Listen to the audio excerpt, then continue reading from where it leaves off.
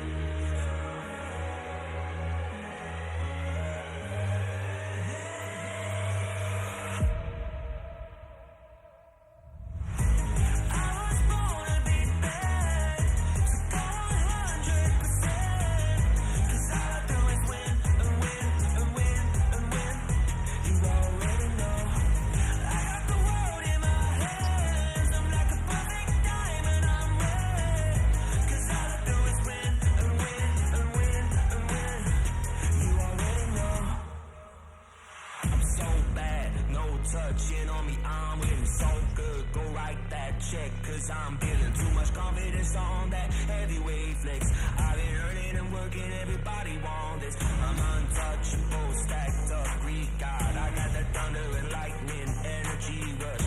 I've been winning and winning since the day I was made. Bet you wanna be like me. I'm always on top of the game. Ain't never gonna touch second place. Nah, never. I'm always on top of the game. You know that I win, that I win, that I win, that I win. I was born to be bad, so go 100%. Cause all I do is win and win and win and win. You already know. I got the world in my hands. I'm like a perfect diamond, I'm red. Cause all I do is win and win and win and win. You already know.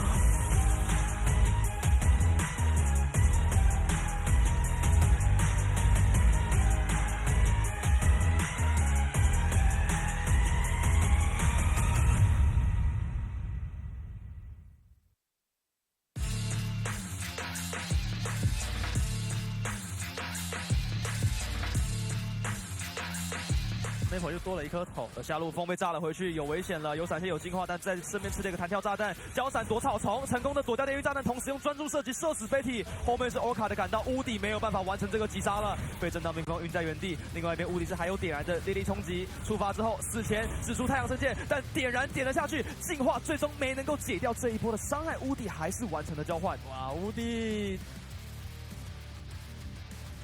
有 TP 又来，左边也有 TP， 哦，包夹，贾克斯岛 driver 想要哭住，一直抓的是风妈，但风有双招，66还做 cover， 后 Q 的 combo 没办法杀到完，被65给挡了下来。右边卡萨传走了2杀，实际上正面团在 AD 的位置并不好输出，风利用进化解掉，但是被正面的中路后 Q 击杀，不过此时他口赶了回来，他的收割才是最恐怖的。后面的胜作为了杀手，在后面做刺杀，但正面的位置还有他口开砍，先杀掉一个，第二个他口满状态，没有人可以跟他打。想抓另外一边进场，能不能再 A？ 专门选择 A 的塔口将人都给拿下。手锤一滴血没事，塔口继续追击，下一个 EQ 要好，再砍着2大师拿下 Triple Kill， 回到游戏喽，2大师就是大家全部都要抓这个好运姐。是，但这个他的位置其实，因为他其实上一波已经把大交掉了，然后他这波往前输出的情况下，虽然最终是被击杀掉，但你可以看到水精灵跟塔口真的有一个很好的输出空间。好砍，很舒服，他的位置全部人都要挡招了，其实。然后你看这里接 Q 的都是前排嘛，前排对他，然后你砍，他后面砍人就是我就用砍的就好了。你看这边，有人过来了，你拍一下，我砍他一刀，突破天际，我坐过去 Q1，你要走，那也别想走了，没那么容易。哇，回来了，完蛋，笑了，为什么这么开心？又来了 ，Round Two， 噔噔 ，Round Two 拼进来，中了，打到后面那个，又中，但队友不敢，没办法往前压，有2个人锁在前面，塔口利用盾往前推了一下，但没办法杀到后排。此时晕眩结束，反打，正开启了自己的华丽谢幕，想让塔口谢幕。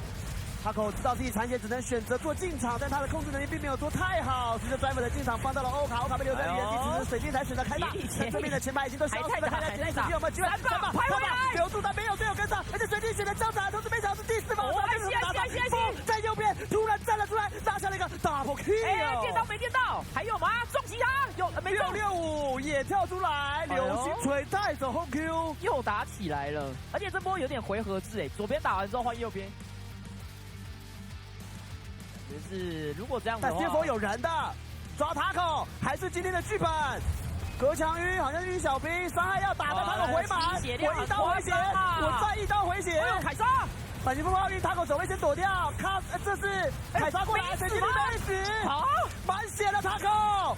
继续追击，舍舍练体力控制，但红 Q 又被砍死，塔口继续追击，再到再一只，继续追，右边为卡塔努力在限制6-6，但这边已经被塔口砍完了。因为如果不开的话，这边会一直被杰西跟赫威破开。直到优神这波开的是空月，但空月其实还蛮坦的，撑了非常久的时间点。茶酒这时候来帮忙挡技能，这波枪林弹雨，再配合力开一波，4个人全部人都晕住，明智直接闪现向前，火箭跳跃跳到后排，但被阿月往后一锤，被小兵一枪枪毙，但是被锤回去的阿月其实也被力开一枪，你说一巴掌给巴死。来看一下空月第一波被优神给控制到。虽然小 V 第一波的大绝其实也是限制到对方进场，他的反开做得很好，但是这个力凯的时间 ，Oh my god， 只有116一个人在蓝区里面没有被推到，而且后续明智是有给 WP 一点支援啊。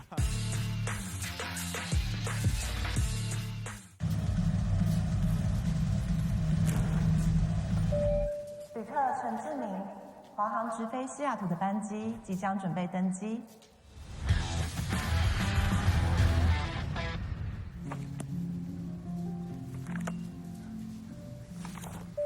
旅客何淑慧，华航直飞西雅图的班机即将准备登机。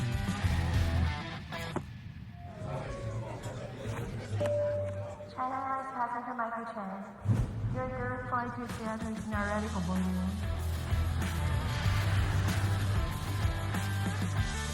华航直飞西雅图，7月14正式起航。好想吃花雕鸡面哦，可是还在加班。阿嬷，加班也能来碗酒香补一补哦。就是这味道，这碗花雕鸡面帮你补身又补心，好满足哦。还有麻油鸡面，赶走你疲累的寒意。要不要再来碗花雕酸菜牛肉面？暖心酒香的丰盛美味，台酒酒香经典系列。难得皇上莅迎蒙古，臣等备好贡品向皇上进献。好想吃哦！特此献上，此为酒香蒙古锅牛肉面，就是这味道，浓郁的汤头为牛臀骨风味，还有孜然香，淋上5家啤料理酒，更有层次。这真是宫廷御膳顶级享受。台酒御膳堂酒香蒙古锅牛肉面。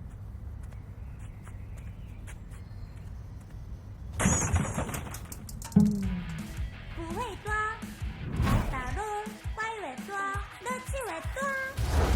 英雄联盟人性模式，魔兽成群，打败怪物，想办法活下去吧。一有都会，一起来决定。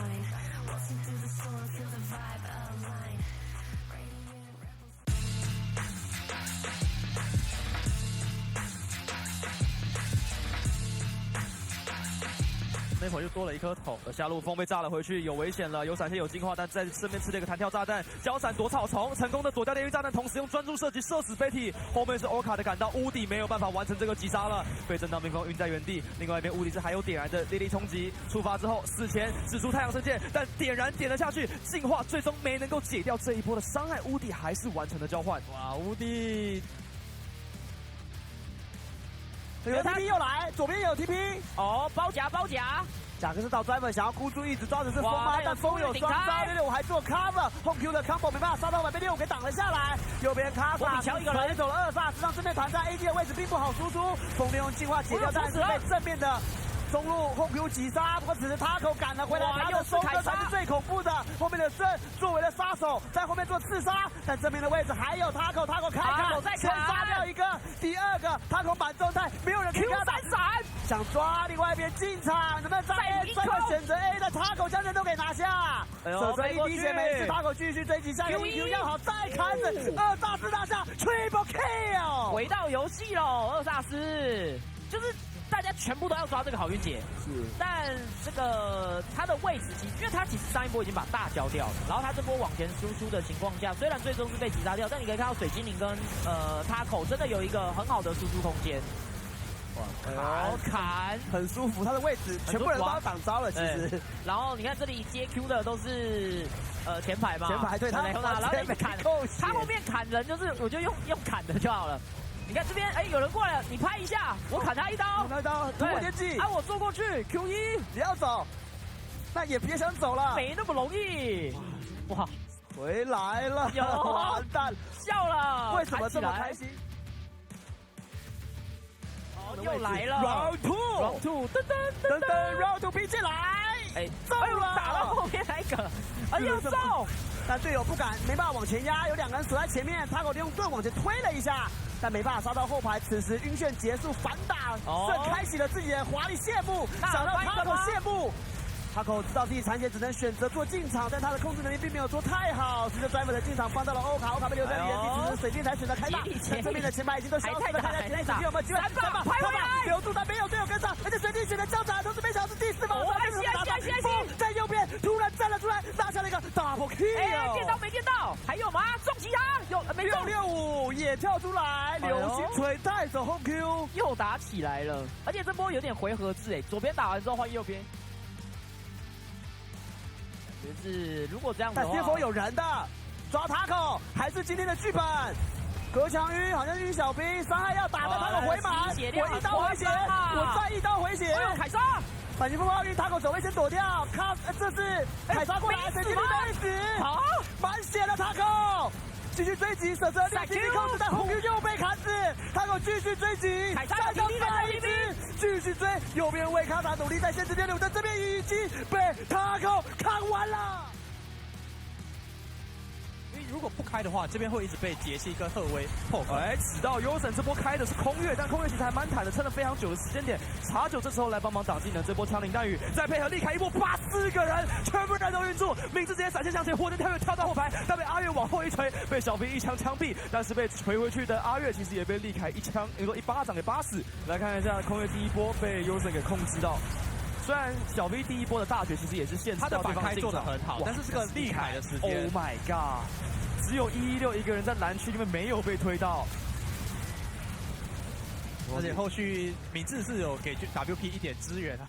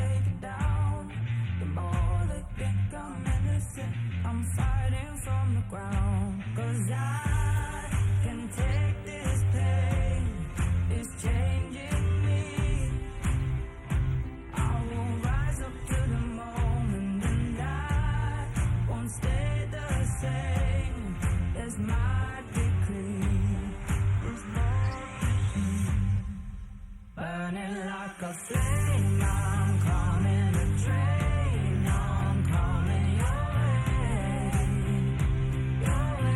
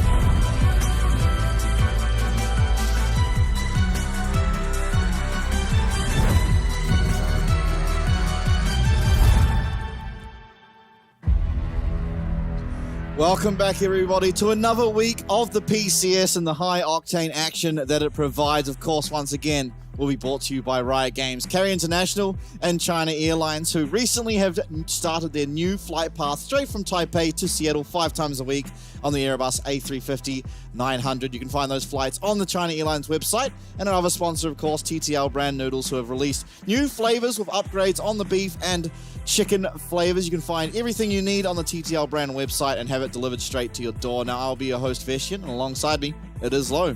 Yeah, we are back, ready to kick off another week. We're going to be kicking it off with Frank up against the Hell Piggies this time around, which, going into it, you're not expecting it to maybe be the most competitive series to start the week off. You're kind of expecting Frank to just run through the Hell Pigs, but we'll see what they've got to say. They've always got a spicy pick up their sleeve. Yeah, you don't know. We don't know where the God Tone's going to be in the jungle, if Hot Pot's going to be playing, or if Kerry's going to be support. Yeah. They sort of swap out those two roles now. It seems, at least for my money, they looked a lot stronger with Hot Pot in the jungle, God Tone as support, rather than God Tone jungle Kerry support.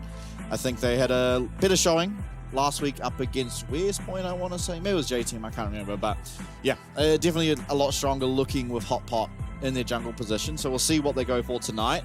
I think for Frank, though, they're already locked in pretty much for first. If they win this, guaranteed. There's no way they can fall down, and that would be obviously good going into the playoffs. You want to be coming out as highly seeded as possible.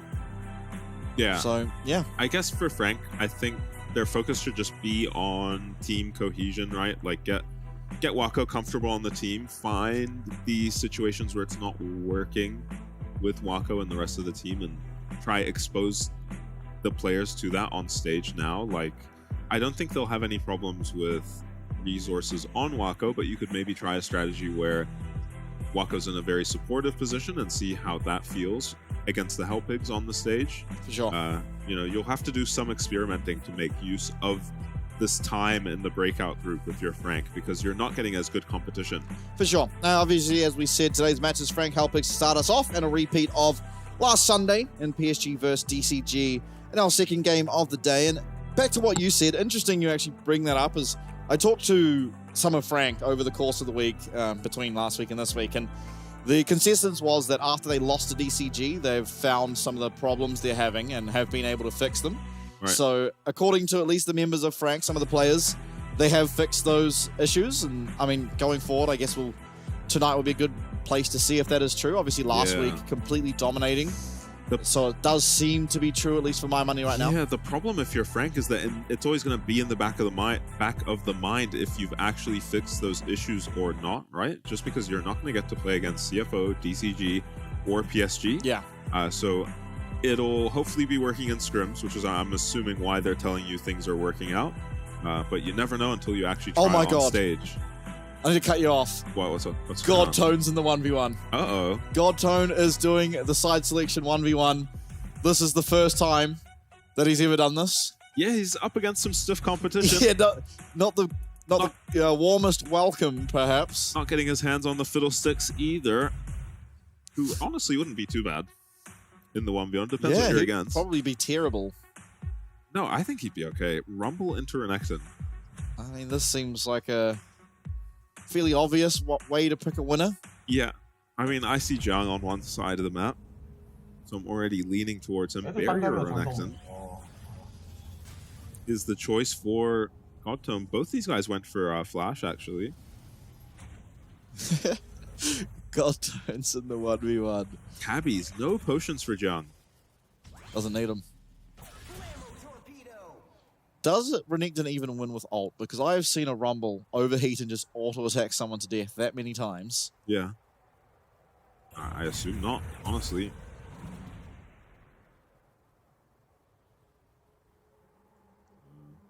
I just realized Rumble's been doing the ASOL Q tap thing way before it was cool.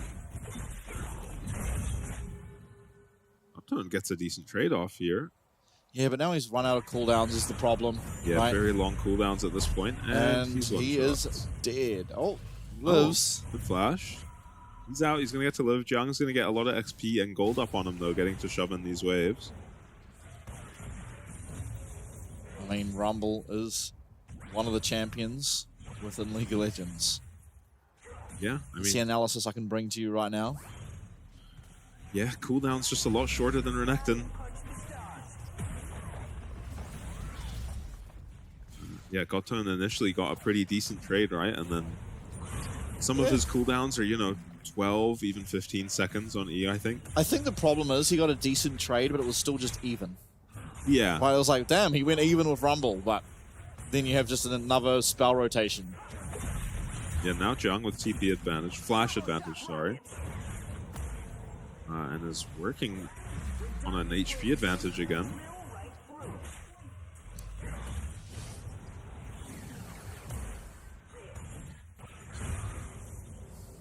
Yeah, this doesn't seem awfully close. Jiang also, I believe, was the person who brought out Rumble against one of the AD carries and actually won the matchup. Oh, okay. Earlier on. Now I split. don't remember which ADC that was, but if anyone's going to do it, it'll I be actually Rumble. think it was Israel. I can't remember if it was, but for some reason that's what sticks in my mind.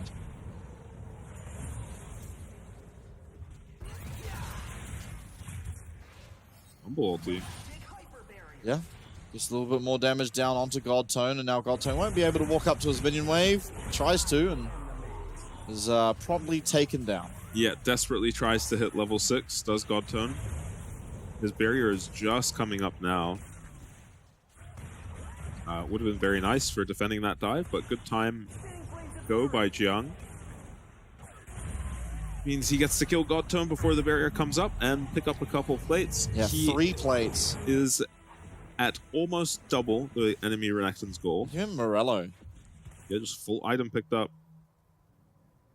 I mean, this is over. This is quite simply completely done.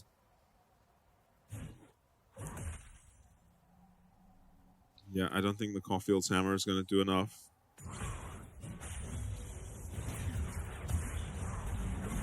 Okay, Here pops we the go. Dominus. There is no sum. Well, there's actually Ignite available for Jiang, but Godtone trying to take a trade, and oh my god. Well, there's the answer. Can he win in Dominus? Absolutely not, especially when you're down that much in terms of gold. Yeah, Godtone is making the exact same face I make every time I watch Rumble. He really did just 100 to 0 you with basic abilities.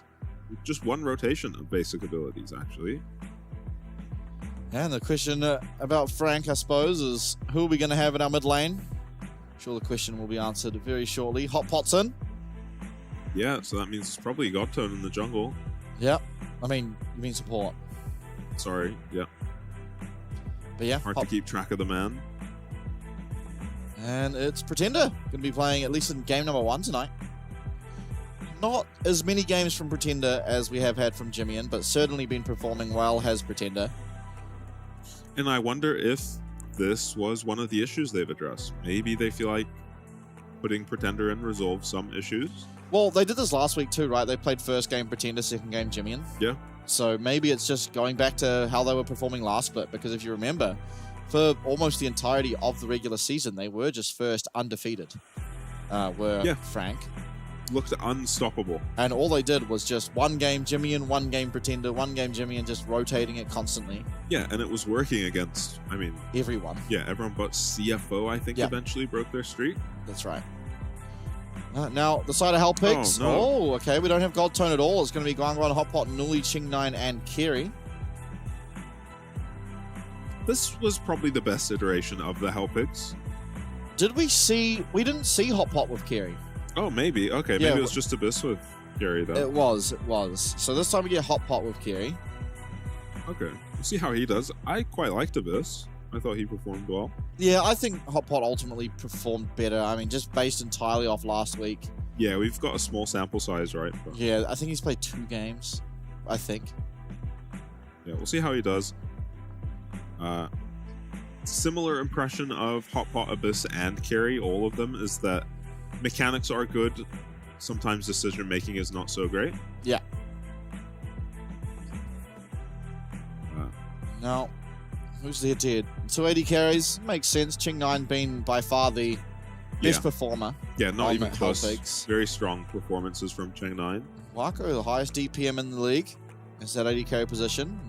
Oh, the Senna game under his Also belt a lot too. of jungle proximity. Makes sense. Gemini does spend a lot of time tower diving bot or ganking. And I think it's not so much about Wako, but more about Kaiwing.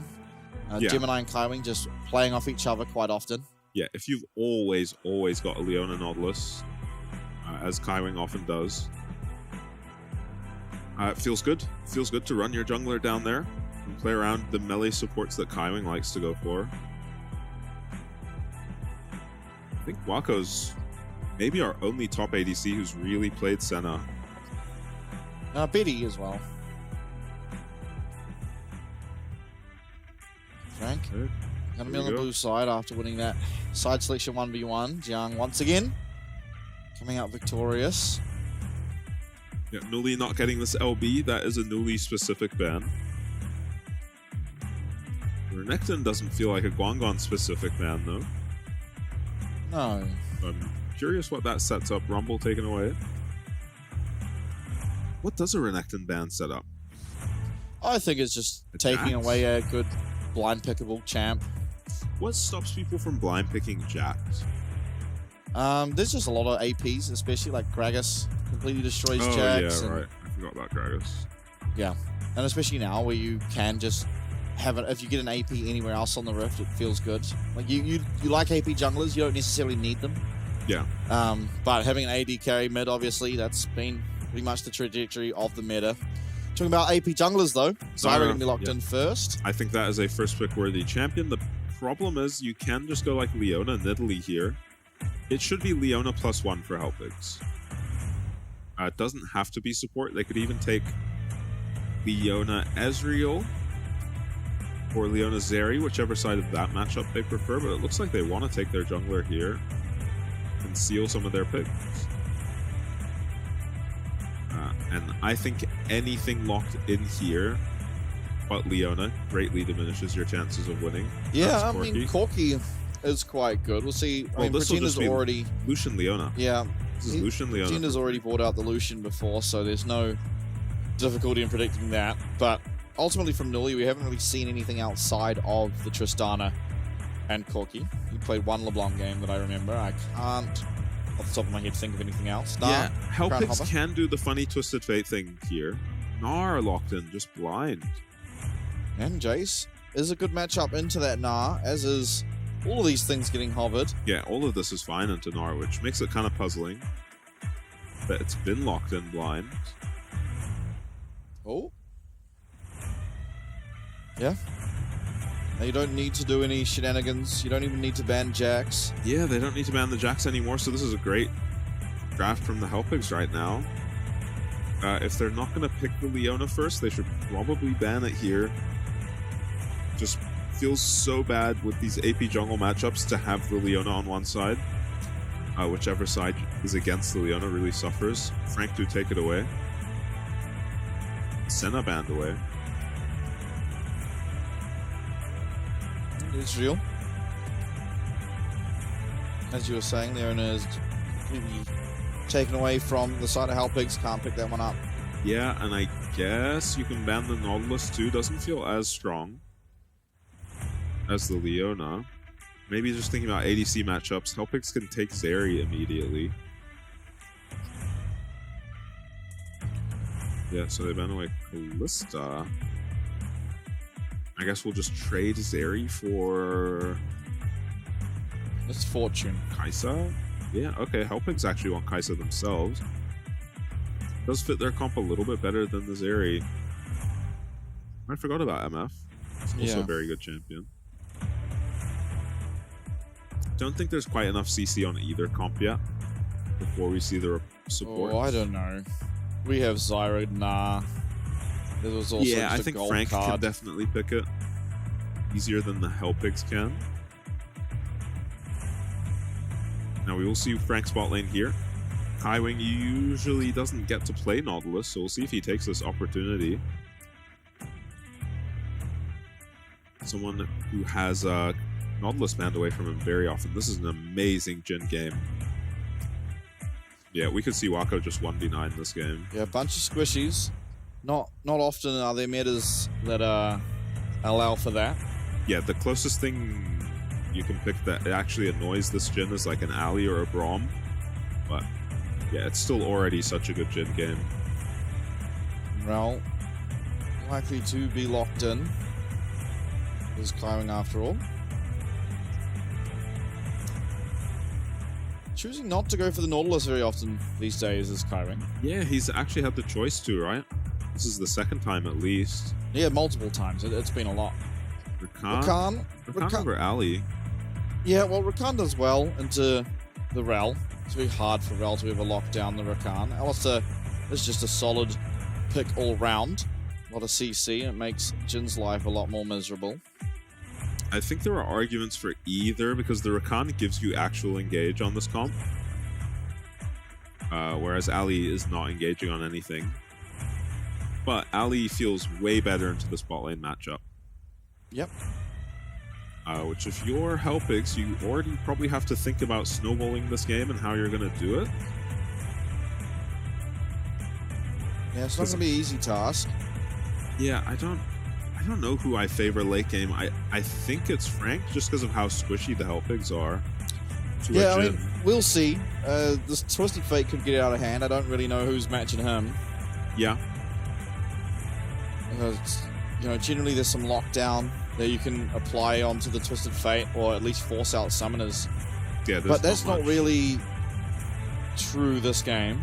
Yeah, you just have to hope Lucian and Gnar aren't too far behind so they can just lane against them later on in the game. But honestly, the Twisted Fate is the only reason I'm hesitant to say that Frank just straight up have better scaling. Yeah. Because Twisted Fate is a very unreasonable champion. Yeah, and ultimately, Helpix' scaling all-round isn't that bad, right? They have the Corki, they have the Zeri. Yeah. In a team fight, I'm taking Zeri over Jhin every single day of the week. I don't think that's particularly close, so I think it may be Helpix actually favored in terms of scaling. Mid-game, though, is probably in favor of Frank, and they have a lot more, what's the word? I don't know, proactivity, activation on the map. I mean, you've got a Jhin that can, agency. You've got Jhin that can follow up real easy. Yes, the Twisted Fate on the opposing side can do the same, but a lot of teamfight ultimates in the Rel, the Gnar combination that can come through, allowing for a lot of space given to both Wako and Pretender on their AD carries, and, you know, the Zyra as well is a part of that. Team fights later, though, I mean, it's pretty hard to contest against the Zeri Corki brand, just in general. I think if those champs, they press R, Nully, you know, eventually his R's just going to really, really hurt. It's pretty hard for Wako to justify buying a Bloodthirster. And it's the same for Lucian, right? Lucian doesn't really like to fit Bloodthirster in his build. No, I'm curious what Wako will go for first item. I hope it's not Static Shiv. That's boring. That's what most people are doing, even in solo queue. Yeah. So it is most likely. I mean, if there's ever a game for it, Collector wouldn't be too bad this game, but yeah, probably this is will be the Static Collector Shiv. game. Though Twisted Fate will probably go Tabbies. Probably Corki will go Tabbies too. So it doesn't feel as amazing. Yeah, he sure will. Gemini. He could start. I don't know if he wanted to pull. No, he definitely didn't. No, it's a terrible start. It's a horror start, actually. Yeah.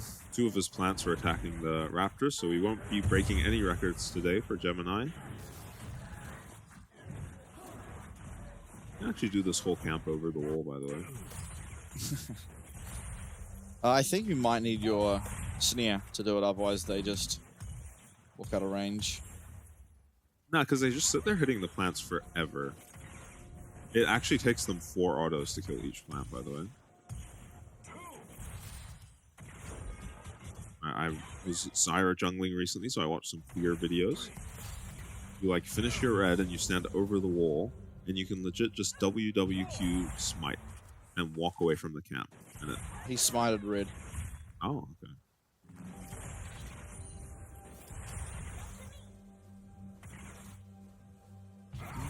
Not a whole lot really should be happening down this lane. Yeah, Zyra clearing a little bit faster than Brand. For the meantime, I don't know if anything's going to happen top either, though. Yeah, it's pretty hard for Gemini to ever look for a gank up there, and honestly, same thing for Hot Pot. Easier for Hot Pot to look, I guess. It is, yeah, there's just a ranged point and click stun.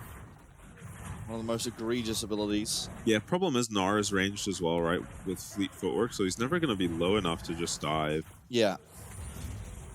Will be weak, losing priority the whole game though, because ultimately, yes, Gnar is ranged, but he's not that ranged. You know, he's got sort of like, it honestly feels like a similar auto attack range to like a Relia. But like slightly longer. Yeah. Lane going well for Pretender yet again. Another, I believe, second Lucian game now, and performed extremely well in his first. Gemini and Hotpot going to run into each other. Hotpot snared. Yes, Snare does connect, as will the Boomerang, and Guangwan's popped his Ghost. He's actually looking to try and save his jungler, but one more plant auto attack would do it. Gemini flashes the wall, auto attack, first blood, and that's one way to start the game. As Frank Esports. Hotpot just holds on to his flash forever there. Probably just needed to flash the Zyra snare immediately. You can't really afford to get hit by CC. Both of these AP junglers, very volatile, very high damage. So first one that lands their spells wins, and it was Gemini this time. Yeah, Bax gets his Faded Ashes. Dream start. Yeah, incredible start. Just the Dark Seal for Hotpot, which doesn't feel good at all. Oh, good nice. chunk, yeah. Young doing very well in farm. Yeah, definitely a serviceable job he's doing up here. And so he sees the Zyra plants down at his feet, so he has some idea that Gemini is around here. Has to assume he's doing the crab. And yeah, just gets rooted without flashing, unfortunately. Maybe baited by Jiang. Guangwan even popping the Ghost, but still being a little late.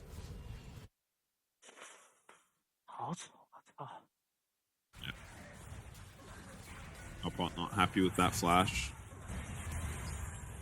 Had to just tank the death.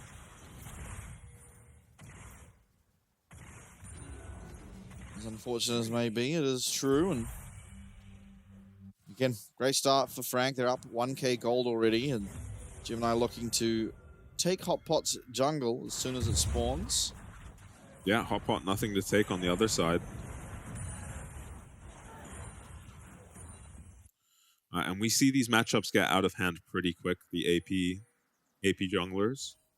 Because once one of them does gain access to the other's jungle, they do it so quickly. Trying to walk to lane. Gemini maybe pulling the trigger a little bit early.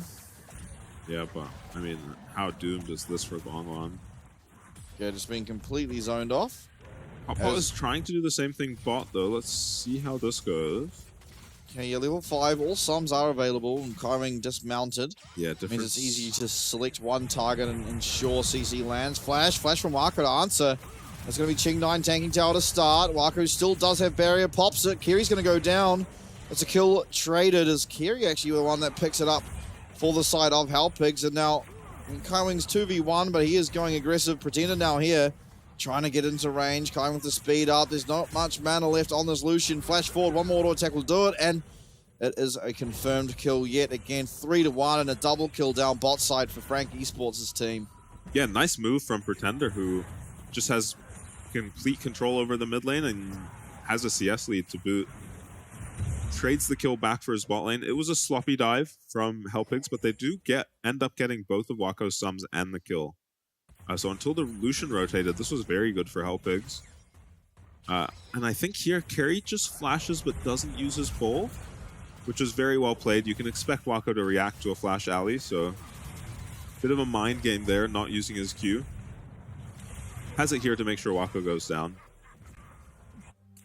But I think Carry actually got the kill, which was a bit of a tragedy. Yeah, he did with the Ignite. On the other hand, Wako and Pretender picked up the 2 kills for Frank's side. So gold exactly as you'd want it distributed if you're Frank. Oh. And out of nowhere, Twisted Fate is down 20. Yeah, Wako's that's insane. just dead. Wako's dead. That is a egregious over... Yeah, and this is what I mean by putting Wako in uncomfortable situations on the team. I don't think we've seen a Jhin game out of him yet, this split or the previous. So it's good for him to make these mistakes against the Hellpigs, right? Rather than PSG, CFO, or DCG. I don't think it's good for him to make mistakes at all.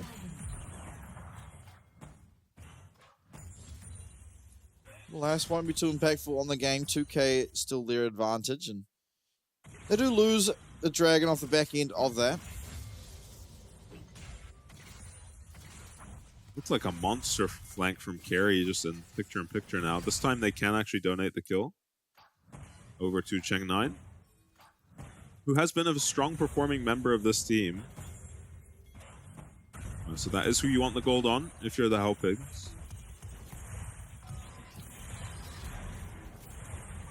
And it should be a game where this Zeri can have massive impact, right? There's no Vi or Nautilus to lock her down. Yep. Oh, Wako. Nice, the cannon. Mental warfare. Well, this Twisted Fate is so far behind. Yeah, Obviously, largely in part to Gemini, and we saw earlier about 10 minions getting zoned by Gemini just standing between the two towers. Yeah, I forgot about that, actually. That is what happened. So, Jiang gonna get a nice deep ward on Krugs.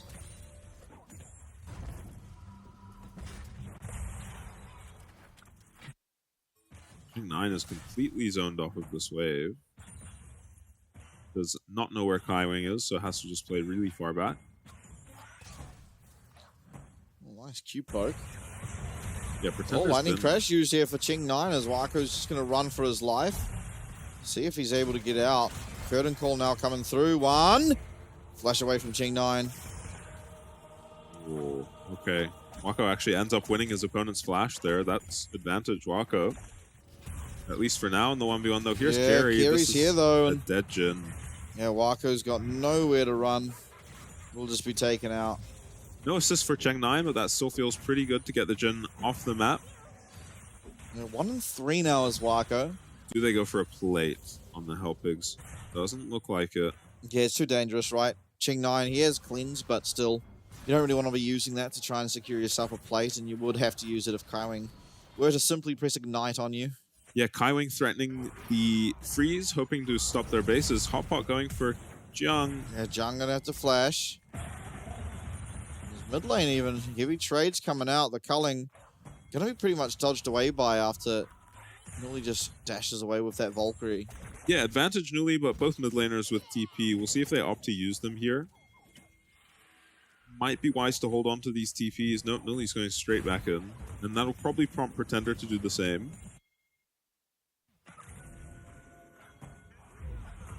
Yeah, here comes Pretender. Yeah, teleport coming through.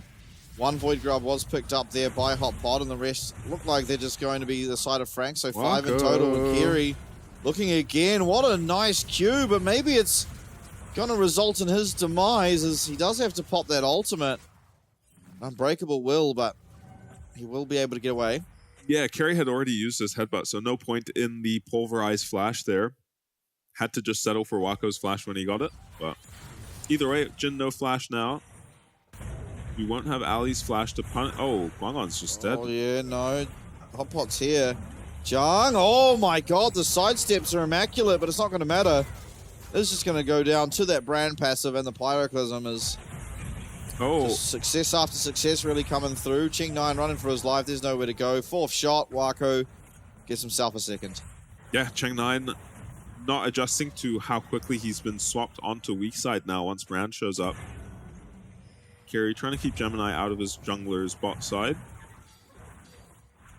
But as we were saying before, these jungle matchups get really out of hand really quickly. Almost 30 CS the lead for Gemini now.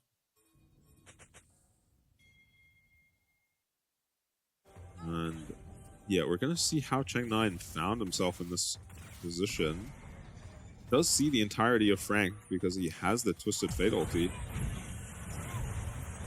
Probably just had to try run backwards through Kaiwing. He doesn't do so, gets... Actually used Cleanse, which is very ambitious. Hotpot and Gemini gonna fight over this Wooba. Smite. Goes to Hotpot. Smite by Hotpot needs to hit those. Ali in trouble. Yeah, it does not quite actually have that L strong yet. Yeah. Still down from his attempted tower dive. I think he's misclicked his refillable potion old carry. That embarrassing little pink ward in the middle of bot lane. Second dragon going to be going to Frank. No contest on the cards here for Hellpigs.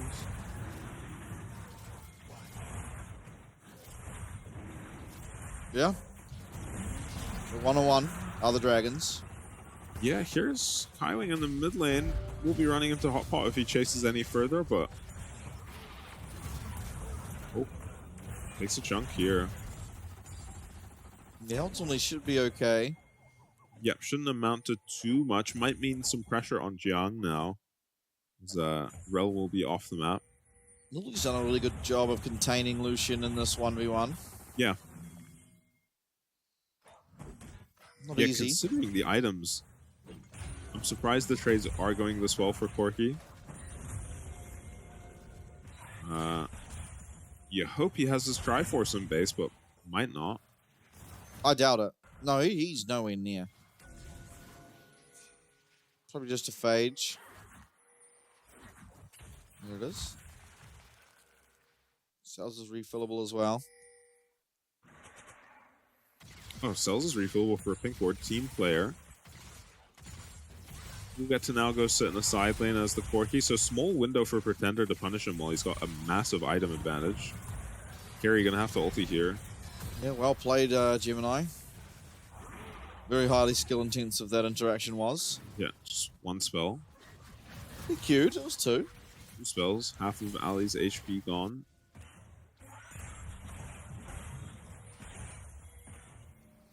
Yeah, and Kiri opting not to go Warmogs. Yeah, that's insane. It hasn't been nerfed yet. On the patch we're playing, I don't think. No, it hasn't, not yet. Volcar coming through onto Pretender. Hotpot even flashing forward, but won't be able to find that follow-up stun as Pretender does have to match the flash with his own. And now this is a very, very dodgy looking Rift Herald. Frank still aggroing on it.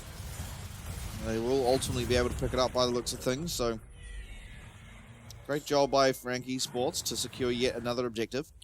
Yeah, I think Twisted Fate was just too low for them to take that fight, and I think they just have to wait for the RFC on the TF. He's very delayed on it. 100 CS at 15 minutes. He's very slow. Hotpot gonna find Kaiwing here. Hotpot will be landing the stun. Guangwan popping Ghost has a stun of his own as Stranglethorns come through, but he's able to run away, and the passive from Brand on Gemini. Auto attacks coming through, and Guangwan picks one up for himself, and Kiri now finds himself in the middle of 2. Nice headbutt pulverize, gets a knock up on them both as Kaiwing trying to get away. Does have that extra movement speed from the cloud map, but won't be able to utilize it to escape, and ultimately it's Hellpigs picking up that win. Find themselves only down 700 gold now.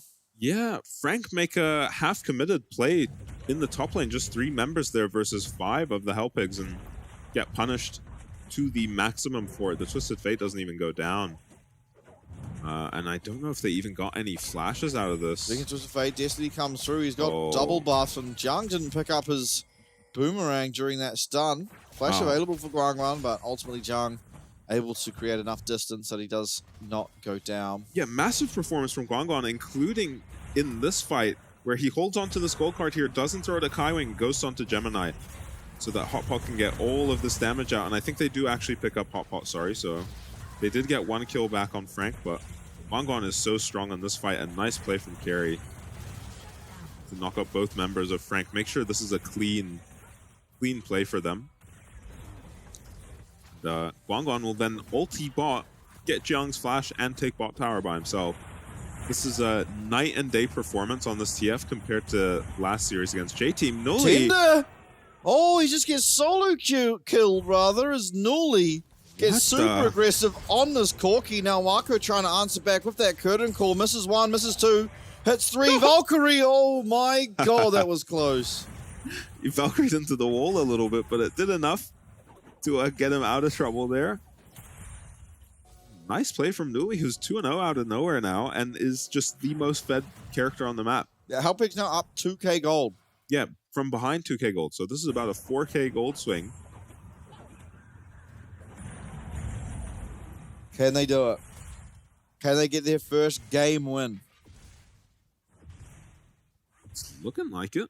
Yeah, they're looking like it's possible for sure. They should be in good shape too. Honestly, once this Corki and TF both hit 2 items, there is so little resistance on the side of Frank to just an RFC stun gold card into Corki spam. Maybe some brand spells. You know, it's so easy for Helpix to kill someone in a Twisted Fate stun from range too.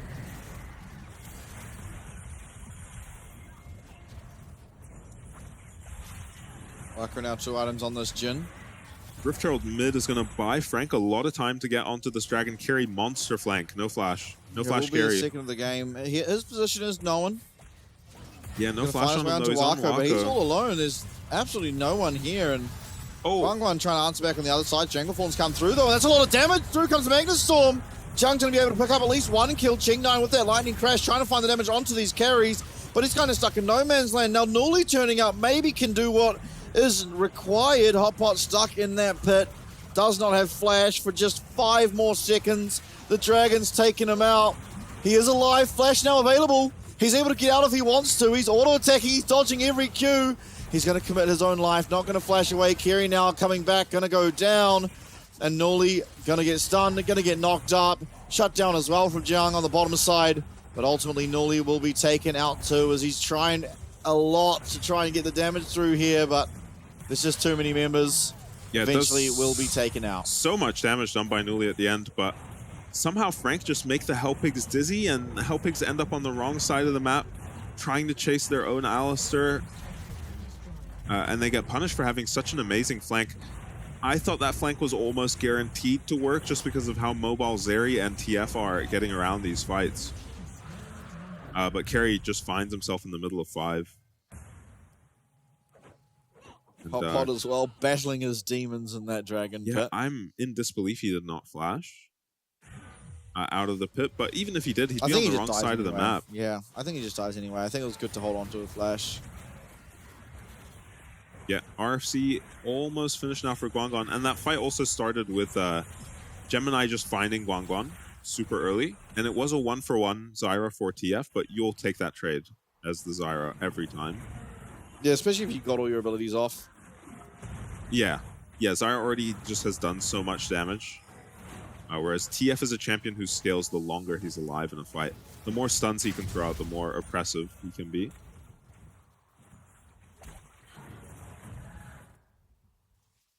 Yeah, now gold back in Frank's favor. Sorry, as we gold graph at the end of this game is going to look like interesting. A heart rate. Yeah.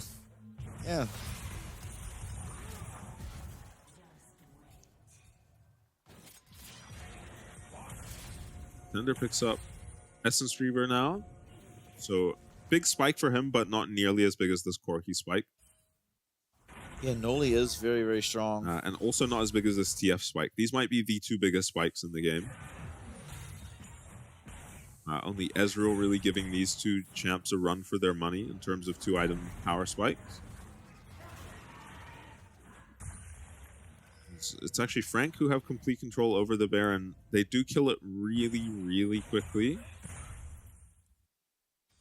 But they just die really quickly if they do get caught doing it. It's going to be a bit of a tightrope for them to close out this game. And Frank have to honestly work hard to find advantages in this game. Because their path to the win, even from ahead right now, it doesn't seem all that clear to me at least. For now, Pretender's got some good prio, but it is only a tier 1. Frank throwing some pings at this bear, and looks like they want to hit it right now. A lot of plants. Not going to connect on that Jhin W. Yeah, Helpix seem to know that they're not on it now.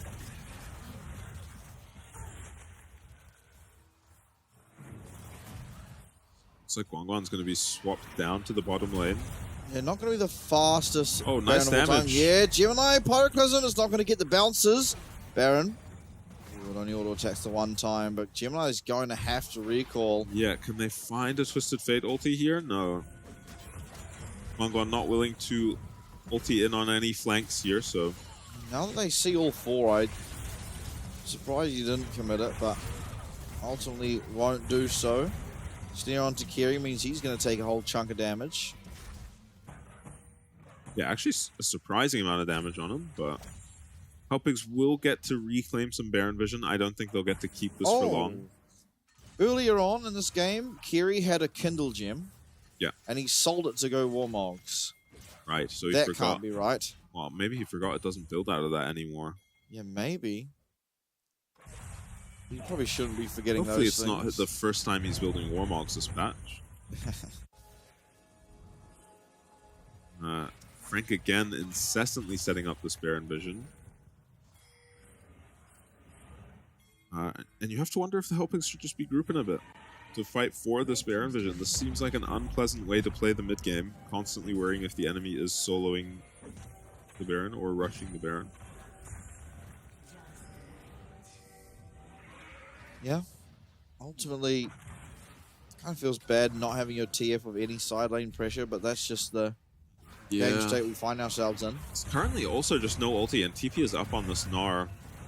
Currently taking a large chunk of damage. Does have Warmogs, though, for himself, so I think eventually we'll heal up. If you're Frank, could you not just TP your Mega Gnar in right now? Twisted Fate, no teleport. Just start hitting this Baron, TP that guy in. They Probably decide not to. The Mega Gnar's going to run out by the time any fight breaks out, is the problem. Looks like it was static Shiv for Wako.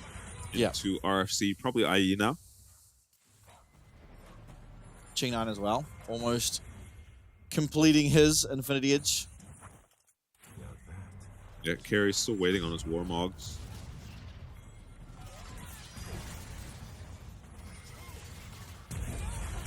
Oh, flash forward. Look. Going to connect on that Magnet Storm as Guangwan going to be able to flash away as well. A lot of damage coming out onto Jiang, who's going to have to flash away. Hop as well. Kiri very low. Unbreakable will pops on this Alistair. And again, as you just said, no Warmog, so he's not going to be able to get that health back without returning back to his fountain. Yeah, Frank just go for an engage onto Guangguan, burn his flash. And it feels really hard for Helpigs to re-engage. Carey kind of tried, and he does have flash up on the alley, but they're so low on engage on Helpigs that it feels like even if Frank whiff and engage as hard as they did there, you can't really punish at all.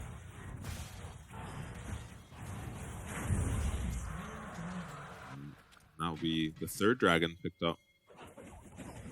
Now by Frank.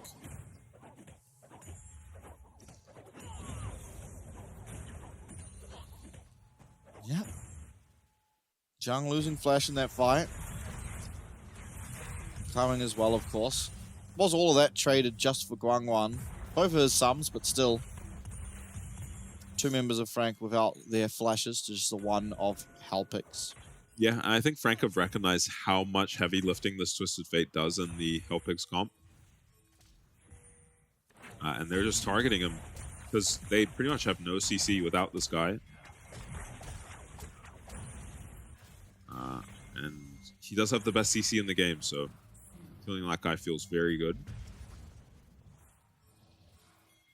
Bit of a lull period.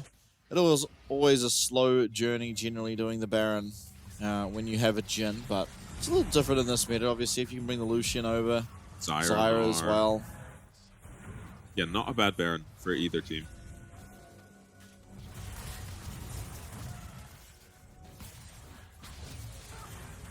Helpigs with IE finished on this area have a very fast Baron.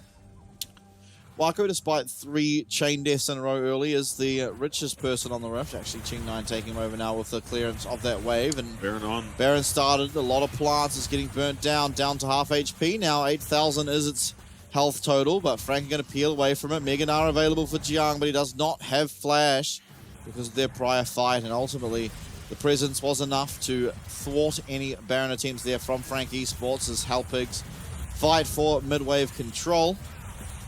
Yeah. Pretender getting chunked out here by these rocket barrages coming through from Nuli on this Corki. A lot of damage coming through from him now as Snare's not going to connect. Stun certainly will though from Guangguang as we even have the culling come out for pretty much nothing. Oh, look at Gemini. He's been waiting in that bush for a long time. Looks like it's just a very honorable air amp. Carry with a flank. This is a great flank. Carry has a flank. He's got the two-man knock-up, and Lightning Crash comes through. This is an amazing fight for Helpix, at least at the start, but the Stranglethorns has turned it around just a little bit. 2 for 1, gold card. Gemini's taken out, and the power of Twisted Fate is once again being felt. Curtain call, though. Wako, he's very, very rich in this game. It's the 280 carries against the world as he sends the fourth one off to the side, trying to avoid Nuli. Nuli very far up, is Pretender going to have to dash away. Is teleport available on this Lucian? Yeah, if he gets that recall, maybe they can defend this, although Brand and 280 carries, this is just being completely melted. And Helpix, they have control, at least in this game. Smite and everyone's running their separate ways as Baron on 5 members now of the Helpix. Yeah, no way to ever contest that if you're Frank with the 2 ADCs just against the Twisted Fate stun. And this is a monster flank I was talking about by Carry, who has flashed and just uses his flash to get onto the 2 flashless members of Frank. Wako would have been a bonus, but most importantly, these 2 have no flash. And they both just go down instantly. No counterplay, really. And an amazing destiny here from Guangguan onto Gemini. Secures the Baron. At this point, there's nothing that could happen so that Helpix don't get the Baron. When you've got Twisted Fate against 2 people who are trying to 2v5, you know, it's just not really practical. Absolutely. Kyrming having a very quiet game for himself on the rail this game. Still, game is fairly even. It is a 2k advantage for Helpix yet again as the heart rate monitor does continue in terms of that gold graph. Yeah, now 2k back to Helpix. Yeah, I cannot believe how close this game has been. Start to finish.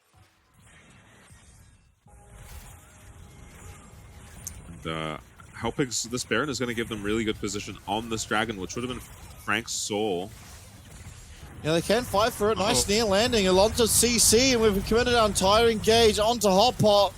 But he's the only person we need to kill in terms of these objectives because 30 seconds until this Dragon's up, and that's 15 seconds before, Hot Pot even respawns. Yeah, and I think it's just going to be Soul going over to Frank, and Helpix are going to trade it for some objectives. Yeah, Nuli trying to get that recall off, but it got cancelled by a minion. Jung does manage to find the Corki. Nuli's recall getting cancelled. One Void drop, not going to be enough. Didn't get the tower. Should certainly, with the advantage of hindsight, should have committed to the tower, but yeah, I think either way probably should have committed to the tower as Carry gets trumped. Carry, yeah, Unbreakable will use, but here comes the curtain call. 1, 2, 3 will connect. Won't be able to get the 4th, but Pretender's there to auto attack and secure the kill for himself. And now with absolute certainty, this is going to be the Dragon picked up. The soul for Frank Esports is this Baron power play is not looking all that powerful. Yes, still positive, at least the power play for the Helpix plus 500, but this recent passage of play, all Frank, killing several members of the old piggies and picking up soul for themselves. Now, you would hope we're in a commanding position to win the game. Gold is dead even. If you count the gold for the Dragons, it's probably Frank slightly ahead.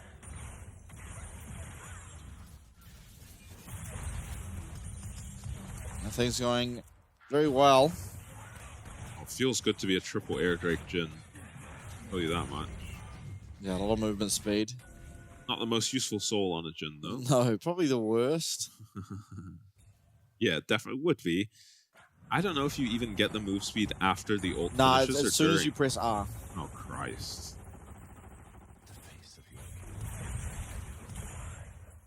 So Wako can tap his ulti now if he wants to. Great soul on Lucian. Yeah, and Rel. Yeah, it feels amazing on those champions. Frank Esports definitely in the lead now. Gold is even, but the Dragon Soul equaling that up quite a lot as Ching9's going to be forced to use his cleanse. Carry now blocking the culling and the curtain call, but the 4th one connects and Ching9's going to have to flash away. Goodness. Oh, Guangguan though lands a gold card there onto Gemini, and that's a reasonable chunk of damage. Wako is running at the speed of light. Yeah, scary little plays coming out of Frank. not committing all that much onto these members of Hellpigs, but still forcing cooldowns out of them. Flash and cleanse used from Cheng9 there. Just for a couple ultis on the side of Frank. TP to defend tier 2 top while they take tier 2 bot. And all these 3 items, very strong. Pretender finds them. He's not as strong though. Gonna disallow any recalls coming through as these side steps by Pretender. He has Bloodthirster too, so eventually in the long trade this is going to be winning as you're seeing his health come back. Flash forward, Q does manage to secure himself the kill. Yeah, well played by Pretender, and he does have to play it well. That's a scary fight. Yeah, that rocket barrage lands, he dies. Yeah. It did not land. Cheng9 now going to be jumping over the wall, but not going to fire much. Pretender now gets a massive wave crashing in top, and the rest of Frank are going to collapse around it. Zone Hellpigs from this wave. How annoying are these Ira plants? Yeah. You have so many right clickers on Hellpigs, but still just a pain. That is almost all the tier 2s now taken down by Frank. They're eyeballing mid, but Jung is stuck in Mega, so he cannot hit this tower. Yep, 30 seconds now until the Baron. That should be the next objective. Either team gets it. It could just spell the end of the game nearly. Yeah, I kind of just want to see Frank waiting for this on spawn. I think they can just kill it the moment it comes up, but yeah, probably getting Crypt Gemini Bloom. will back. Get Crypt Bloom because there will be a fight around it regardless of if you started on spawn. So having as much power as possible ahead of that. To keep an eye on Jung and his rage or Narbar as well as he goes to clear out a bottom lane. Yeah, it has TP. We'll see if Hellpigs are paying attention to how little rage the Snar has. And if they go now.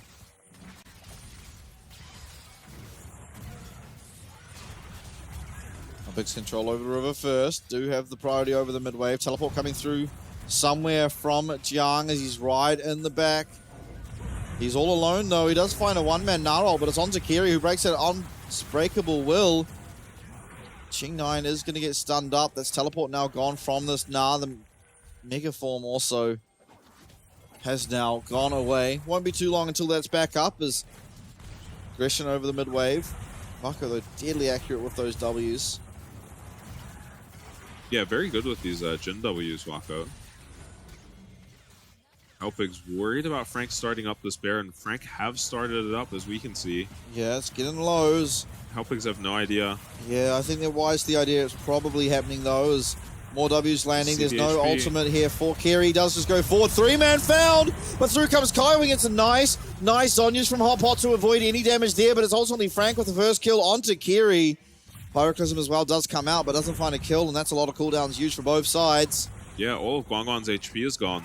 So yeah, it doesn't even have Destiny either as Wako getting aggressive. Going to get hit by these rocket barrages. Normally even Valkyrieing forward. Lightning crash. Cheng9 trying to find the damage. Here comes the curtain call. Cleanse from Cheng9. He's going to find one kill. Going to go down though as Pretender able to find the auto attacks required to take out that Zeri. It's a 1-for-1. Jungler on Frank dead. Gemini going to be respawning in 45 seconds. On the other side though, Kiri and Cheng9 both taken out as well. Yeah, and I think it's just okay if you're Cheng9 to go down for the jungler. It means no Baron is ever happening, at least. Yeah, I can't really make sense of that aggression that just happened in the mid lane. Gemini does commit his flash for it, though, so maybe advantage Hellpigs even. Elder, the next objective, 20 seconds on that. Young, no TP. Pretender will be the one to side lane if we do want someone side laning before Elder. But I don't even want to see Guangguan side laning on the TF. Honestly, I want to see him here with the RFC autos. Seeing if he can fish for some stuns on some members of Frank. Even Jiang goes down pretty quick at this point. Kaiwing too. Let's have a look. We're almost 40 minutes into this game and this Elder Dragon could decide it. Yeah, QSS on both the carries of Frank now. Watch out for that.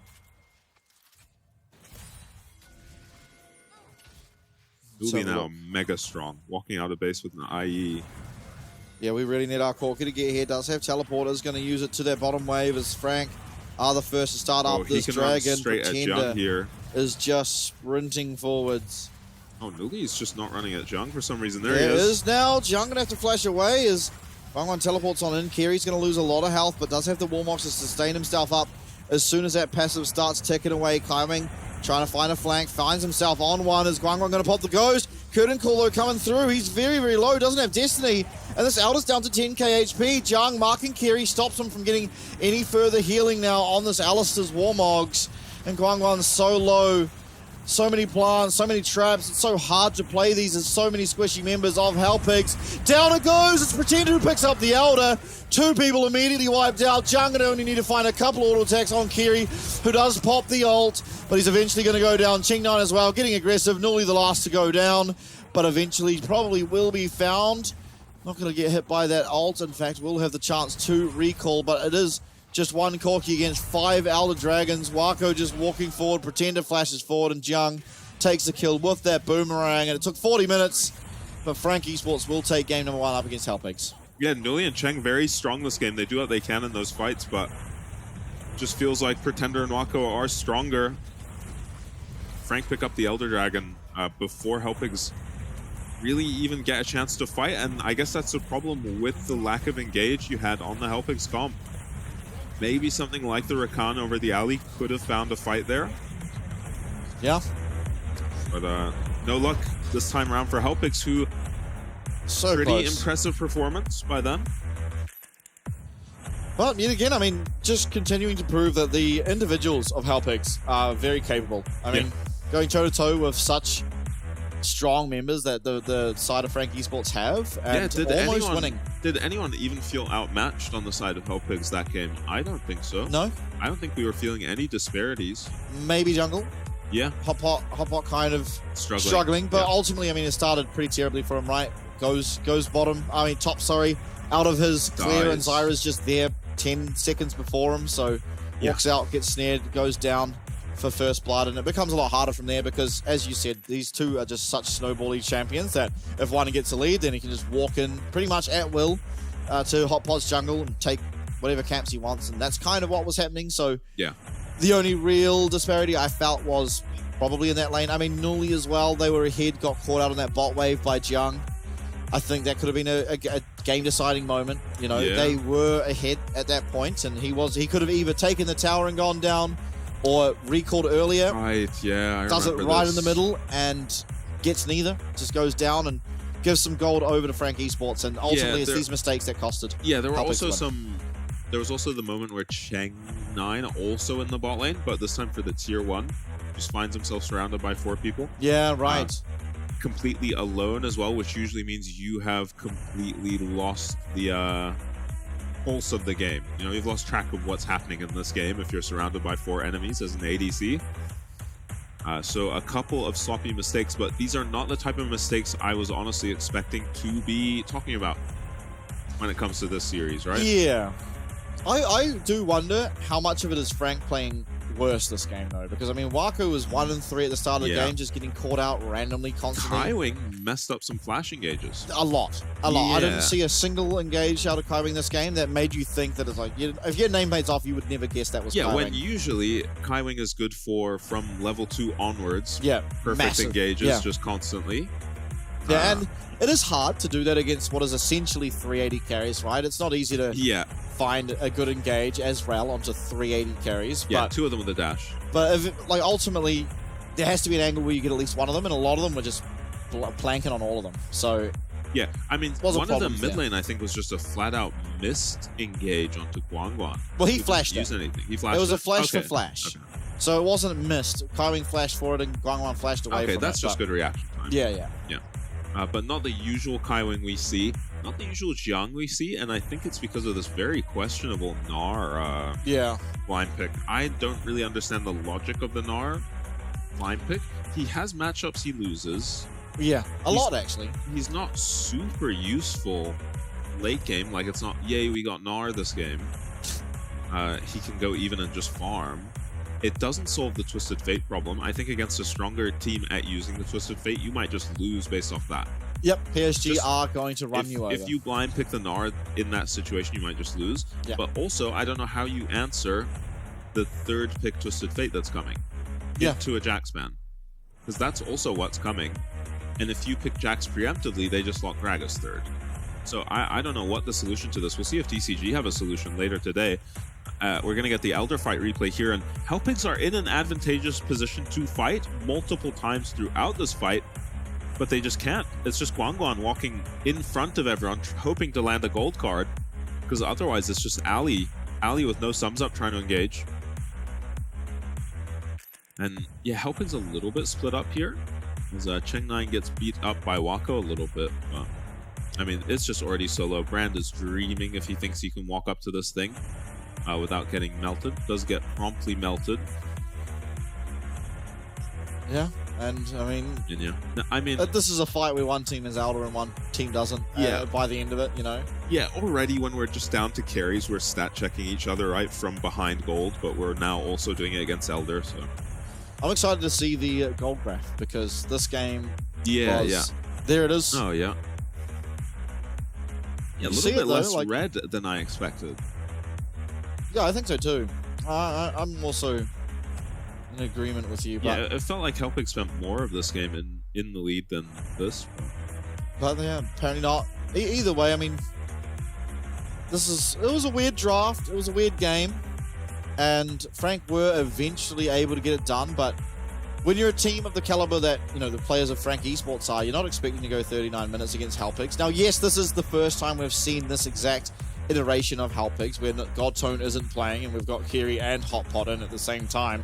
And, I mean, it's easily the best they've looked. I don't think there's a single way to question that, because they've never looked like they'll be able to go to 40 minutes against Frank Esports, and honestly look like they should be winning it at some major points of the game. But you say it's the first time we've seen this iteration of Helpigs, but it might be the second time we've seen this iteration of Frank with Pretender and Mid specifically. So, you know, it's still growing pains for them, so I'm not too worried about, you know, some of the questionable things. Pretender should be MVP as well on that note. Like, this is like second his lane, rotated bot. 9-2-7, I think, was his final score, just quietly. Can't give it to Wako. Got the solo kill in the... You can't make this shit up. That guy just ran at 0-3-0. No way Wako got it. He was not even trying to win. Yeah, there was... He did the most damage, I guess. And his ultis he just somehow did get... It was a very good Jhin game. Right, we saw that the moment Jhin was locked in, I was like, wow, this is an incredible Jhin game. And you kind of saw it every time he ulted. Someone on Helpigs just had to sacrifice themselves. Especially if Carry didn't have ulti or wasn't in position to defend. It just meant someone was 100-0 to this Jhin. Let's see it. And let's see what's the purpose of this MVP. This better be incredible after the early game this man has had. He's landed a snare. Very good. Landed a W. That was on a Rylai's target. Okay, auto attacks once. Not to discredit the man. He landed a W on a Rylai's target. Wow. And then he walked up and autoed him. That was awesome. I cannot believe MVP that guy. I cannot believe we give it to Pretender's just 500 APM playing out of his mind. Yeah, solo killing Nuli on the side lanes, just 9-2-7 something, like massive damage in every team fight he was a part of. Yeah. I'm in disbelief. Yeah. I'm in disbelief. But maybe it was Wako's idea to pick Jhin. Yeah. And that is MVP worthy. That's an amazing Jhin lock-in. It was a good Jhin lock-in. It was ultimately a good Jhin lock-in. And it was, by the end of the game, he was playing very well. It was a rough start, but a very good ending. And ultimately, the ending was all that matters, because Frank are now up 1-0. After the break, we'll see if Helpigs can bring it back.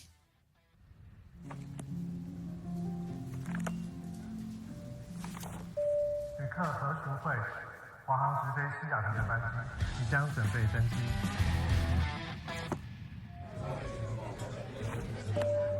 China has passenger Michael Chen.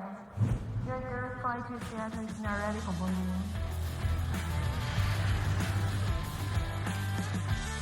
华航直飞西雅图，7月14正式起航。好想吃花雕鸡面哦，可是还在加班。阿嬷，加班也能来碗酒香补一补哦。就是这味道，这碗花雕鸡面帮你补身又补心，好满足哦。还有麻油鸡面，赶走你疲累的寒意。要不要再来碗花雕酸菜牛肉面？暖心酒香的丰盛美味，台酒酒香经典系列。难得皇上莅临蒙古，谷，臣等备好贡品，向皇上进献。好想吃哦！特此献上，此为酒香蒙古锅牛肉面，就是这味道。浓郁的汤头为牛豚骨风味，还有孜然香，淋上五加皮料理酒，更有层次。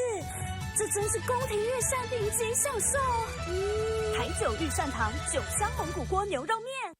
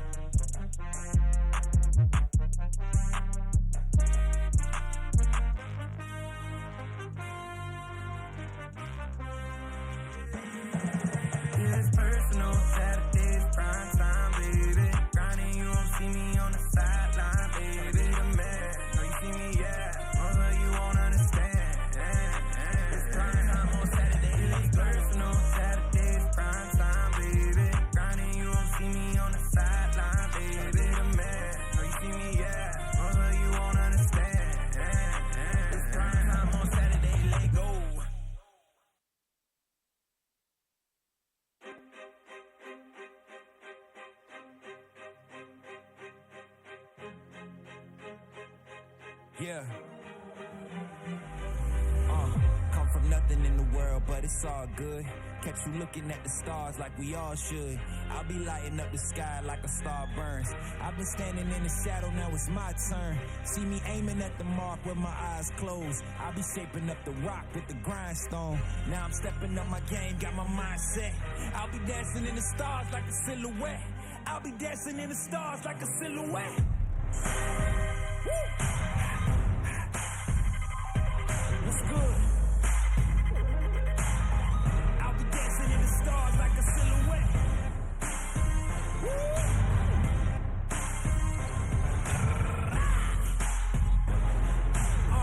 I'll be dancing in the stars like a silhouette.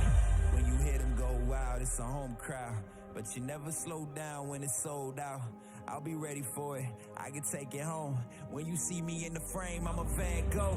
Watch the heads turn, see the sky burn. Catch you looking at my style, but you'll never learn. When it's all done, when it's all said, I'll be dancing in the stars like a silhouette. I'll be dancing in the stars like a silhouette. Woo! What's good?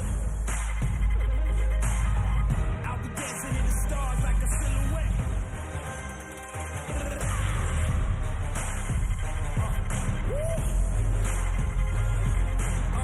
I'll be dancing in the stars like a silhouette.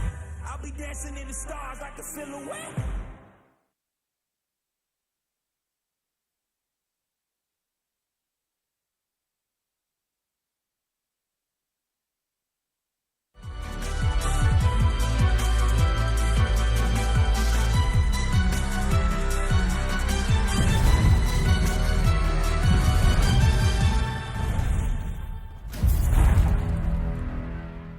Welcome back, everybody. It was a hard-fought game number one, but Frank eventually do get it across the line, and this new and first sighting of Hellpigs is looking quite strong, so we'll see how they can do in game number two. Yeah, new and improved, I reckon.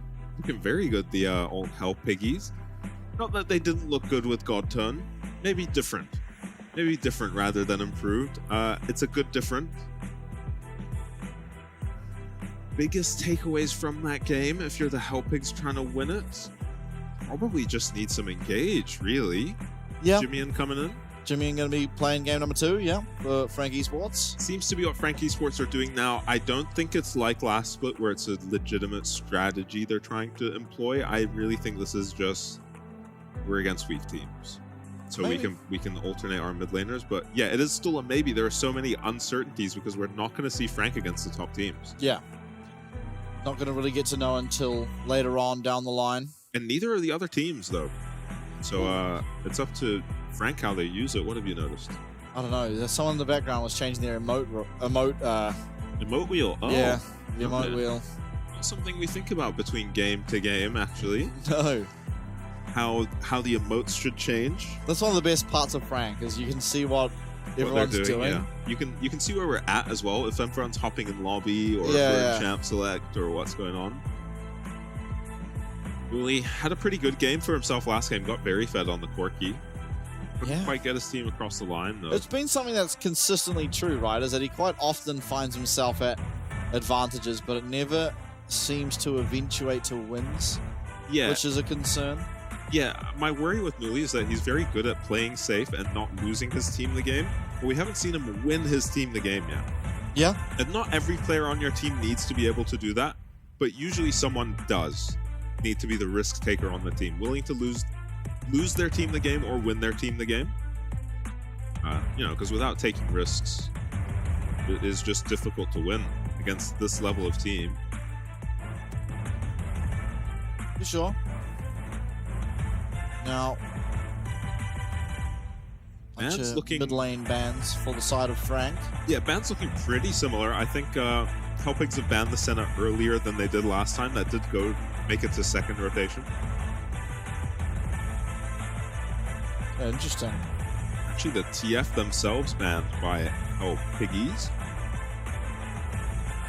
Not themselves wanting to deal with this third pick Twisted Fate mess. Ash going to be banned away from Ching9, something that he has performed very well on. Ezreal. Yeah, immediate Ezreal pick. The last time it was Zyra.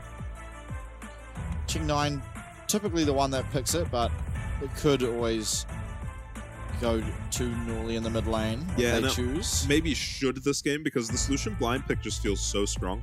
PSG were doing this into DCG last week too, and it just doesn't seem like there's an answer to the blind Lucian once Tristana is off the table. We'll be locked in for Jimmy, so his turn on the Lucian. Now we will get a pick here, probably your preference of the AP junglers. Now that you've locked in the solution, you want to take the best of the best.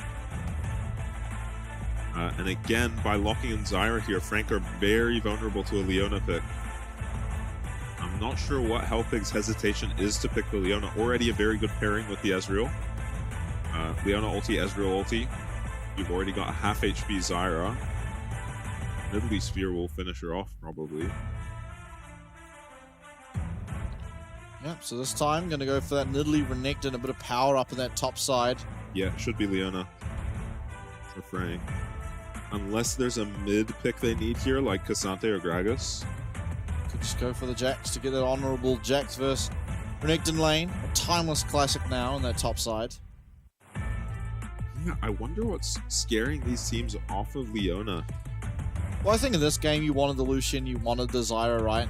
Yeah, before definitely. It goes down. I agree with that. You see the Renekton, so probably want to get the Jax. Jax before the bans come through. Yeah, I would have thought that Jung would just be willing to play one of the three, Cassante, Gragas, or Jax. But yeah, I guess the Jax sticks out as being better than the other two, so grab it now before he gets banned. Is a very strong champion for Jung. Yeah, and I think ultimately the difference between having a Leona or a Realm Nautilus Rakan is not that consequential. Yeah. Yeah, I do think Leona feels a little better, but ultimately should do the trick with, you know, just about any engaged support. The idea remains the same. It's just the Solar Flare is so strong against something like Zyra. And Less the strong, less strong against synergizes. The W synergizes with Warmogs better than any other support has, so... Feels less good against Nidalee, Ezreal, Renekton, right? Yeah. Leona already 3 dashes. Makes Solar Flare a lot less impactful. Kalista banned away again. Let's see what the Hellpigs go for their last ban. Zeri. Okay. Take that one away from Wako. Popular pick into the Ezreal. Probably just the Kaisa for Wako now. Do just lock the Leona now that has made it through to the second phase. And I think more of a take away than a necessary pickup for them, because it does feel better into their comp than against Hellpigs. Yeah, I agree with that. I think Hellpigs may be agreeing with me that Leona isn't too scary for them to deal with. We'll just leave it. Might just be Jace mid. Yeah, looks like it will be for Newly. See how he does into the Lucian this time around. Surprised that Frank banned the Corki, but did do okay into the Lucian last game, honestly. Yeah, mate. Remained even, and now do Hellpigs play Shen? Definitely got to its items. Ooh, Bard. No, it doesn't look like it. We've seen a Orca, I think. Only Orca play Shen? Yeah. Into the Leona. Won't be this game though, it's going to be the Rel. Another great engaged support, of course. Yeah, and Leona has picked up 1 target in the Jace. Now, 80 carry to come through. Not looking as good of a Jhin game as last. Yeah, it feels like a better Kaisa game than a Jhin game, but... yeah, it's just going to be Jhin locked in. Yeah, a little bit more frontline this time for Hellpigs, a lot more mobility too, so take some power out of the Jhin ulti. Still a pretty strong Jhin game. Reasonable one for sure. Yeah, it doesn't feel as good into Ez. I don't like Jhin into Ezreal personally. You are very fast and difficult for the Ezreal to hit, but... eventually, right? Not early on. Yeah. The same is also true the other way around, right? It's hard for Jhin to do anything to the Ezreal. Yeah. Zyra really the only champion that deals with Ezreal very well on the Frank lineup. just a lot of unavoidable damage in the Zyra Champions kit, so always does very well against Ezreal. Yeah, an insane champion is Zyra. Yeah. But not the first pick that Helpigs chose. They prefer the Ezreal. And I kind of get it because of how well Cheng9 has been performing on the Ezreal. Yeah, this is true. But they got to find a way to shut Gemini down on the Zyra because he had a great game last game.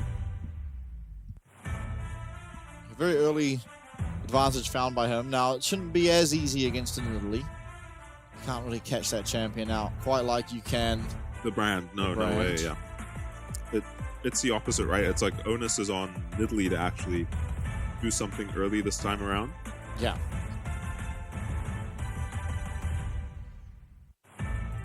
Has the tools to do it. Yeah, certainly does. As we load back onto the Rift. Game number 2, Frank lead 1-0 as Helpigs almost claim themselves their first game win, but were not quite able to do so. Top side, Jung. Get a nice trade for himself. Yeah, grass proc for Jung. Does have Demolish on the Jax. No Demolish on the Rel means we probably won't see any lane swap shenanigans. Which is nice. Same deal with Frank. No Demolish on Leona. They're not thinking about lane swaps, which after the last time we saw them lane swap, yeah, I think is a good sign. We should leave that one to PSG. Yeah, I think everyone should. Until they earn the right to lane swap. We're patiently watching Gemini. Yeah, hopefully get his seeds in a better position than last game. Yeah, they just started attacking Raptors. Yeah, this looks good this game. His position is going to be known, as there's a ward on his red buff, but it shouldn't be too impactful. Yeah, hardly feels that relevant. Does smite the red again. Kaiwing receiving end of a terrible trade in the bot lane, but Cheng9 has taken some damage too. Ezreal probably one of the few ADCs you can still justify presence of mind. I don't remember if Cheng9 actually has it. Everything else will have absorbed life, so maybe this poke actually relevant on Cheng9. It takes a 4th shot. Yeah, nice usage of fleet footwork move speed there by Wako. 3rd shot procs fleet footwork, 4th shot is in range because of the move speed. Early lane definitely going the way of Frank. Yep, very decidedly. Yes, I don't think we've seen the Jace versus Lucian lane before, so it'll be interesting to see how that dynamic works out. Yeah, Guangguan looking okay in the top lane. Gemini. Look where his seed is. Yeah, damn. He was close. I mean, yeah, he was close. Does he have smite? Yeah, he does have smite. If that seed was better, he might have got it. Does want to save his smite for the crab as well. Gemini not actually concerned with any records, more concerned with just winning this game. Hotpot skipping his blue to run straight at this Jax. Just run errands. Yeah, I'm not sure what the plan is. Yeah, Frank, they're looking for a dive bot. Cheng9 going to get rooted up. Xenoblade does connect. Here comes the cleanse, but Wako's got their 4th shot. Got the W, but doesn't land. Gemini under the tower. Wako's taking it up. Oh! He gets to flash away just in time. Top side, though, Jung's going to go down. Does hit the leaf strike flash. Hotpot, he just needs to find one more auto after this. No, he's not going to find it. Maybe this is a disaster. Jung managing to live out. Very happy with himself. As will his team be, as it is just the 1-for-0 on the split map. Yeah, had to be messed up by the Renekton Nidalee, you imagine. We didn't see the start of the play. How exactly they found themselves in the position they did. But yeah, massive play onto bot lane. Yeah, we're going to get to see how this started. Jung just looks dead to me based on where he's standing, where Nidalee is. Get stunned here without Nidalee in range is already a mistake, I think. And then Hotpot here running into the Jack stun is so puzzling in the melee Nidalee form. Could have just positioned between Jax and his turret. Doesn't get the Nidalee Cougar form Q off. Also, Guangguan not willing to commit his flash for the Q there. Yeah, interesting. Might have been worth it. Does have flash advantage now, so we can repeat on this Jax if we want to. I feel like you're going to have to, right? Well, Wako, I mean, bot lane doesn't have flashes either. Yeah. There might be a possible angle down there as Jimmy it wasn't all that clean of a dive by Frank. No. They used every summoner to make it work, and barely did so.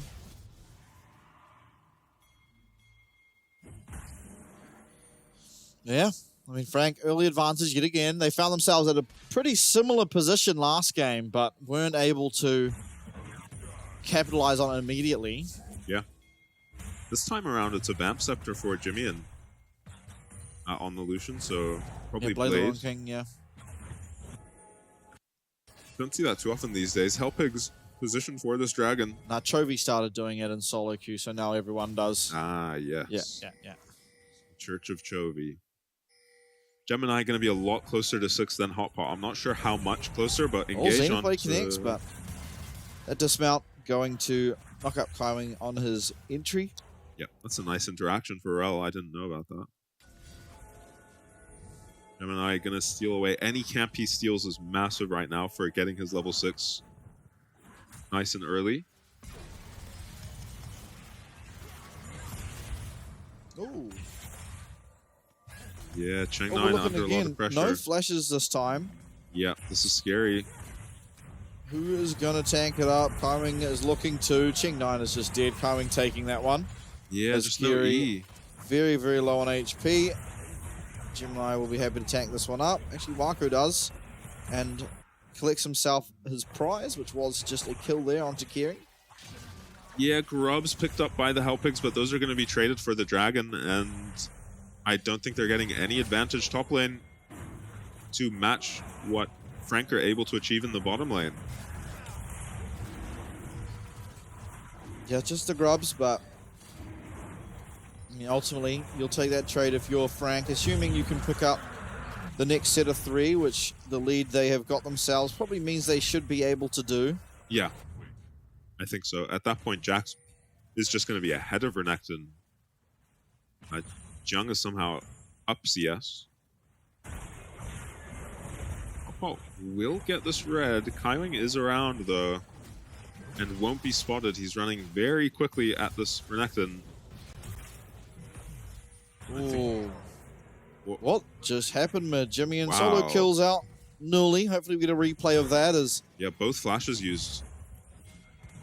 Hotpot and Kaiwing have been at mid items right next to each other this whole time. Jimmy gets to execute. Just killed that guy with a Vamp Scepter. Guangguan having to back off now. Instead, Gemini shows top lane. Yeah, we're going to get to see what happened. Newly starts with HP disadvantage. Gets poked out by the Solution Q. Goes aggressive. Yeah, just ulties here, I guess. Yeah. That knockback, it's... Recalling and then flash for the finish, yeah. Yeah, Newly just holding on flash way too long. Clean by Jimian, who also executes to deny gold from anyone on the Hellpig side. And that was a counterpick from Newly going down. 7 minutes, loses his flash and dies solo. Hotpot recovering amazingly in the jungle, by the way. Yeah, got red and blue. Yeah, off of his enemy. Is a level up on Gemini now. Just his teammates are very weak. Lots of tears all around. Yeah, Wako hasn't died a bunch, so Frank looking a little bit more stable this time with their lead. Yeah. Zenith Blade is going to be Arcane shifted away from. Oh. Solar Flare and Cleanse. Yeah, and I think they're just trying to burn these cooldowns on Cheng9 so they can invade now. Gemini hit by a spear. Yeah, Kaiwing right behind him though, so Hotpot cannot engage on that. Hotpot trying to reset his buff. Look at it, jumps over the wall, Kiri flashing as well. Dismount, Gemini failing his flash. He's going to be taken out. It's going to be Kiri who picks up that kill. Yeah, looks like Kiri's Ignite unfortunately got the kill, but Gemini will just lose his flash and die here. Not committing enough members to this red buff. Frank. Jung taking a tower shot. This could be dangerous. Yeah, it looks dangerous. Dominus popped. Grandmasters might as well as Counter-Strike coming through. We'll be able to get that stun off. And Gongon with has that, flash.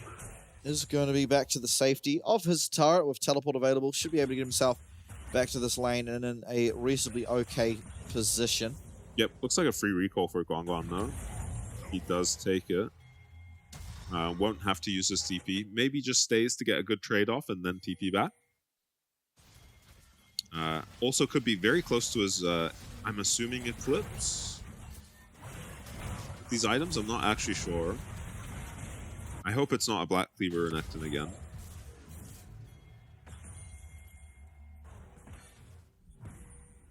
So Nuli has found himself down a lot of farm in the mid lane. And yeah, an alarming amount of farm, I would say. Considering just how much farm you need on this Jace to be relevant later in the game. Yeah, for sure. Oh, I hear a curtain call. Yeah, it looks like I see it's on Nuli. a reasonably low health Nuli, but doesn't seem like Wako able to connect on those. Bit of a Det 1 Jin ult. Yeah, meanwhile his team is picking up these Void Grubs. Lots of prio in the top lane has allowed them to do so. Pretty similar CS lead in the top lane out of nowhere now as well. Ooh, Wako. Yeah, Qingnan going to be jumped on. Wako, though, finding a nice little trade back. Does have to be careful as Kiri does Hex Flash over the wall. Kyrwing's going to be able to spot him out.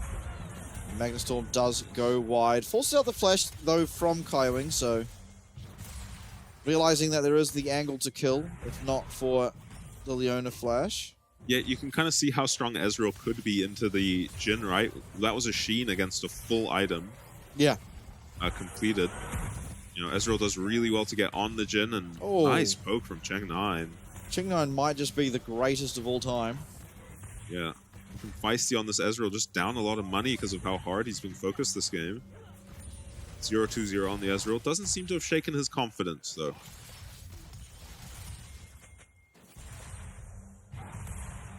I think we just need to get more. If we're Hellpigs, we need to get more out of this Nidalee right now. Losing the first two dragons at least needs 6 Void Grubs. Maybe looking for a fight. There's no flash on Kyrwing. No ult, though, for Kiri. Nuli has an item completed now. Trade. Nuli teleporting back in, yeah, with that opportunity available. Although we still just have 2 carries on there. Tear, Zenith Blade, Solar Flare as well. Does Everything go wide. wasted. But that was the crash down from Kiri. This dragon is very low. Hotpot needs to find his way back in there. He can't. Those captive audience traps just on the floor, not allowing for the pathway into that dragon pit. Yeah, Cheng9 also just not on the map. Otherwise, Hellpigs probably had an opportunity when that Solar Flare missed to go. But yeah, unfortunately, Ezreal's base just out of sync with his teammates and the dragon spawning. Hotpot stays around, though. Kiri does now have the Magnastorm. Will land the stun, but too close to tower there was Kyrwing to really find any committal. Yeah, too difficult to kill Leona when she is that close to her tower. It is Eclipse completed on the Renekton, so you would think he's winning these trades now, but Gemini's here to root him up. Yeah, Gongon going to get chunked out pretty heftily by that Strangle Thorns, but will flash and get himself away as well as pop that ultimate, but no teleport and force back to your base means he's probably going to be losing a bunch of CS, and he's already down 15 odd. Yeah, and I don't think they can dive down here. Item disadvantage is too big for Hellpigs. Yeah, so again, it's Hellpigs not able to achieve as much on the other side of the map. This blue buff will be traded by Gemini on the other side. Actually, maybe not blue buff, maybe just Gromp and Wolves if he wants them. So the jungler's feeling good, but the top laner is not on the side of Hellpigs. Not at all. Hotpot's still down here. Yeah, still just health bar is so high, and that is a first tower taken top side. Plate's barely still up. That is so much money just gone to Jiang. He's for sure got his Triforce now. Probably on his way to his next item, 625 gold of plates. Yeah, he took every plate and first blood tower. The Jax counter pick looking pretty good into the Renekton right now. Shock Blast will land. don't think that was an upgraded shock blast, actually. Yeah, I think he was on the wrong side of his wall. It was acceleration gate. A little bit of rust on the Jace from Newly. Kind of already picking up on some of that. So he trades hard. Jimmy in.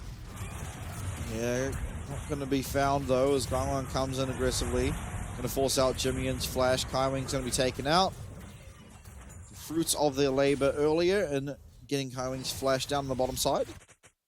Yeah, Helpix do strike back. Yeah, it's a lot committed, but they do get a kill. Much needed kill, I think.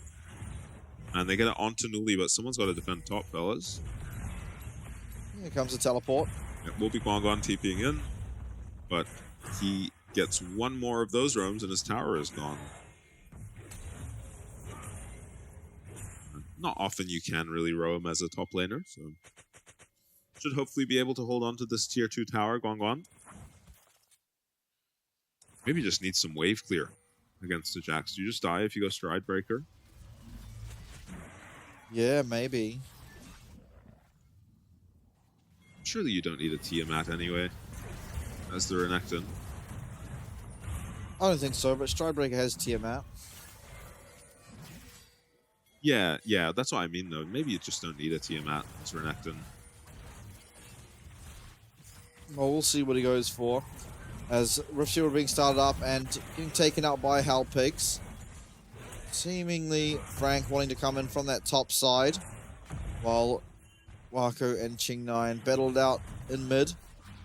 Kaiwing is just standing next to Carry. This Rift Herald refuses to reset right now. Yeah, there it goes. It's going to reset now. Crab was picked up there by the side of Frank Esports. Didn't quite see who actually was. Got it, but flash forward. Magnus still wants it too. Jimmy and no flash. And that's a lot of CC, and that Lucian is completely gone as Noli comes into the back line. Pop picks up 2 kills from it. Wako, though, he's still staying fairly safe up against this Jace. As Jiang trying to do the damage. Not going to find it, though, as Curtain Call unleashes, but there's no one low enough for you to even execute. Wako now chasing away Noli. Not going to even find an auto attack, and that's just a 3 for 0 and Rift Herald for the side of Helpix.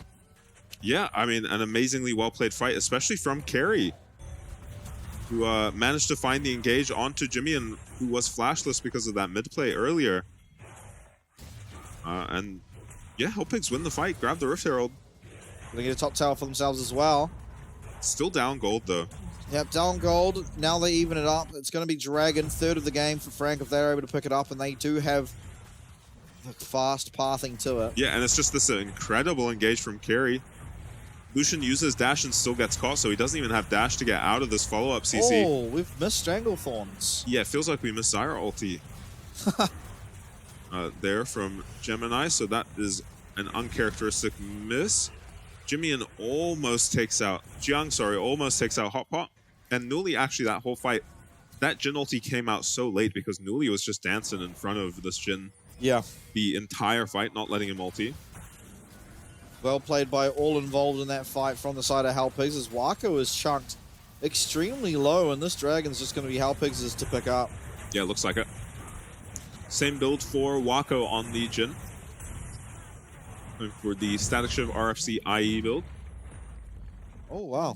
Jimmy I mean, you'll take that trade. Picks himself up an entire inner tower. Yeah, got to remember to thank his Jax for that. Half that damage was done by Jiang. Will not be getting half the gold, unfortunately. Not beat. Guangguan, on the other hand, getting the gold for the spot tier 1. As they're trying to even the score in turrets on the side of Helpix. They actually have evened the score. My mistake. Oh, yeah. It's just all the towers are top lane. Frank Newly is dead. Yeah, Newly not looking in the best of positions as Jimmy in.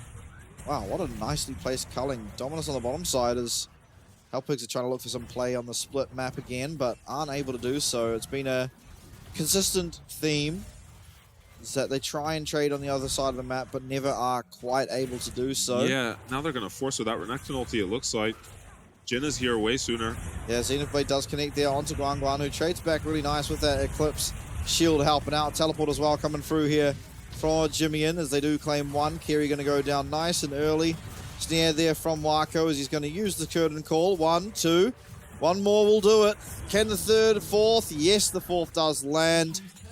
That's going to be Hot Pot taken out. And so Frank, they fight back. Yeah, Gemini gets the assist, sorry, and I don't think he even really did anything to help. Wako just straight up soloed Hot Pot on the Nidalee. Took him down from half HP with his Jhin ulti. Very accurate with the Jhin. Has his RFC now finished on Wako.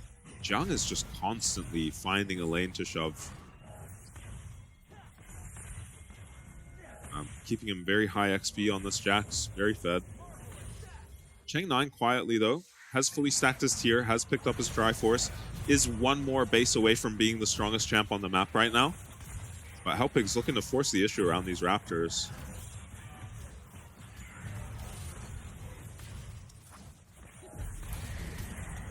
Rift Shell dropped mid. Looks like they're going to go for it as the Helpigs. It's a full HP tower. In will come Hot Pot.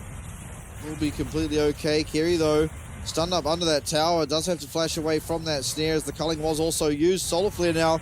Wako trying to find the damage as Dominus is going to have to be popped, and the True Shot Barrage does only just go wide. It was a Herald charge, did come through. No tower to follow. And ultimately, recalls now going to have to be used by Helpigs as well, takes another sizable chunk there. It's Zyra champion is unfair. Yeah. And they have to commit 2 people mid to wave clear while Frank, Cav, Lucian, and Jax both inside lanes. Accruing farm advantages for themselves. Look at the mid CS disparity. Yep. Jimmy in 40 CS, more than 40 CS ahead. Very sizable lead indeed here for Jimmy. Yeah, you don't see it in the items yet, just because of how cheap these lethality items are on the Jace, but you will see it if they fight each other. Guangguan. Yeah, Jiang is just destroying this Renekton. One more leap strike would do it, but Guangguan's able to get himself out. Ultimately becomes a trade of Flash and ult for Flash, so a winning trade actually for Guangguan. Hot Pot on Kaiwing. He connects with the spear. Yeah, Warmogs is finished on Kaiwing though, so that will be inconsequential poke found. And can Guangguan hang on to this turret? Is currently not looking like it. Well, actually does manage to do so as the fight does break out both in their bottom lane and top. Oh, True Shot Barrage from Cheng9 does connect there onto Wako, and the shutdown does come through to him, but is traded immediately back as Gemini picks himself up a kill, and actually a double as he capitalizes on a fantastic culling that came through there from Jimmy. And back to the bot side though, Jiang did pick himself up that tower, and now Guangguan on hot pursuit here. Does manage to get forward enough to slice in the dice, but Jiang just going to have what it takes to get away from that situation. Yeah, so difficult to catch this Jax champion. Cheng9 has gotten this recall off and is looking like the strongest champ on the map right now. Snipes Wako at the end of that fight. Not the easiest target to hit in a Jhin. With your Ezreal ulti. Unfortunately for him, though, his teammates just get one-tapped by this Zyra on the other end of the fight. Get a little too excited once the Jhin goes down. Could have been a very good fight because Jiang can never TP to it with Guangguan chasing him. So maybe there's an angle to play it a little bit slower if you're the Helpigs. Engage on the carry. Oh, carry on the wrong side of the wall. Doesn't have flash and walks straight into Wako, but Cheng9's here, and Cheng9's doing all the damage you'd ever need. Not going to be able to find too much more poke there onto Wako, but anything that is landing does stick. Jiang, monster flank. No flash on him. Yeah, going to be found by this pink ward, though, if he does go over that wall, and not going to do so just yet. Through comes a Solar Flare. Hot Pot able to jump away from it as this mid lane tower is going to go down. Jimmy getting very low, going to be dashing away. Now Jiang coming in, does find the stun there onto Hot Pot and a massive amount of damage.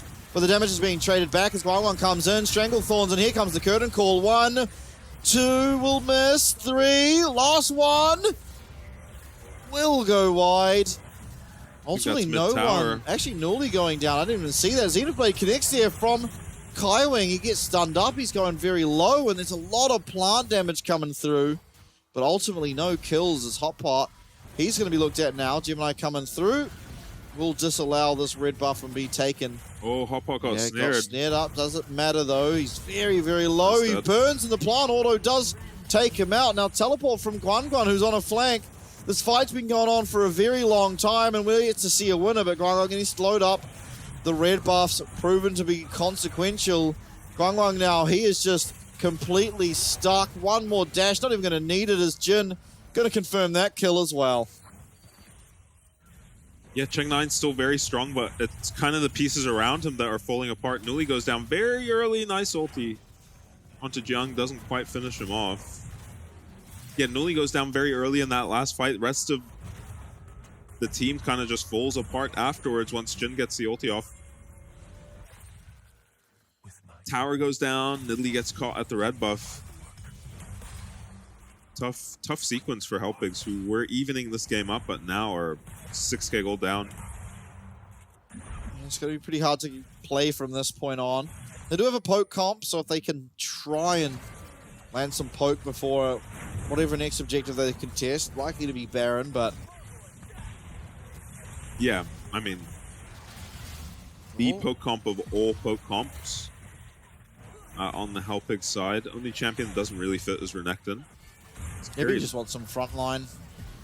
Anyway, a lot of damage coming out from Jimmy, and as you saw there. Yeah, getting chunked. This is a great Lucian build for killing frontline. So the Black Cleaver Lucian's become quite a bit more popular in solo queue lately. Used to be very popular.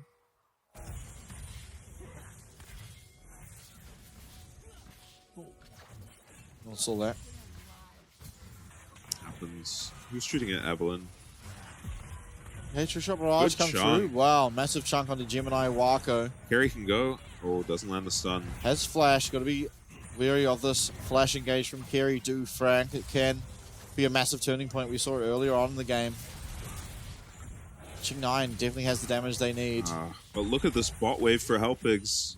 Yeah, surely Jimin, someone with TP should be catching this wave. Jimin going down there to put on the pressure. Nuli really needs to recall. He is doing so.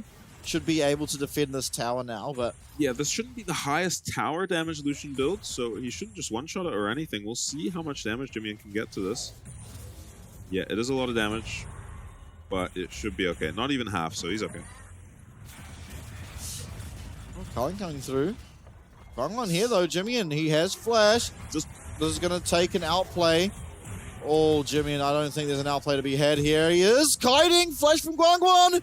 Jimmy has made space. Jimmy has made space, but Guan makes it back, and that Color the Meek is going to secure himself the shutdown and kill there on to Jimmy on the bottom side.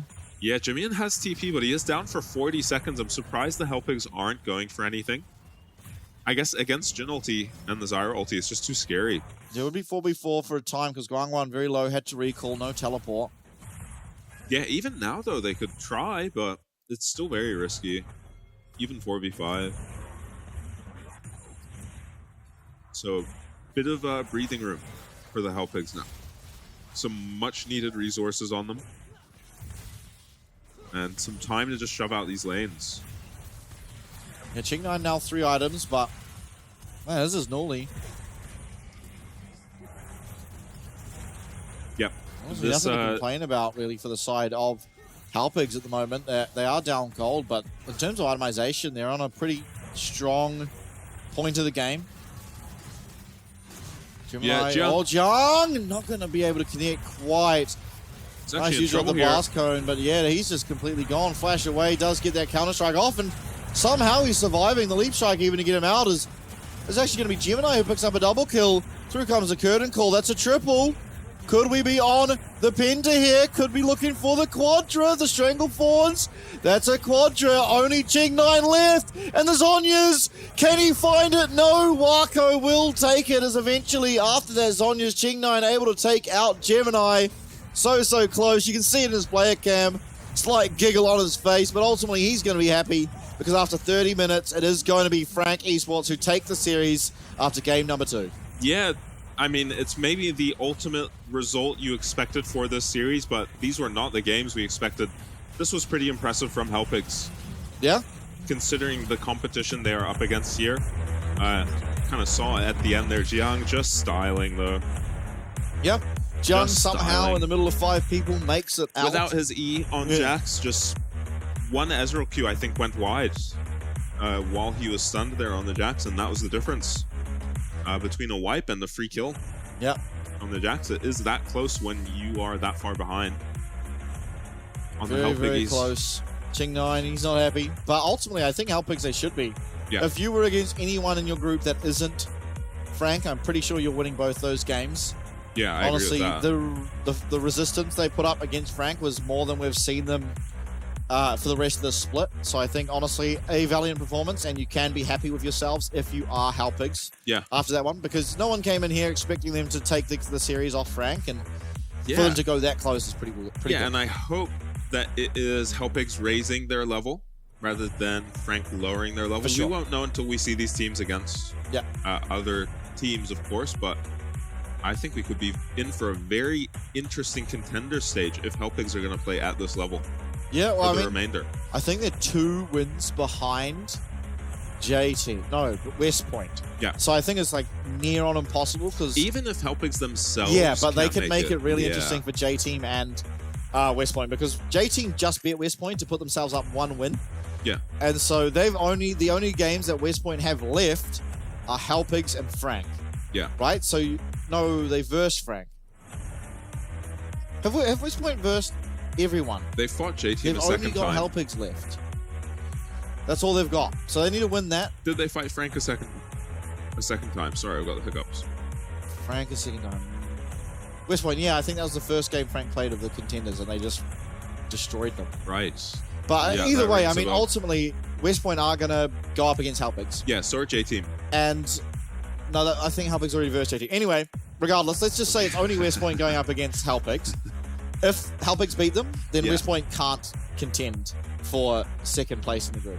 Right. Yeah. So they have an opportunity to play upset, and they're in very good form to do it. Yeah, they're looking very, very strong, basically. Is the long story short is that Helpigs are looking very good. Frank on the other side, ups and downs. Ultimately, the cohesion, I guess, in game number 2 was a lot better than in game number 1. Yeah. Ultimately, I mean, you can't really fault Pretender or Jimmy for that. I think Pretender played perfectly well. Jimmy as well, playing a bit more aggressive, which maybe is a differentiating factor in how the team operates, because Jimmy certainly does seem like the more aggressive player. Yeah, Jimmy also just very willing to 1-for-1. Yeah. Constantly, and he also solo killed his lane. Just randomly in a counter matchup. Oh, he did, yeah. Forgot about that. Yeah. So probably Jimmy an MVP then. Oh, Wako had a monster game, huh? I mean, everyone that game on Frank played extremely Gemini well. almost got a penta. Jiang played out of his... Yeah, Jiang. I think played out of his Ching9 should have just given that penta. Just the honorable move. It's kind of the opposite of last game, where last game we were kind of looking for an MVP candidate. This game, much more promising from Frank. I think last game everyone earns. Pretender was just the MVP, but Yeah. Wako got it. And then this game, I don't really know. Everyone played well. You could give it to anyone at this point. I mean... Yeah, and the problem with evaluating Frank here is we were only going to come out of this series with criticism for them. I don't know how Frank were supposed to play against Helpigs that we would say, this is great form for them, let's see them against PSG. Yeah, like 18 minutes there was games, nothing, which is not up to them. Yeah, there was nothing they could do where we would say they're ready for PSG now. That was kind of just between them and PSG whenever they do face, if Frank do get a chance, which they might actually not. This is the first dive, and I think Carey had an opportunity. Yeah, he misses the stun on Wako there. Actually had cleanse, so maybe it didn't matter ultimately. I remember Carey maybe having some opportunity to play this dive a little better. Not much of his CC connected. Yeah, well, Ching9 doing the most damage there. Heroic performance. Yeah, You know, I mean, every game... 0-2-0 start. Every time we see Ching9, he's putting up the numbers. But it's similar to Nully, right? Like, it's what good is it getting ahead or being strong every game if you aren't able to capitalize on that and turn it into a win? Yeah, you got to get your team across the line. I'm less worried about Cheng9 than Nuli, because he does just seem to be willing to take an occasional 1v3. Yeah. Little grief play, get himself kills, jump on the enemy ADC if he thinks he can win, whereas you just don't see Nuli doing that nearly as often. He had a good Corki game. Yeah. Where he's getting aggressive onto old Pretender. Well, stars of the game. It is Just a different person in every slot this time. Gemini on the Zyra. I mean, picked up a quadra kill in that last game, so no surprises that he kills. had the most kills. Yep. John. Yeah, I mean, he survived on 1 HP. Could have been. Yeah, maybe actually, because there was a lot of times that he was 1 HP. Literal 1 HP. Yeah. Escaping from someone. Jax can feel more difficult to catch than an Ezreal sometimes. Let's see. I'm curious who's got the MVP now. Yeah, maybe Jiang deserves it. Yeah, it might be Jiang. He kind of was just weak-sided and living. Complete headache. Yeah. Poor Helpix. Yeah, weak-sided and winning. I mean, that kind of just solo wins you a game, but Gemini gets it this time around. That's completely justified, I think. Yeah. Found some nice angles, 2 dives bot, both of them working out. Picks himself up a quadra kill in that last fight, almost the penta. Yeah, And, makes the enemy ADC commit to kill him. Yeah, did miss a Zyra ult, which I think is impressive. Yeah, that was crazy. I hope that is the replay. I don't think he just put his whole half in a wall, right? Yeah, it was just half at the top and wall. it wasn't like a complicated fight, really. It was that a was river just fight. River. Yeah. I think that's the first time I've ever seen that happen, which is quite funny, admittedly. Yeah, we'll have to have another look at that one. They lost that. That was the fight they lost too. The one that they were really far ahead and they lost the fight. Yeah, so you know when VOD review's coming around, like, oh, what could we have done better? Here's a fight we lost. What could we have done here? Let's have a look. Now we're all sitting in the room. And my Zyra ult's half at a wall. And everyone turns to Jimmy or to Gemini to look at him. I really struggle with Jiang, Gemini, Jimmy. Yeah. I don't know why. The 3 Gs. Except 2 of them are Js. Yeah. So let's have a look. How close were we to this penta? So incredibly, I think. Yeah, this was the quadra. Maybe he needs his Zhonya's earlier. Could be. I mean, this was a perfect Zhonya's though, Noah. Yeah, but I think just maybe trying to dodge here. out of some of the Essence Flux damage. Maybe have given him enough time to get an ability off and a couple of plants. And then he can suicide. Then he can suicide for the penta. You're right. If he saves his HP there, then he's 30%. He can suicide for the penta. His team lets him get it. Or something. Yeah, maybe. It's all maybes, but you don't really know, right? Anyway, the quadra kill. Honestly, you don't really expect a Zyra to get multi-kills. Like doubles, doubles is normal. Anything over that, it's like something's gone wrong. I mean, junglers getting pentas in general. Yeah. It's just not something you don't expect. Yeah, it's very much 80 carries in the mid laners that tend to do that. Talk about 80 carries. Patty and Waka got an interview. See you soon. First. 欢迎来到今天的赛后采访。我们今天邀请到的是 FAK 的 AD 选手 Wako， 请 Wako 先跟大家打声招呼吧。大家好，我是 FAK 的 AD Wako。 So first of all, congratulations on winning against HPS today. They showed a different side of their strength today, and you guys were kind of having a struggle game today. How do you feel about the win for today? 首先，恭喜你们赢下与 HPS 的比赛。今天他们展现出了跟他们以往不同的实力，然后你们也陷入了一番苦战。想问一下，你赢下来之后心情如何？今天的话就是还是有点可惜啊，因为其实我们队其实没有做的特别好，然后赢的也没有那么轻松，所以还需要再多调整一下。I think it's kind of a pity for us today because we didn't win very steadily and we didn't perform as well as we wanted to. So we still need to kind of look at ourselves and fix our problems for now. So in the first game, in the early and mid game, you guys were kind of even in your score and your condition. And you guys were trying to get the Baron a couple of times, but failed. What do you think is the biggest pressure point that they give you in the first game? 今天在第一局的时候，前期跟中期其实你们的分数跟表现都是比较平均的，跟对面，你们也屡次想要去拿巴龙，但是都失败了。想问一下，在第一局的时候，他们给到你们最大的压力点在哪里？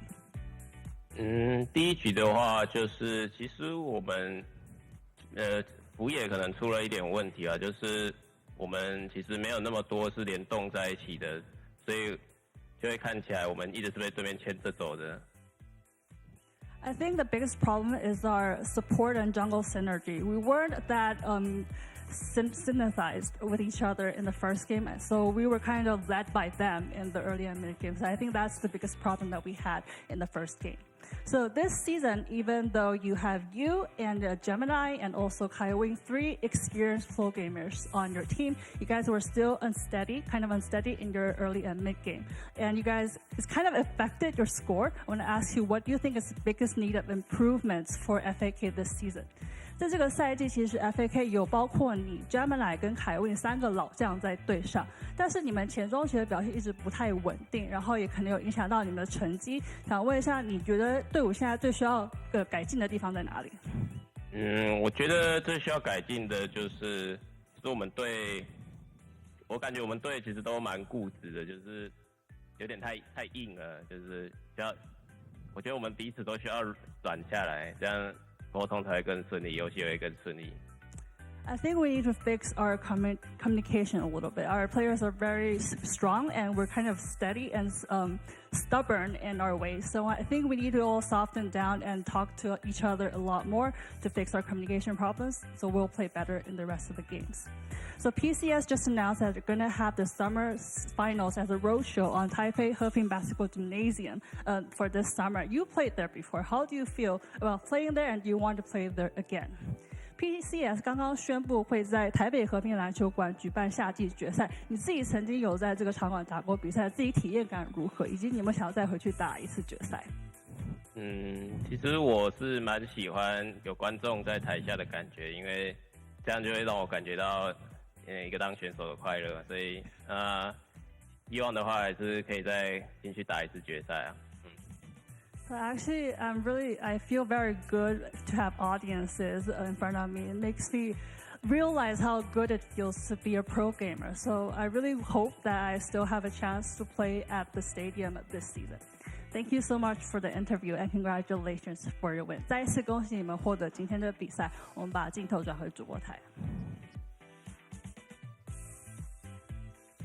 Thank you once again for the interview, Patty, and a lot of communication talk in there from Wako about how I think the team can improve from communication. But what I heard most of all was Taipei Heping Basketball Gymnasium. Now, I've been there once before. So has Wako, as a matter of fact, won there in a thrilling 5-game series against CFO. And how exciting is it to have that back?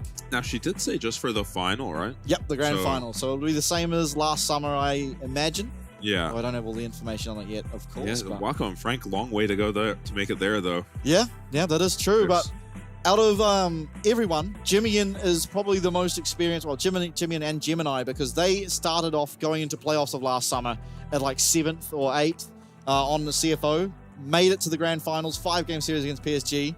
They really turned it on. I mean, that's 2 people that are in this team and could do it again.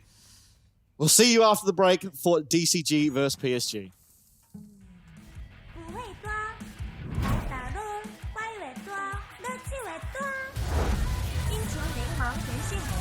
魔兽城池，打败怪物，想办法活下去吧！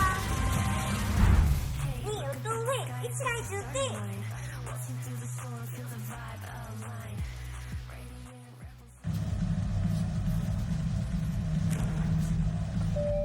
旅客陈志明，华航直飞西雅图的班机即将准备登机。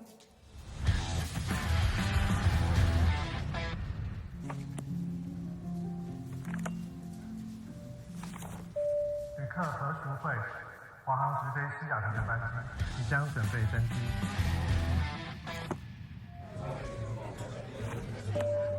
China Airlines passenger Michael Chen, your third flight to Seattle is now ready for boarding. 华航直飞西雅图，7月14正式起航。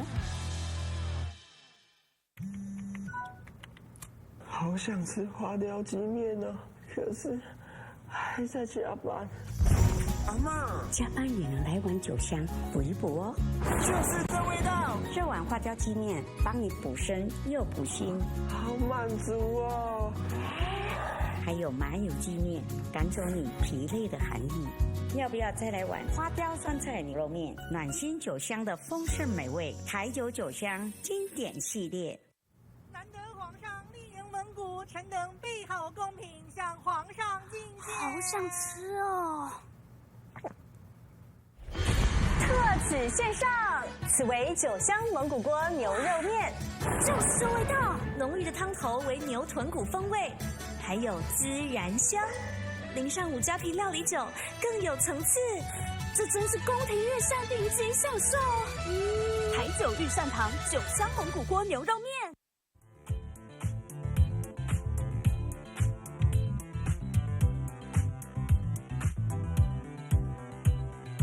Moving slowly, so hot you're burning. We've been waiting, slow jam season. Don't be shy now, nighttime romance, golden moments. Don't stop dancing. We got tonight to be happy. Let's take our time and be happy. Come on, baby, won't you dance with me? Say, ooh la la, I like the way it feels. Ooh la la, don't be shy now, let me say. Ooh la la, I like the way it feels. Ooh la la, this is what we came to do. Ooh la la, eh. We came to party. Ooh la la, eh. We came to party. Ooh la la, eh. We came to party. Ooh la la, eh. This is what we came to do. Hold up, not too fast. We got time, go make it last. Champagne glasses, hear them. I'ma move like this, you gon' buy me a diamond. So jump on it, come on, I know you want it. Raise them glasses to the sky. It's our time, we own the night. We got tonight to be happy. Let's take our time and be happy.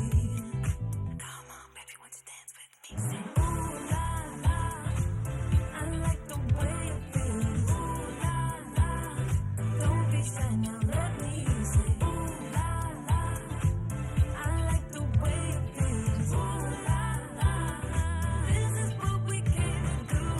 Ooh la la, eh. We came to party. Ooh la la, eh. We came to party. Ooh la la, eh. We came to party. We came to party. This is what we came to do. Come on, baby, don't be shy. Come on, 'cause you and I, we own the night. We gon' take it slowly, right up to the morning. You know it. Come on, baby, won't you dance with me? Say, ooh la la, I like the way it feels. Ooh la la, don't be shy now, let me say. Ooh la la, I like the way it feels. Ooh la la, this is what we came to do.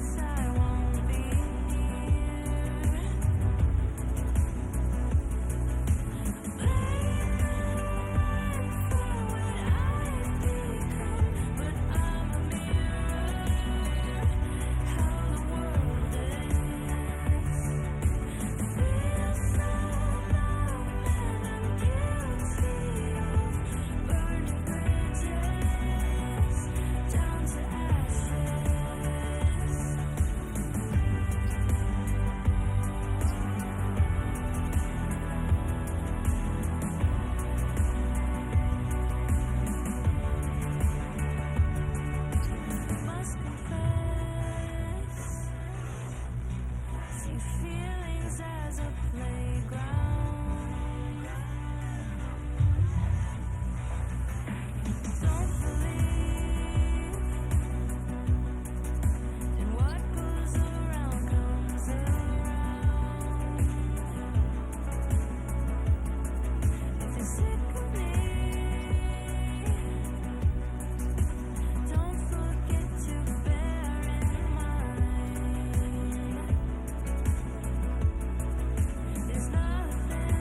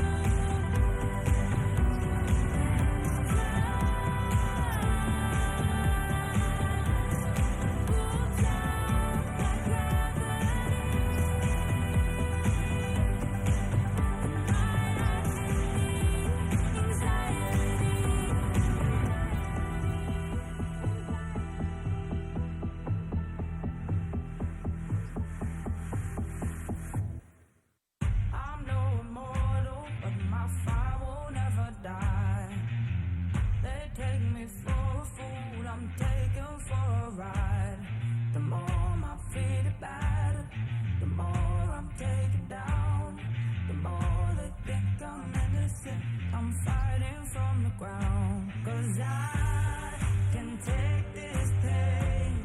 It's changing me. I will rise up to the moment and I won't stay the same. It's my decree. It's my decree. Burning like a flame, I'm coming a train. I'm coming your way, your way. Thunder with the rain, I'm flooding the game. Start running away, away. Battlefield of pain, transforming the game. I'm storming your way, your way. And I won't stay the same. As my decree.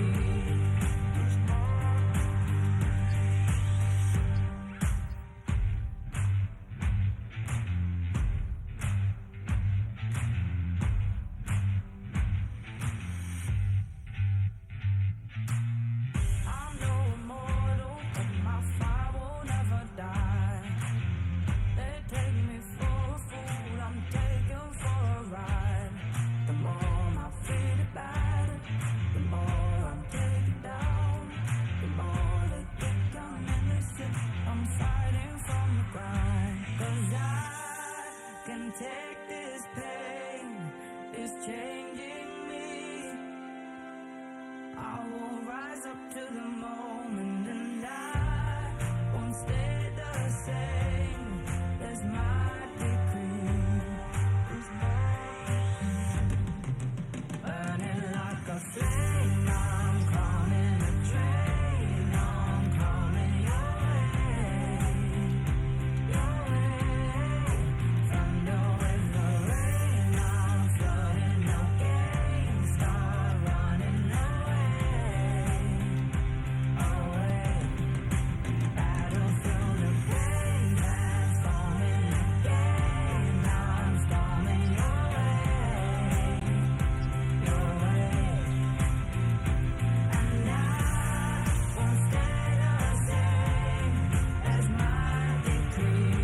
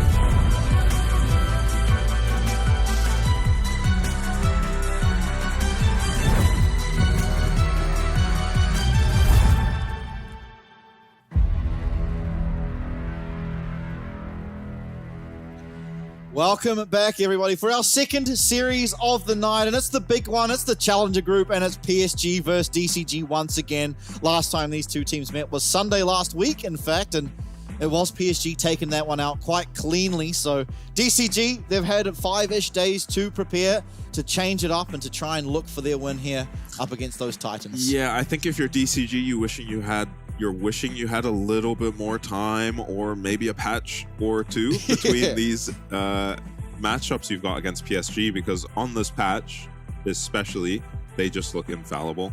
Junjia has just clearly separated himself from the rest of the pack by a wide margin as our best AP carry jungler.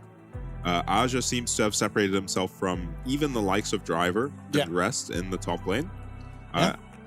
Yeah, and also just bringing out new picks to Aja constantly. Yeah. Just will bring out whatever the cannon. he wants. Yeah, bring out anything he feels like playing, it feels like. Now, something interesting. No Orca this time. Taco once again coming into these 1v1s. We haven't seen him in a while. It's a Yasuo Mirrormat. Surely this was agreed upon. It had to be. This had to have been an honorable, like Briar got banned. I think we will know very quickly based on the all chat. No all chat, so yeah, that probably means it was agreed upon. Not agreeing upon the runes and summoners, however. Yeah, Taco, Flash. Yeah, Flash with Fleet, whereas Betty has the Conqueror. I think I would prefer to have the Conqueror. Yeah, I think I'd prefer to have the barrier too. Flash lets you cook on the Yasuo, but we could be in for a long one. Yeah, yeah, we're in for a long one. All right, get comfy. Taco definitely winning the skin war. Betty winning the trade. Isn't a Yasuo 1v1 almost better presented without commentary? Just as it is in its natural state. Yeah, not sure what happened to that trade, but Taco is devastated. Yeah, this is... He's lost both his summoner spells, and the fight was not close between him and Betty. Yeah, Betty only using the Ignite. More likely, honestly, in this day and age, that an ADC player has put games on Yasuo than a top laner. So Betty might be more familiar, but he takes the tower shot, and game is back on. Barrier is available for Betty, though. Yeah, still exactly has that advantage due to the barrier. Fleet footwork gives a sustain advantage to Taco. Very slight, though. No one ever takes Fleet because of the sustain. It's like 6 health. By the time you finish a game, like a 30-minute game, you've healed like 400 HP. It's kind of just used for movement speed. Betty finds yet another nice trade. Taco, though, did get to the health pack first. Betty has his up and available whenever he chooses to take it. Nice wind wall there blocking out from that Steel Tempest. Kind of weird seeing Yasuo like this. I'm kind of used to him having 6 or 7 tornadoes spawn out of himself every couple of seconds at this point. Yeah, that is the correct game mode, but we are playing the incorrect game mode right now. This is not Swarm. What other kinds of 1v1s could we do to decide sides? So we could do Mundo Dodgeball. That's a no-brainer. All in now. Betty should win this. He has barrier. Betty thinking a... No wind wall, Betty. Q3 was going to come up, but does not. Okay. Okay, now Ignite's both back up, but it is still the barrier advantage. Betty lands, is going to go for that ultimate. The armor pen not going to find value, though, as Taco has that minion wave there to just dip and dive in. Ignite coming out there off Betty. Windwall coming out, though, off Taco for that Q3. And Taco baits out the Ignite. Yeah, Betty having a giggle. Yeah, Betty. Okay. Summoning Voodoo. Yeah, casting spells is Betty. Odd. Yeah, it's working. Whatever he's doing. Yeah, I'm not sure how Taco digs himself out of this hole. Betty's still barrier up. This is just even in farm, and eventually both of them are going to recall. So as long as he doesn't die before that, probably feeling completely okay. Yeah, he will lose this plate eventually. I imagine on this wave. It's the cannon. It's Taco, so he's okay on farm. Yeah, Betty's going to commit. Oh. Both of our courageous Yasuos using Windwall. Betty's going to take a recall now. But Taco can actually shove this very quickly. This is a cannon wave, so we'll be a little... Actually, I don't know how cannon waves operate in this game. Are they just every wave? No, no way. Nah, not at first. Not at first, definitely not. Maybe later on. Betty going for the recurve, looking to purchase Blade of the Ruin King. Yeah, Taco actually recalls with more money than Betty did because he stayed for an extra cannon wave. More than makes up for the plate. Lamp Scepter and a recurve bow. Yeah, that's a way better recall for Taco, actually. Could turn this thing around. We'll see if Betty can get a recall after this plate. I don't think he can. Taco should chase him here to stop this back. Is he going to guess correctly? Oh, Betty doesn't even commit to the recall. So this should be pretty favorable for Taco. Sum's even.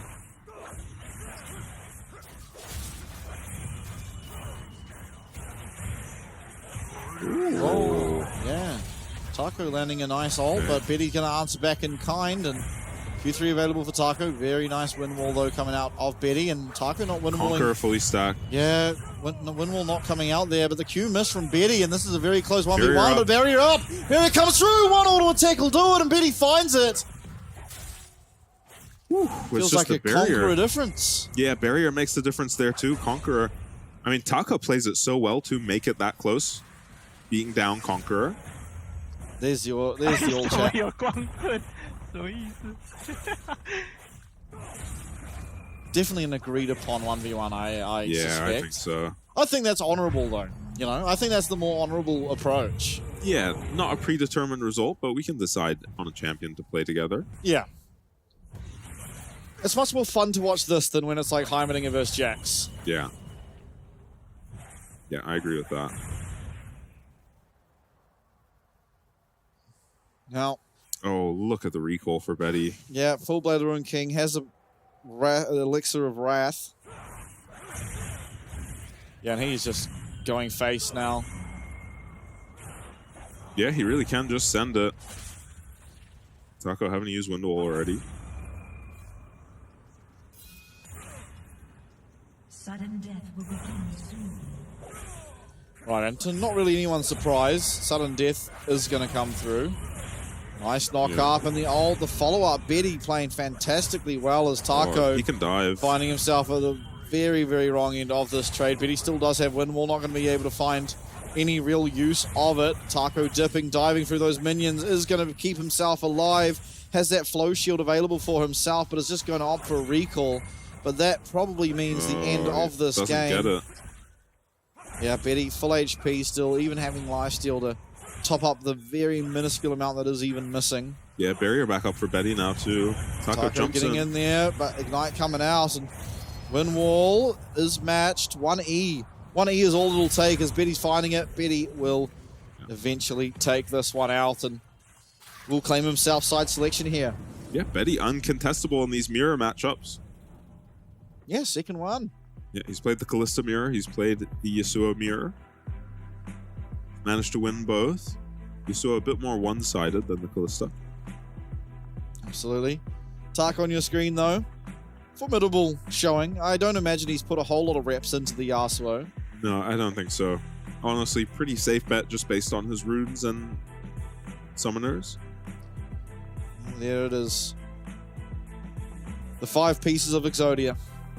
PSG Talon. Yeah. Looking so insurmountable currently. Yeah, and unfortunately, it does look like Aja is married. There is a ring on his left hand that I'm devastated to see. That happens. Because this guy might just be the best player in the league. Yeah, definitely making a claim for it currently. I mean, honestly, all of these guys are. Yeah. But it does feel like between himself and Woody and Ginger, honestly, they just feel leaps and bounds above the rest of the competition. Yeah. And that's not any harsh words towards Maple or Betty, because they're not even behind. Yeah, Mid and AD just are such stacked roles. No matter what team you look at, it is just probably the two most formidable roles in the league in general. Yeah, and honestly, Betty Maple might also be the best in their roles. Yeah. It's just the gap isn't as big. Yeah, I'm inclined to agree with that. And someone here that makes it so the gap isn't so big in one of those roles is, of course, Chris Scarter in the mid lane for DCG. Been the massive carrying force behind this team for the vast majority of their wins. Although 665, even though sometimes he's not the damage that gets them there, he certainly is the one that sets up all the plays. A very formidable player. Yep. Great at facilitating, especially Chris Scarter, and it seems like how this team's dynamic works, that's exactly where he should be looking to set up. And Orca, same thing. Doing it great. Orca, same thing. Highest mid proximity of any support does Orca have. And 665 and Orca, especially the split, have been playing off of each other very, very well. I was actually worried that Orca didn't have good engaged support to play just because of how last split played out for him, playing a lot of wave support. But a Bard. Yeah, but no, he looks excellent on Leona, Alistair, Nautilus, any of these engaged supports, and most importantly, has great synergy with his team. The goes look very decisive. Another head-to-head this time will be between these 2 AD carries. Betty with actually the lowest damage share, but a lot of center game, a few center games, and honestly, you're seeing his champions there. They are not the kind of champions that make you. Yeah. Also, this damage share is his top laner is playing Kennen going 6-0, Twisted Fate going 6-0. Yeah, but 10 solo kills as you touched on. Yeah, 10 solo kills for Feng. It's hard to believe. We would have seen every single one of those, but they escaped me. Yeah, I remember the Ziggs one on, was it Betty's Ash? Shun's Ash? Yeah, Feng was Ash. Feng was Ash against Betty's Ziggs. Wasn't the other way around? Yeah, it was the other way around. And the Ziggs just one-tapped the Ash. Yeah. It might have been Wako actually, now come to think of it. I think it was Wako on the Ash. So, the problem for DCG if you throw your mind back to last weekend, Lucian blind pick. PSG are banning Tristana and blind picking Lucian, and when you have to deal with the Rumble with the Twisted Fate... DCG banned the Tristana. Oh. Yeah. PSG don't ban the Tristana, because Maple wants that, but it gets banned against him, so he just picks up the Lucian. Now, same drafts as we saw last week so far. I mean, exactly the same coming out of PSG. Yeah, I don't think it'll be Cassante blind pick. No, And I think if the plan is Lucian, blind again for PSG, Cruscado will have something for this. Let's have a look. There we go. Leona rather. Locked in. Yeah, that's where I'm at with the support meta right now. Leona seems just head and shoulders above the other supports, and PSG seem to agree with first picking it. But another first pick worthy champ goes over to DCG in the Ash, and Feng has looked very good on this champ. Yeah, and 6-5 will get his Maokai. Another facilitatory engaged support picked up here for DCG and their jungle position, which typically is how they're playing recently. 6-5 doesn't seem as comfortable, although very capable of clearing fast on the AP junglers as the likes of Junjie, and we are going to see the Ziggs in the bot lane again for Betty. It looks like the Lucian as well will come out here for Maple. Yeah, the gauntlet has been thrown. There is also the opportunity to get revenge on PSG. Oh! Yeah, they do it. Yeah, this makes sense. Okay. No surprises to anyone. The Jax ban comes through. Yeah, PSG get a dose of their own medicine. Let's see what they have planned for this.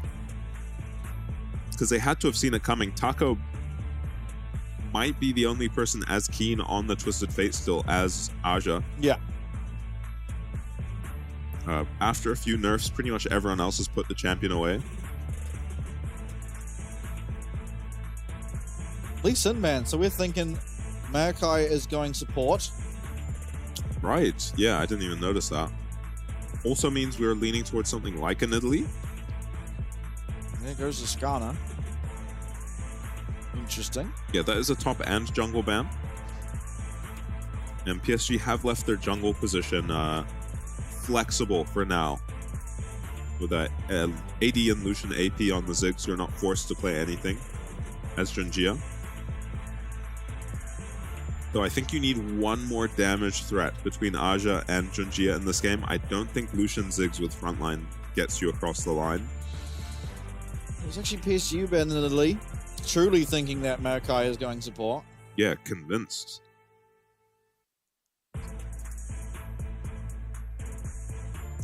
Now DCG get to pick something here. Maybe have to show their hand by picking support. Yeah, Orca going for his Shin counter pick. Once again into that Leona. See if he can make it work as well as he did last time against... Right now, I've got DCG really far ahead in draft. I don't know how you're feeling about this one. I'm not so sure. They're probably playing an ADC top into this TF. We've seen Tristan to it in the LCK. Gonna be Corki this time. Yeah, locked in for Aja. Assuming it's Corki top, Lucian mid.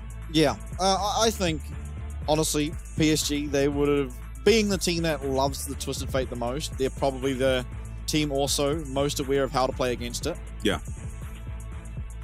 As they do lock in that Corki, and now Looking for perhaps the Lilia here in the jungle. Yeah, I was expecting 1 damage, 1 frontline out of PSG, but they just go full damage. Yeah, all frontlining will have to fall on Woody's shoulders as Draven, the current hover, and will be locked in. Oh. So it's Shen top. Wait. No, it's still Shen support. It's a solo lane Draven. Wow. Cascada on Draven. Yeah, well, I said he'll have something ready for the Lucian if you pick it into him again. And it's the Corki into him. I mean, it's RJ on the Lucian. Huh. Wow. I mean, I wonder if DCG will try swap this. Draven wins either lane, of course. Yeah. I think TF would rather be into the Corki. I don't know. I actually have no idea. Well, TF doesn't want to be mid. So, although even you'd against think you would, ranged, is it different against ranged though? What's this? Whether TF wants to be mid or top. Yeah, but just because like you like the ability to kite, that's kind of where this TF gets its power, right? As you can sit top, and it's a longer lane to punish the opposing sort of top laner, and the same applies for range because you still just have a point and click stun, opening up more opportunities for your jungler, and especially when your jungler's Maokai, fantastic ganking jungler. Yeah, whatever's laning top lane has to be worried about dives. Yep, and it is Lucian. Yeah, from half HP, you're just dead to Maokai and TF without any counterplay. And Chris Carter has truly gone down the rabbit hole of just 80 carries mid now. Yeah, this reminds me of the what happened with SKT when they started picking more and more aggressive bot lanes. And this is how we ended up with like Israel support with like Kalista Draven against Varus Ashe bot lane. And we're kind of trending that way with mid lane matchups at the moment. Only for Chris Carter. I think he's still the only one to pull out the Kai'Sa, the Varus, and now the Draven.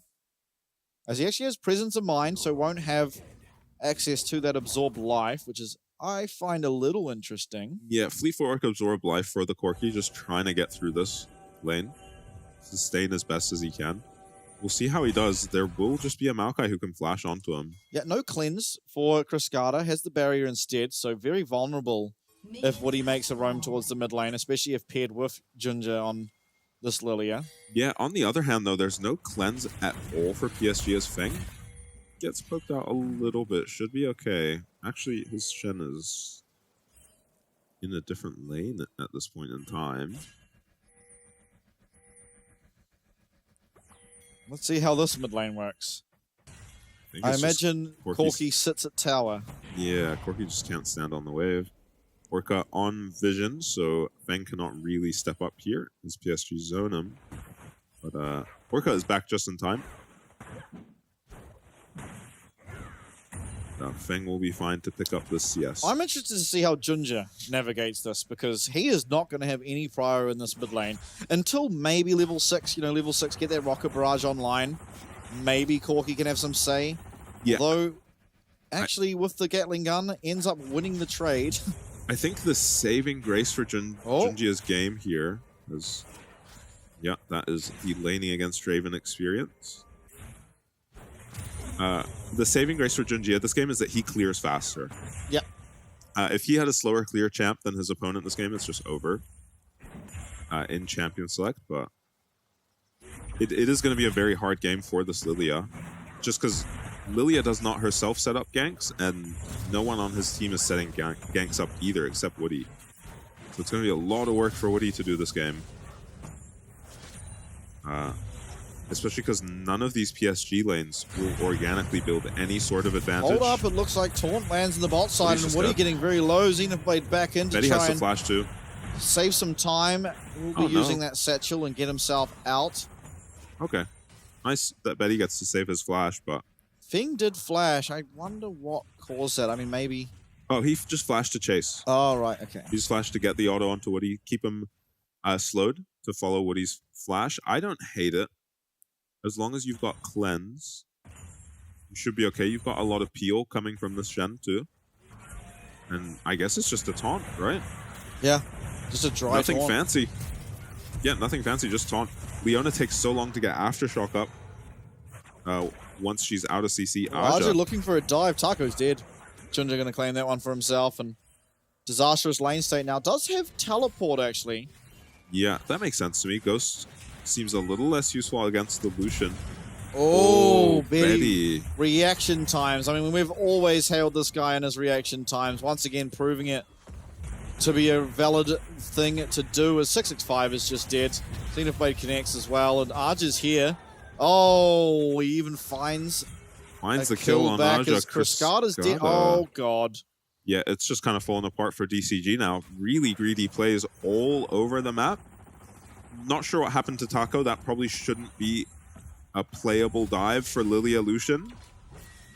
And then bot lane, 665 going was insane there without his team to help him. And that ends up being a 2-for-1. And then in the mid lane, Cascada's just chasing a Corki, caught out. Betty even teleporting top to catch the wave, and now gonna be walking middle. Yeah, 3 TPs on PSG feels pretty good for these situations, though. So what happens between Maple and Cascada here? I can already guess what's gonna happen. Cascada just walks up and doesn't finish him. Yeah, and Junja just coming back down from... Oh, God. It was never even close to a kill for Cascada. Maple has kind of just been clowning on Cascada these last 3 games they've gone up against each other. Yeah, this game, Cascada with counter pick, not able to find a lead just yet. There's a little bit ahead in CS, but ultimately you probably need more than that. Yeah, and I mean, he's had counter pick each time. It's just he didn't have an answer for the Lucian. This time, PSG just pull off a weird draft where the Lucian's not even into the Draven, but Draven should definitely destroy Corki in lane. But he just kind of gets tricked by Maple, right? Yeah. Loses a lot of his stacks, loses a lot of his momentum as a Draven. Very early Dragon found, though, for the side of DCG as barriers popped here. The standard side going to come through, and Maple has to flash. He's going to have to flash here. Whirling Death is available, but he does not have the cooldown by the looks of it, the mana, shall I say. His top lane was just a solo bolo. God. Yeah, it looked like Junjia showed, but he didn't even get an assist on that one. Meanwhile, 665 is in no position to punish across the map in bot lane. And yeah, it's just the same story, different side of the map. Yeah, Betty getting zoned away from minions, but doesn't really matter considering. Junjia on vision. Does Taco just die on his way back to lane? He really can't walk to his tower here, huh?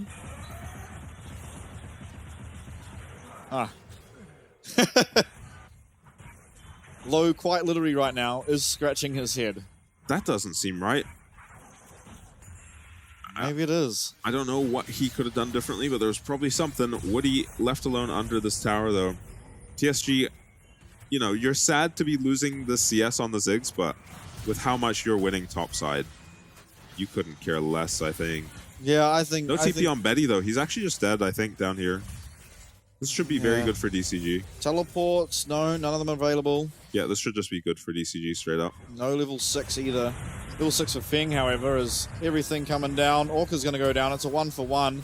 And 65 is going to have to flash, so all things considered, not even the worst result in the world for PSG. Yeah, way better for PSG than I anticipated. Oh, there is Enchanted Crystal Arrow available and Cleanse as well for Feng. Junja finding the 2-man sleep, going to be cleansed away from.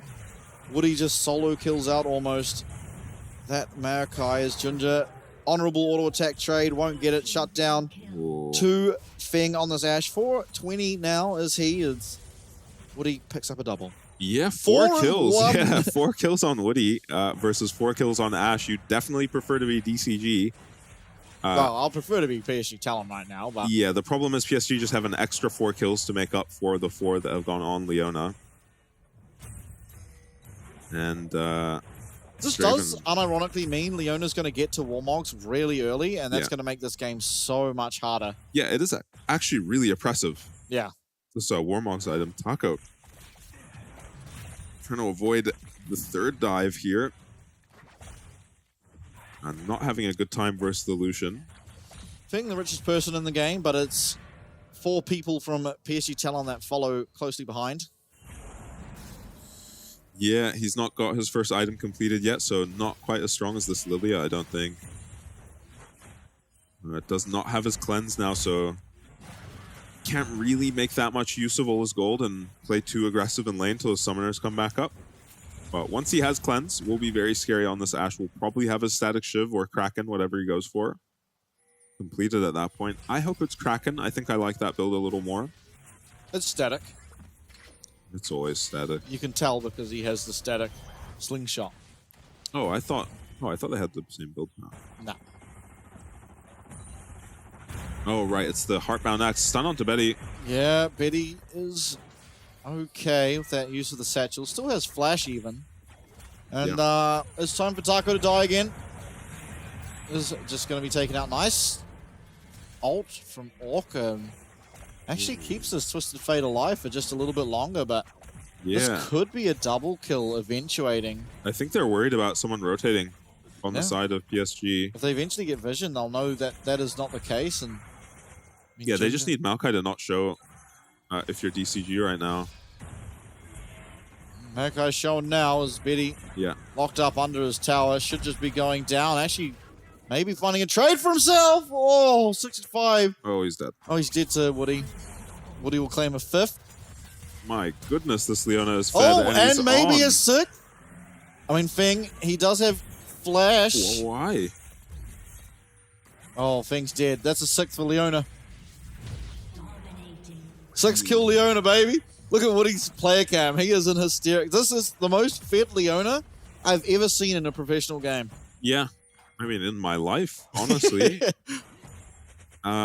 Yeah, really terrible flash from Fang. You just let Leona have that kill. If she's going to commit flash and ignite for you, you do not care.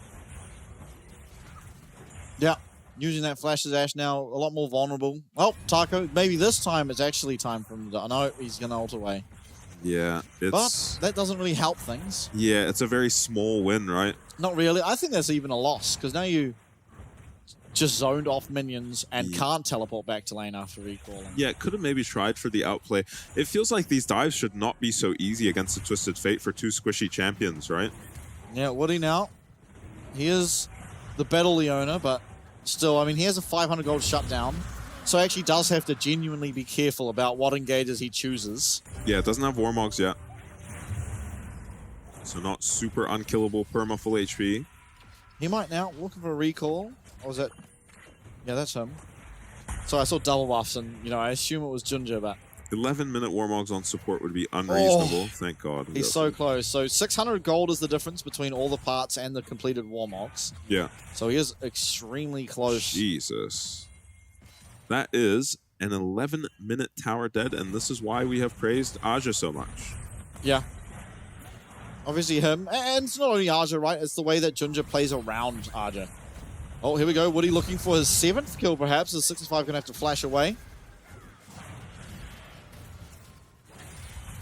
The Shin counterpick not getting the value you'd want. Flash from Betty. And they just blast going through. Woody's going forward. Remember, he does have a massive shutdown. He's locked up. He's not backed. He's still alive, though. He's taunted. And it's going to be a massive shutdown. That going over to Fing as Taco teleports in. Junja going to flash away. There's no longer any follow-up. Archer as well.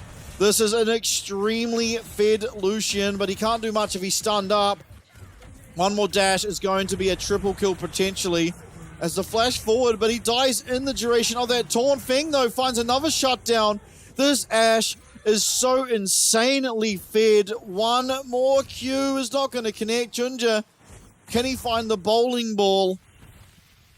He's playing 10-pin and see if he can find his strike.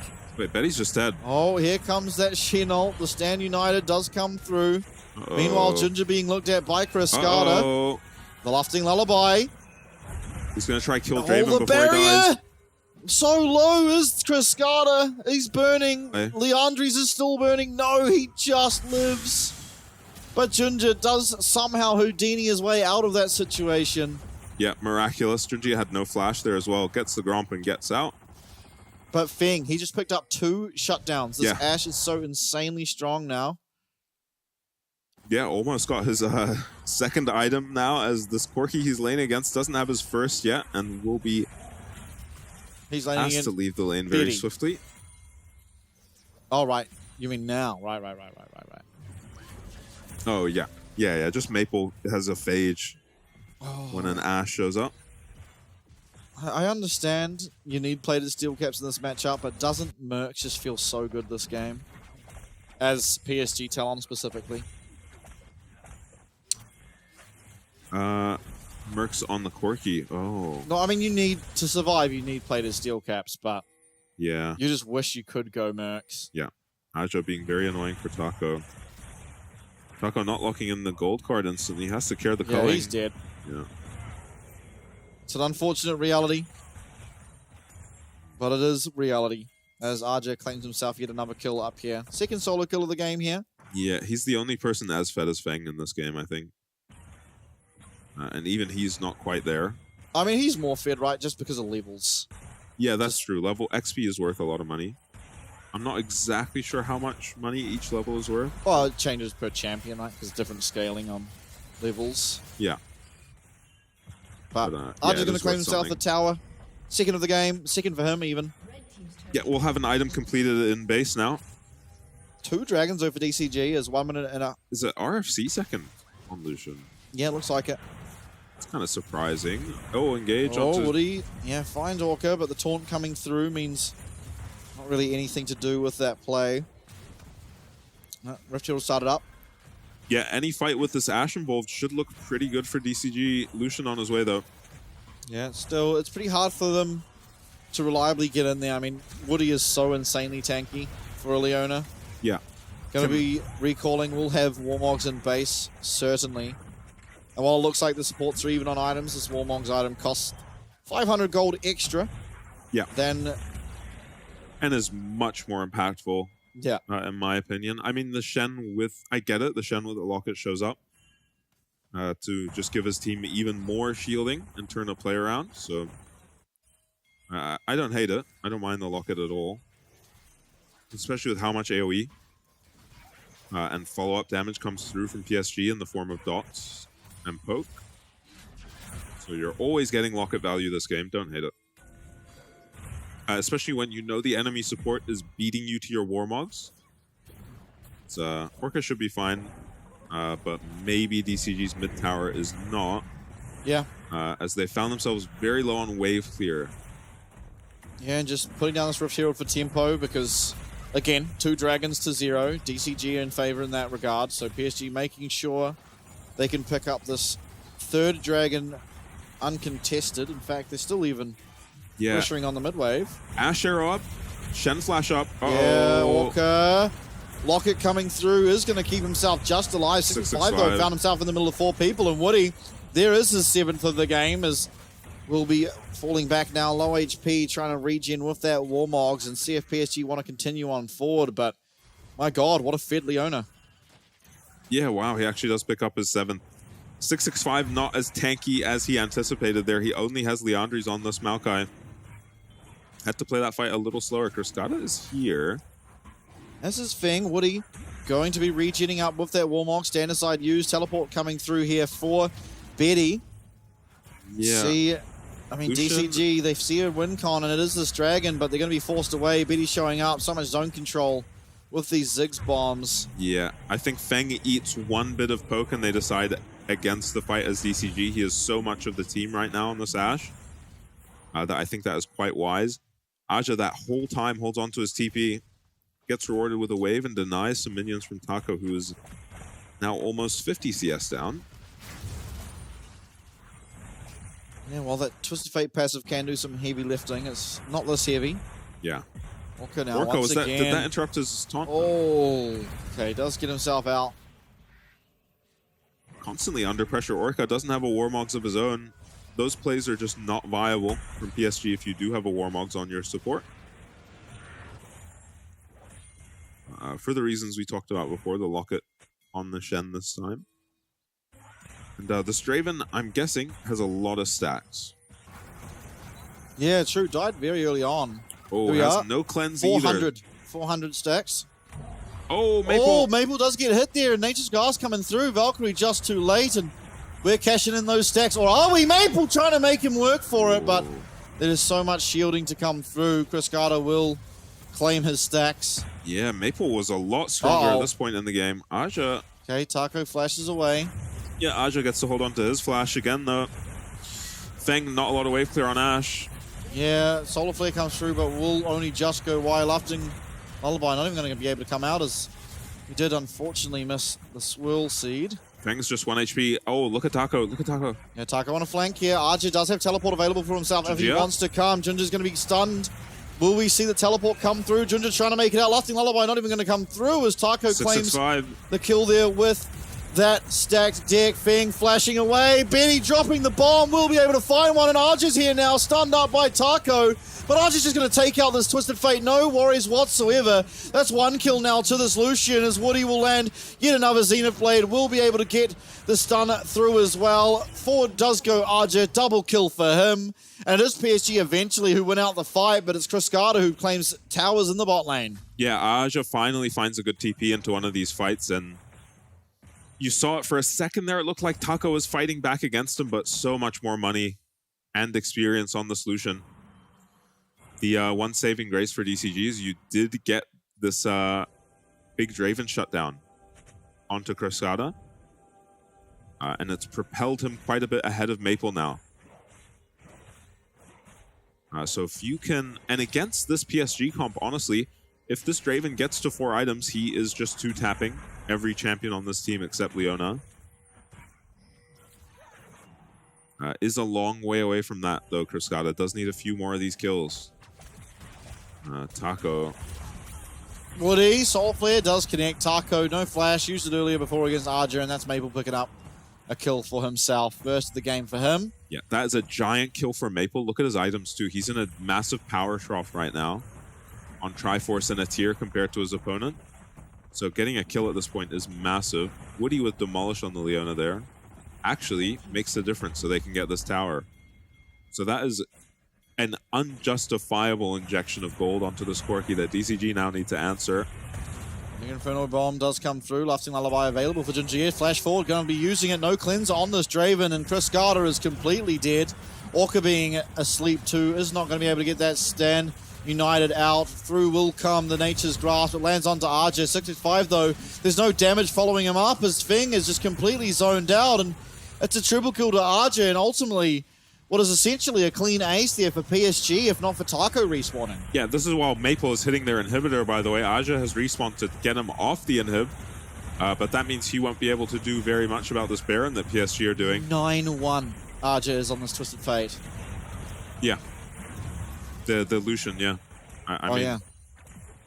Then we both just confused it. You said Aja's respawned, and I called Lucian Twisted Fate. Yeah, well, I'm just so used to seeing him on the TF. Yeah, if you see Twisted Fate, it's kind of synonymous that Aja's the one playing it, right? Yeah, turns out he does know how to punish it. And here, DCG need to punish this play that PSG has made on the bot lane. But again, somehow they just find themselves down numbers here. Just get outplayed in the 2v2. Not even particularly close. These are the 2 strongest members of PSG. And Feng not quite there in time. Not able to get onto Aja either, with Betty coming back behind him. And I'm pretty sure Woody ran from the tier 2 bot to get to where he is right now. Oh. Aja. Did I not hear an arrow just land? Or maybe I didn't. It's not even being used. Oh, there's CF ulti. Gets interrupted somewhere. Yeah, Woody finds him. Woody's going to look for a solo kill. Oh my god, no, the Satchel comes and claims it. Cruscata gets the shutdown tower, but Betty gets a kill once again onto Taco, who's having a nightmare of a game. Arja, he's in the middle of 3 people. He's got flash though, and he gets away. Way. Oh my god, from bad to worse, it's a 10k gold advantage. And Arja, he can do absolutely no wrong. This man is so insane at League of Legends. Yeah, he is the chosen one. I mean, that flash into the bush to deny Cruscata vision as Cruscata flashes to finish him off is pretty incredible. Yeah, that's tower number 1. Tower number 2, 65 looks like he will be able to find somewhere to get the recall off, but Maple recalls, teleports in. Arja's low on HP, no Bloodthirster.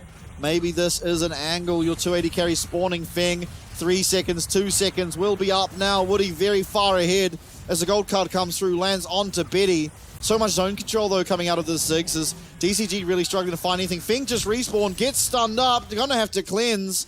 Else die to Betty's bouncing bomb as 5v5. PSG have not recalled. They've got the Baron. They're on to the Nexus. Another bowling ball will land as Taco flashing away. Does get the stand united, but Maple's flash and the burn from Lilia will do it. It's the red buff eventually, actually. Another 4v5. Chris Gardner's dead. Everyone on DCG is getting taken out. And Archer will reign supreme.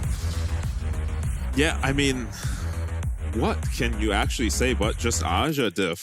Yeah. He created a lead for his team. He then snowballed that lead, and then he brought that lead to team fights and carried team fights. Yeah, absolutely. And then they just ended at 20 minutes. Guys, I don't think we have any quarrels. I think we know who's getting the MVP, and it will be Arja. Yeah, Woody, good game. Yeah, oh, true. Oh, yeah, actually, hold up. Hold up, reverse. We did have a 7-1 Leona at one point in that game. Yeah. Yeah, actually, it's insane. I mean, that game was like carried by Woody. He was just and killing RJ. Twisted Fate. Yeah, just with at the Ziggs, back, with we Ziggs just pan to the Twisted Fate, and it's only Leona on him. Yeah, and he's 1 I HP. see he starts the Twisted Fate ulti somewhere, and then it vanishes. So he's been interrupted somewhere, and you just pan the camera over, and he's 1 HP fighting a Leona for his life. Oh, what a game! Yeah. What a game! Honestly, things just went wrong all around the rift this game for DCG. Top lane, obviously, RJ running away with it, solo killing a couple of times. Ginger as well, right place, right time, able to help out RJ early on, able to come mid, get a kill on Cascada. And meanwhile, in the bot lane, the side of DCG went for a dive. They got Betty. Two of them died to Woody. And that was kind of like, well, we just lost top, mid, and bot all at the exact same time. I think overall the plays were slightly favorable for DCG in the bot lane. But the problem with slightly favorable is that the plays on the rest of the map are going very favorable. Yeah. I am not sure what the Twisted Fate Lucian matchup is like. I just watched it. And it is Aja on the Lucian, but I don't think we're getting dived at level 4 like that. On TF usually. I don't think that should be happening. Even with the jungler coming, it's a Lilia Lucian. I don't know how they can dive a Twisted Fate without dying. On at least one of them. Yeah, I'm not sure. Taco has to have played his HP pool really poorly, I think, in this early game. I think as Twisted Fate, you cannot trade early. Like you like against the Lucian, you're just going to be losing the straight up 1v1 autos because ultimately you either have your card or your stack deck. You don't get both of them, and he needs both of them to actually be that credible DPS threat. Whereas Lucian can just auto attack you. I think that maybe against something, if your opponent is just going to degenerate counter pick you, you pick a range top, they pick a more aggressive range top, you can at that point maybe just go APTF. Yeah, and put it mid. I haven't seen an APTF in a long time, but he does better against stuff like Lucian's. Yeah. Because he can't, the ADTF can't right click. Yeah, true. Trade It's very Lucian. hard to auto attack. You know, the APTF can, land a stun, get a Q, even just CS with Q, if he really has to, would have looked a lot better than whatever happened to Taco that game. Yeah, I think the problem is you then need it in your mid lane, and then you're kind of kneecapping what Cascada can do, and ultimately Cascada is the guy carry, that often is the person, that carries this team across the line. I think that's just been the biggest problem for DCG against PSG, is that Cascada is their carry, and he cannot make any progress against Maple. Yeah. Not a shred. And even in this game where you'd think it's just a super favorable matchup for him. Yeah, it is. It is. It 100% is a very favorable matchup, but Maple is just in the right place at the right time, plays around his teammates super well, and he's just not giving Cascada anything in any of these games. 3 games in a row now. In these last couple of days. Claiming every single kill. Not to any fault of his own, admittedly. Yeah. I think he got that one with crazy Aftershock. That Ashe did that much damage with one auto. But anyway, I mean, Arja doing the most damage in the game. Feng out-damaging a Ziggs is pretty impressive on the Ashe. Did get a lot of money. Yeah, got insanely fed. Tried to use it, but at the end of the day, these Ashe doesn't have that good of a matchup into these champions. on PSG. So it was almost the worst champion you could have with money on the side of DCG. Ash wants to fight big, slow tanks and nice, long, drawn-out team fights where she can make use of her slows and maneuver around. But against Lucian Corki, they're just dashing. Yep. They're dashing around, one-shotting you, dashing out. And that's exactly what RG did all game. I don't know if you saw 23 minutes and 59 seconds. So just beating the 24-minute classic game time between PSG and DCG. Yeah. And a lot of RG. Junjin actually taking the most damage per death. And makes sense, I guess. He was... Actually, oh yeah, Woody probably died a couple times by the end. He was just very fed at the start. Yeah, I think he did have a couple deaths. I think Aja only had one death, but no one could actually hit him. Yeah, and this is...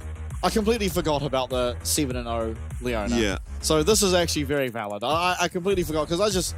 By the end of the game, all you're focusing on is Aja taking over, but Woody took over the early game very much. Yeah, so did Aja, though. Yeah, yeah. I don't hate Aja getting it. I don't hate Woody getting it. Yeah, it's fine. one of the two. That's, yeah. It's not often you see an 8-2 Leona, whereas fairly regularly you get to see a Lucian take over. Yeah, 8, 2, and 5 is just a powerful Leona score. Yeah. Get out of the game 8, 2, and 5. That's actually a like statement. You played Darius this game. Yeah. Yeah, and here he goes. Oh yeah, we get to see it. Surely there's a Ziggs ult or it's something, Ziggs right? This 100% has to be Ziggs ult. Okay, yeah, okay, good. Lands a Ziggs ult in the center, which takes almost all of Taco's HP Look off. how much damage this Zeke's item is doing. Yeah. I wonder if Zeke's procs the sunlight for Leona. Oh, yeah, actually, I wonder. Very I don't strong think so, right? Surely it has to be other sources. And if you look at the item, it usually says source, Leona, whatever. So I assume it has to be another person's. Yeah, I don't think she even procs her own sunlight, so yeah, maybe silly Yeah, question. she doesn't. She doesn't. So But- that could have been just like Scorch or something. Something from the She had Ziggs Ignite. comment. She had Ignite and the Zeke's going. So that was all the burning that was happening. But, I mean, what a game. That was only game one. There's possibly another 2 of those to come. Yeah. Now, what are you taking away from that one if you're PSG? We're the DCG, best. sorry. Oh. Not PSG. You're not taking anything away from that one. No. If you're PSG, I think you're just scared and confused. Maybe you're taking away that you can give Woody the gold and you'll still be able to win. Just give Woody all the gold, no worries. But, I don't know. Well, whatever they take away from it, it's going to have to be quick. About 7 minutes, because we're going to a break, and once we're back, we'll see if they can adapt and find a win. 直飞西雅图的班机即将准备登机。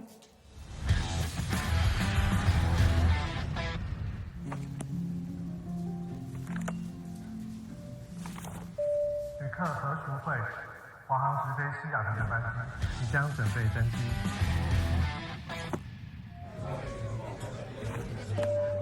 China Airlines passenger Michael Chen. Your direct flight to Seattle is now ready for boarding. 华航直飞西雅图，7月14正式起航。好想吃花雕鸡面哦，可是还在加班。阿嬷，加班也能来碗酒香补一补哦。就是这味道。这碗花雕鸡面帮你补身又补心，好满足哦。还有麻油鸡面，赶走你疲累的寒意。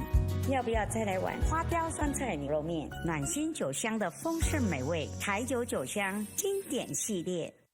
难得皇上莅临蒙古，臣等备好贡品向皇上进献。好想吃哦！特此献上，此为酒香蒙古锅牛肉面，就是这味道，浓郁的汤头为牛臀骨风味，还有孜然香，淋上五加皮料理酒，更有层次。这真是宫廷御膳顶级享受。台酒御膳堂酒香蒙古锅牛肉面。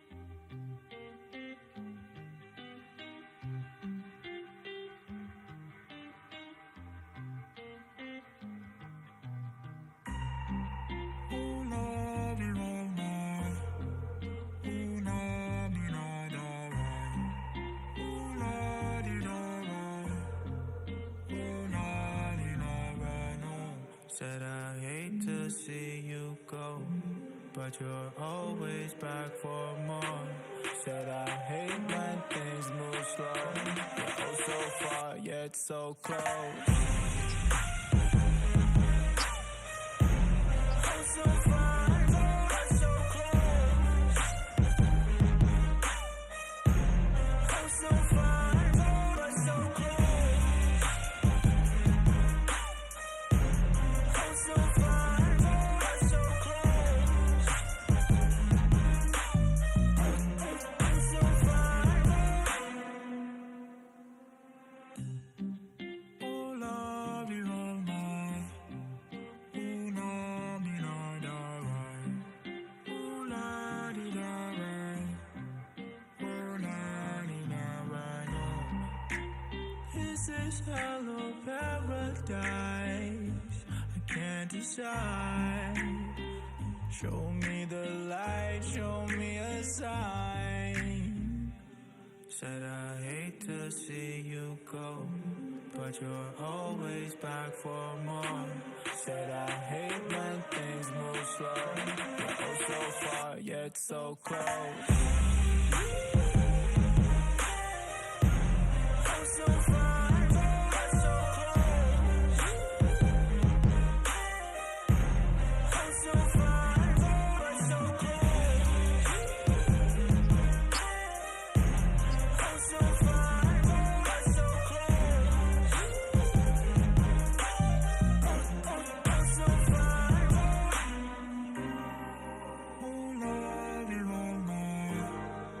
Oh la di da da da. Oh la di da da.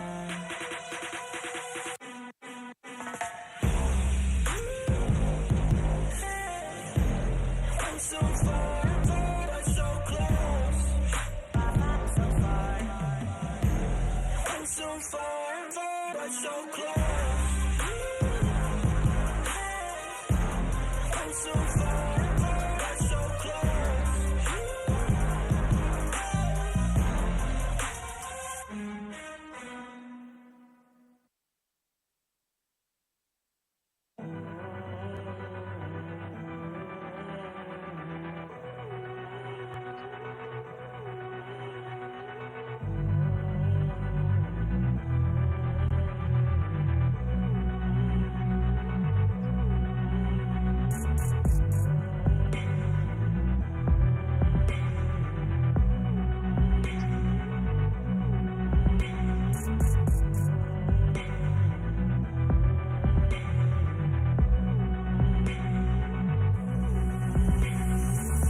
Tell me what you feeling, cause I'm feeling you. High as the ceiling, cause I'm breathing you.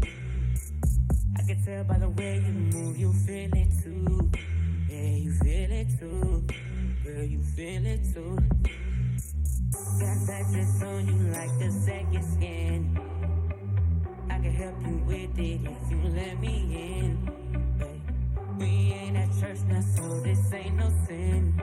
No, this ain't no sin. It ain't no sin, babe.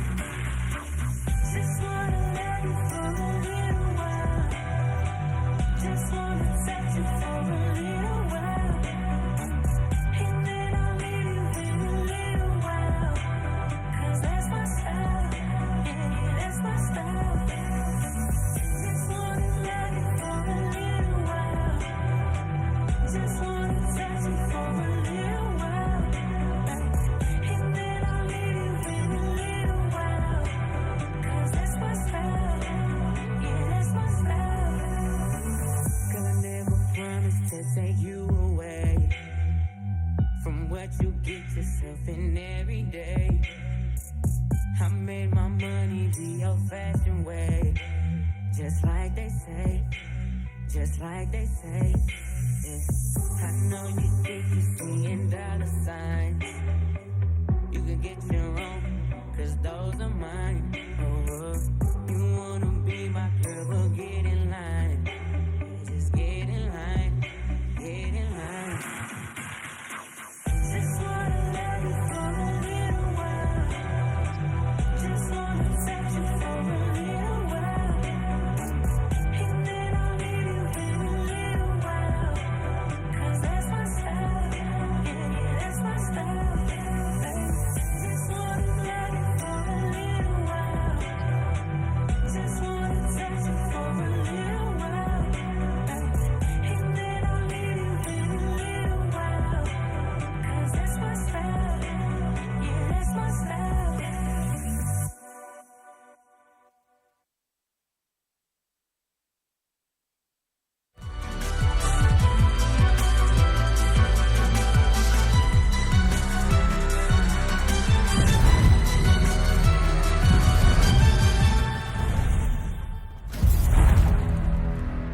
Welcome back, everybody. An absolute dismantling in game number 1 from PSG towards DCG. And now game number 2, something's got to change. They had a week.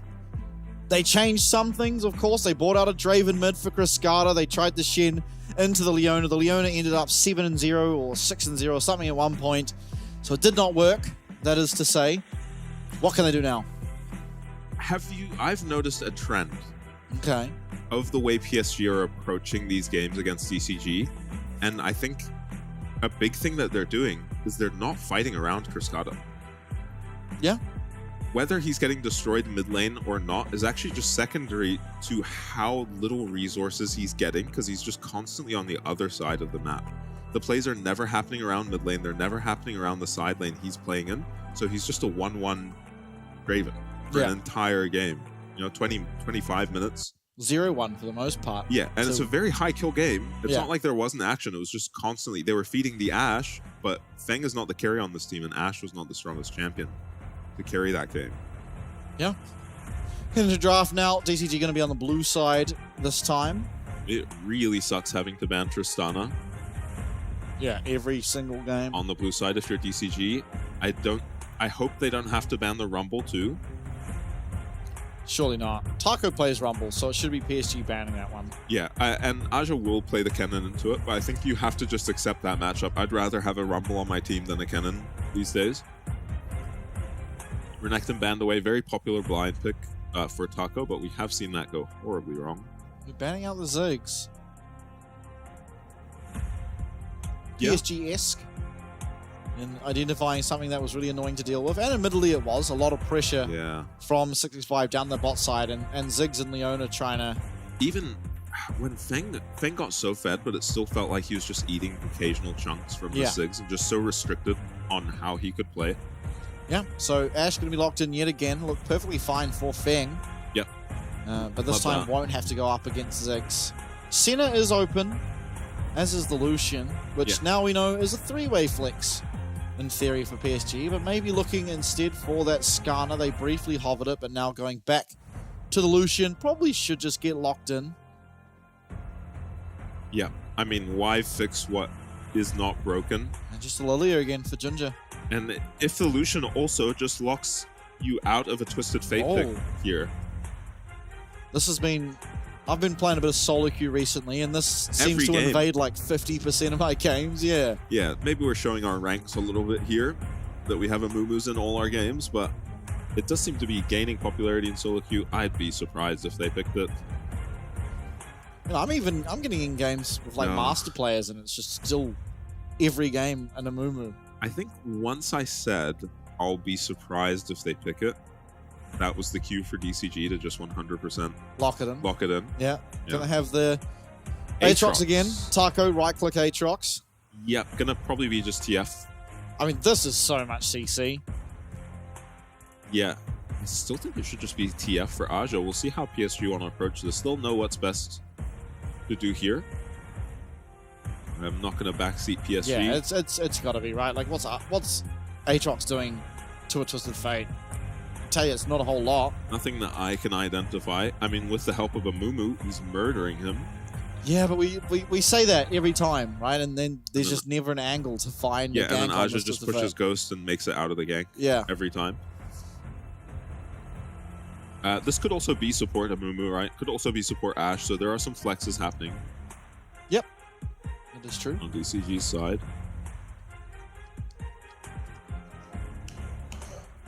Now, Draven is banned, so not wanting to go up against that. I think that's fine. It's just a champ that gives you mid-prio. I think this is also a PSG read that Draven was the answer to Lucian. Yeah. That DCG had cooked up in the week they had to prepare for this series. And without the Lucian, I'm guessing Cascada is just going back to something like a Kaisa. We have seen him try. Yeah, he could always just take the way here. Got a lot of AD on our team. Don't have to pick AP. In the jungle, if we don't want to, we can always flex a Mumu. Rom banned away, Leona banned away. Now, last ban to come through here for DCG. Let's see what they opt into. Israel pick that one away from Betty. It is a champion that does reasonably well into the Ashe. Yeah, feels a lot less pressure against the Ashe than other ADCs. Just by virtue of having a dash. Yeah, now, ooh, that's a very strong lane phase. Extremely strong, yeah. Ashe pairs very well with these range supports. See some Ashe Lulu internationally doing pretty spectacular things, but oh, yeah, looking like Kalista. Kalista Ashe will be the bot lane. Yeah, unless it's Kalista mid. Oh, it is. Oh. This is so outrageous, man. That would be the pick into Lucian if you actually wanted to win this lane. Seraphine. I mean, it should just be the Renata. Although, while Renata ult is really nice against a bunch of AD carries, it's only if you can hit them. Yeah. And that is a lot easier said than done because Renata ult might be the slowest moving projectile in the entire game. Yeah. Better used as a zoning tool generally, right? Yeah. And a counter engage tool rather than engage. You do have plenty of engage with this little Amumu running around, no? So it does get locked in, but I mean, if we lock in this center, then the aggression in the bot lane kind of doesn't matter anymore. Yeah. And it will just get locked in. So, I mean, I think PSG have put together a fantastic draft. Now, admittedly, get to a team fight, Amumu, Renata, and Aatrox can completely take over. Yeah, it's going to be another game as well where Aja and Maple won't have cleanse and will very desperately need it throughout this game. I mean, you say that. You would have thought that last game.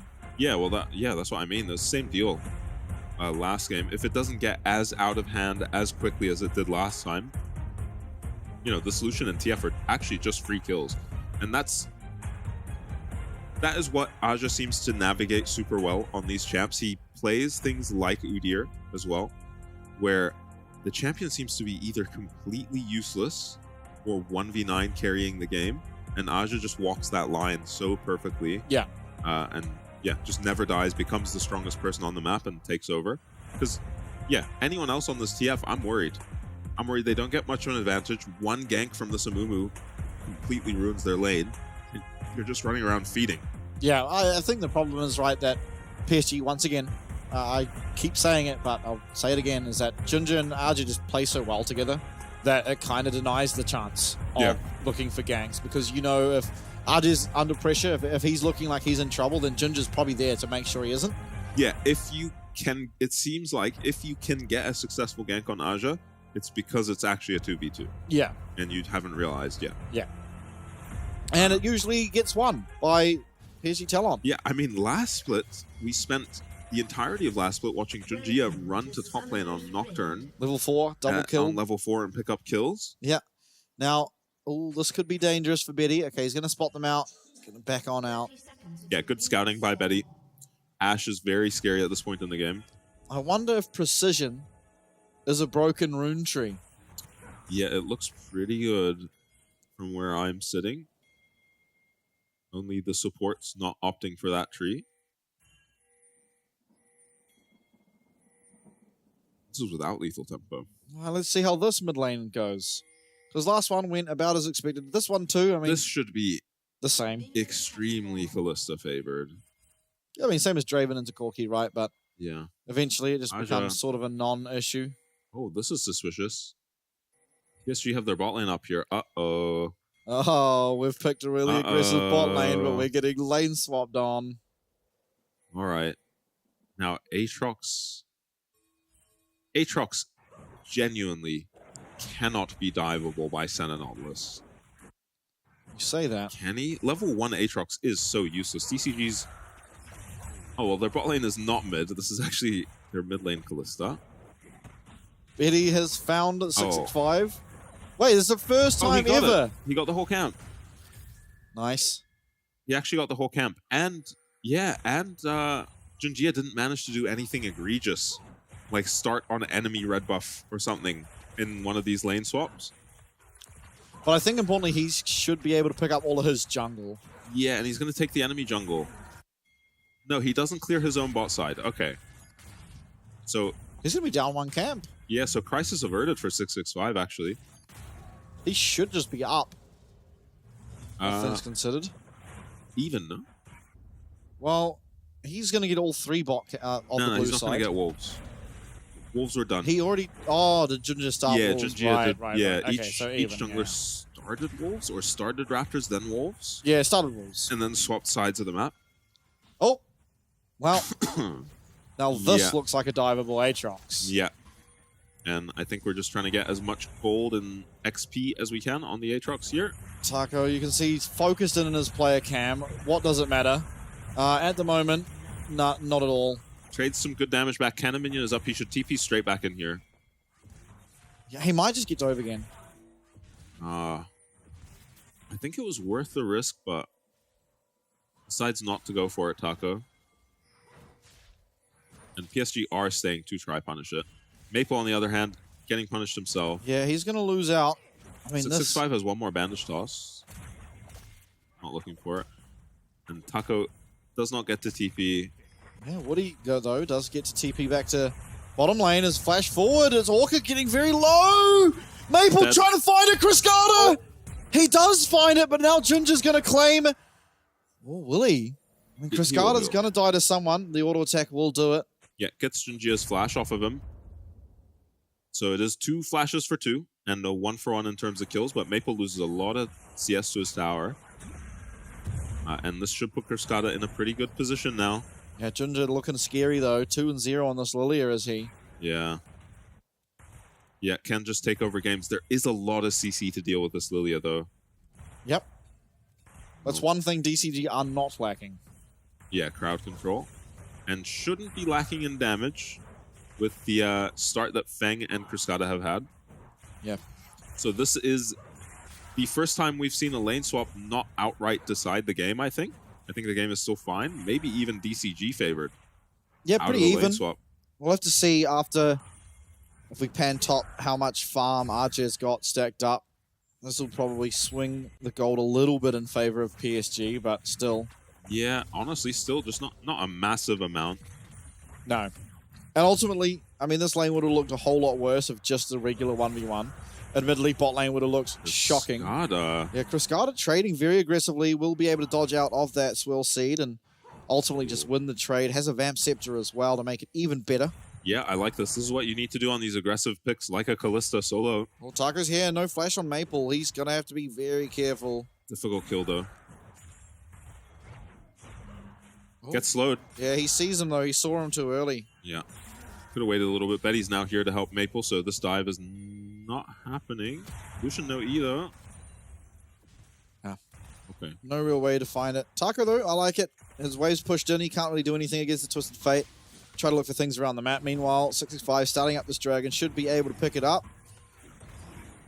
Yeah, they are maybe running here in PSG. No, he's got the dragon. Always scary a little bit to get contested on the ocean dragon, just because of the slows and damage it does. Being looked at. Gia found. Yeah. It's very fast though. He will be able to smite his Gromp and yeah. No harm, no foul. No smite for 665. Feng doing okay 2v1, misses the cannon. -1. And Maple is just dead. In trouble. He's dead 1v1 by the way. Yeah. Okay. Finally, Cascada gets a game for himself. This is the Cascada we're used to seeing. That's right. Yeah, so we'll see what they can do. This is what you need if you're DCG. Money on Cascada is how they win games. So they are in a good spot now. Taco doing perfectly fine up here. No complaints. Oh, back down the bot. There's a dive that's gone awfully awry. And yeah, hollowed mist. He's Feng. Is he able to get out? Absolutely not. And Betty even getting the kill for himself. Just a straight up 2v2 dive by DCG. It doesn't work out. Betty doesn't even need to use his cleanse. I have no idea what happened and what even prompted them to go for that. Taco now going to suffer in the top side. Yeah. Might have a 2v2 in our hands. As his jungler here, I like the 2v2 for a DCG. Especially if this Amumu can get 6. Yeah. Level 6 is available there for the Aatrox, Taco. Orcas here, do they know? They are pinging on top of him on PSG. So they must know it. Level 6 on Amumu now. Unfortunately, I think PSG will see it. Culling. Cascada returns, but the slow means that Maple's not able to find his way to the correct angle. Orca running at Aja. Yeah, Ghost popped. Gold card going to come through, and Orca. Slow lands. Will he be able to land the handshake?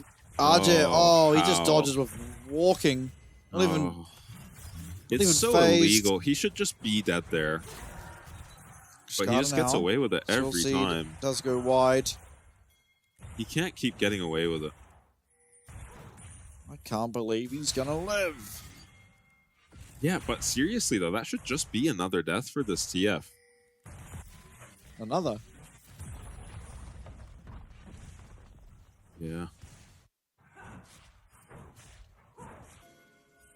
Many things exist in the world, and one of them is Aja's immortality. Yeah. I mean, Taco doing really well this game, though. As you said, this lane probably doesn't look like this if they're just 1v1. But I guess it's... and I don't think it really helped PSG's bot lane all that much either. And it hasn't helped... So I'd say DCG straight up won the lane swap. Yeah. They haven't won the ensuing couple minutes.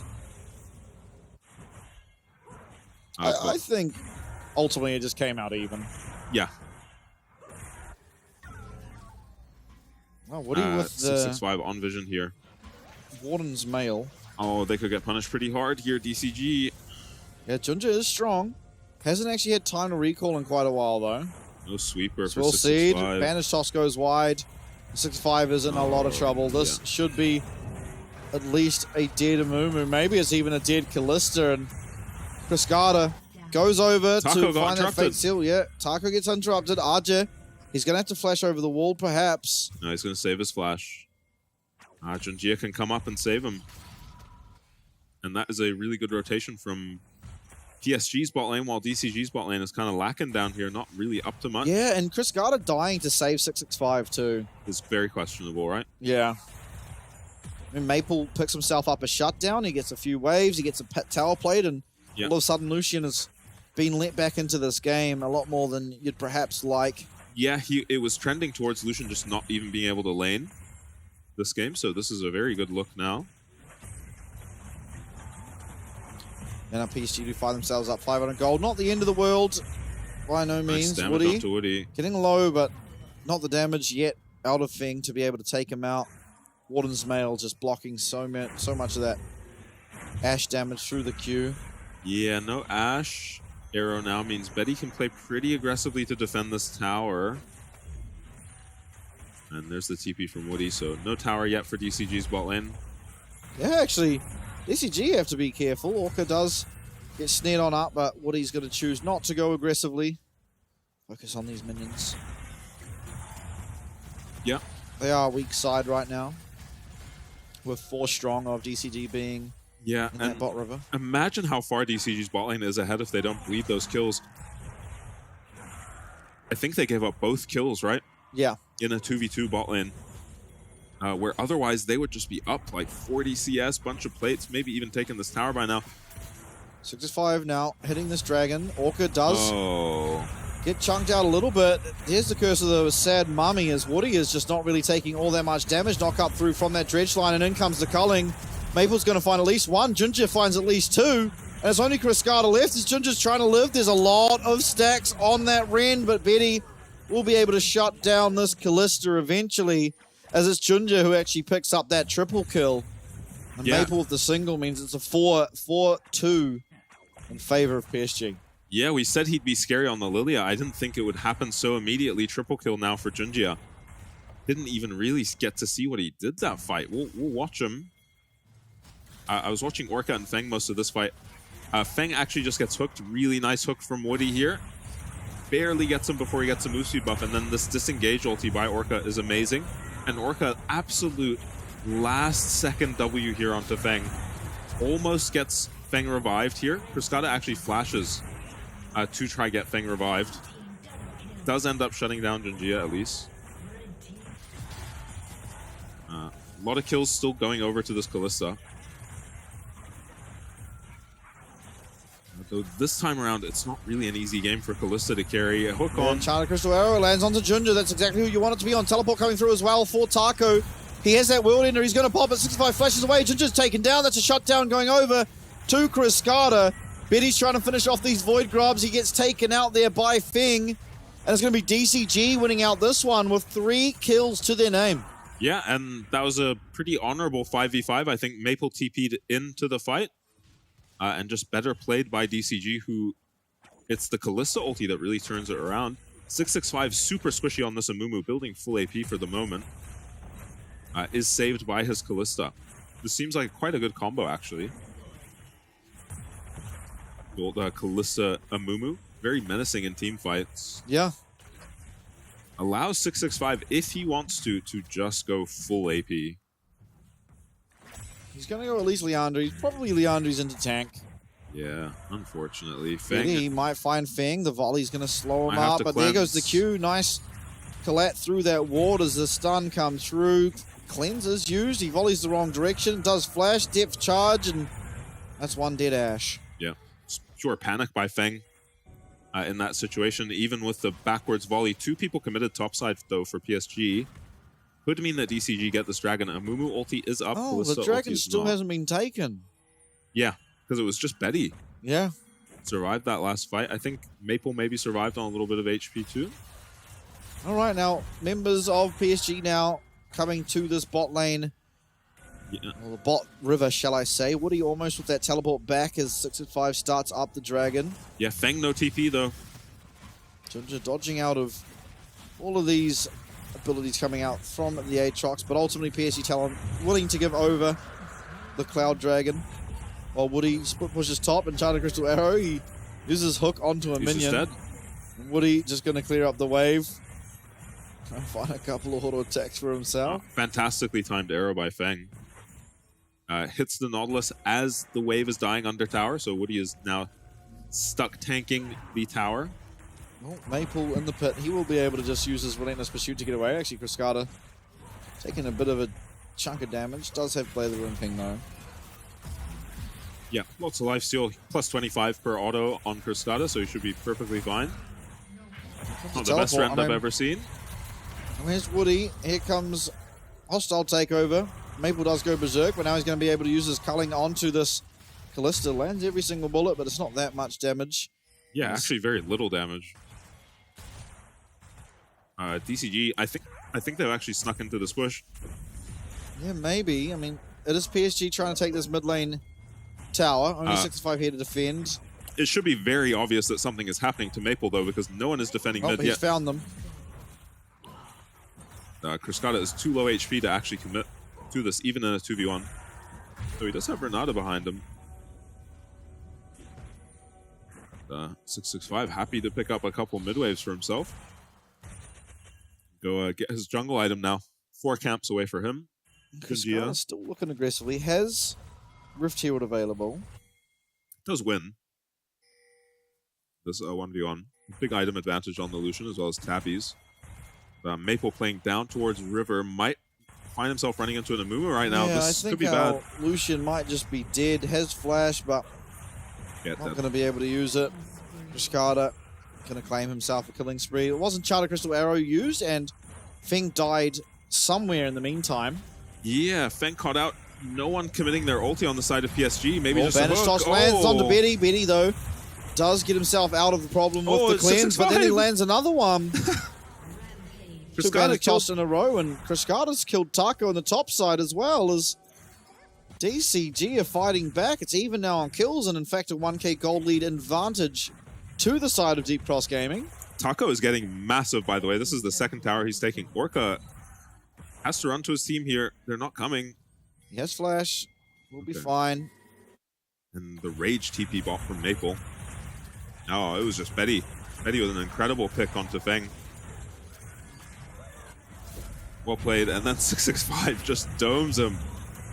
Ulti, couple Qs, and he's just dead on the Senna. Not a lot of counterplay to that. Cruscata solos Aja in the meantime while his whole team's distracted. Now possibly Dragon number 3 in 2 minutes. I really hope that's not a wit's end on Cruscata next. Betty in big trouble. Yeah. No cleanse. Handshake does land, but the 3-man lofting lullaby. Feng is going to be able to cleanse out of there, but Maple's arrived, and he doesn't manage to get the revive. And so it is just 3 kills found, a double kill for Arja and a single for Maple. On the other side though, Cascada making headway onto taking some of these towers. Woody going to be here to clean out this Rift Herald and make sure this tower is not taken out. Yeah, a lot of wave clear and a Frozen Heart on this Nautilus means probably not going to make much progress as Cascada. You're better off trying your luck elsewhere. 3 for nothing for PSG around this Dragon Pit, though. Without a Dragon up either, I think just getting baited were DCG, and that was a rare situation where they're not all committed to the play. If we get a replay of that play, Aja in trouble. Yeah, it does. Get himself out for a while. Flash will be used, but Cascada's able to follow. Rend is all that's needed now. Doesn't even need to use it, actually. Enchanted Crystal Arrow misses. Betty now under trouble. Is going to have to flash away, and Cascada... The Rend didn't go off, by the way, otherwise he was dead. Cascada is taking over this game. Yeah, and it's nice to see him with a lead. This is the Cascada we'd love to see. It feels like as soon as he gets that first kill, that's all he needs. He gets that first kill and he'll have 10 by the end of the game. Yeah, 9 at the moment. Going to be bot tower picked up. Yeah, 3rd Dragon of the game, 20 seconds away.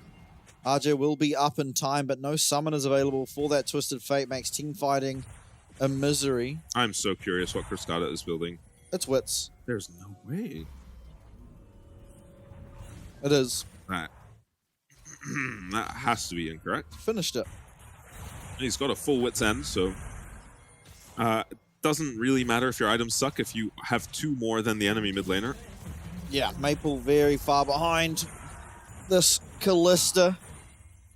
Kraken Slayer on Betty, so more attack speed orientated center build this game instead of what we're used to in the lethality. 665 looking, he's very fast. Yeah, Ginger able to smite the blue. It's something. We take the small wins. Oh. Okay, we're giving over 3rd Dragon. Yeah, it's just gone. What can you really do to contest this? And Amumu is one of those champions. Me and you are talking about this because of how much we see it in solo queue. Some games it just feels impossible to win against. Because you get to the point where you're ready to team fight, but they just have a little nuclear missile on their team who you can never really focus down because of how dangerous the Amumu himself actually is. Yep. Alright, very happy to die as Amumu in a team fight. Q in, get an ulti off. Not even as flash reliant as your usual Amumu, right? Because he's got a Callista on his team. Sure, to pull him out or chuck him in.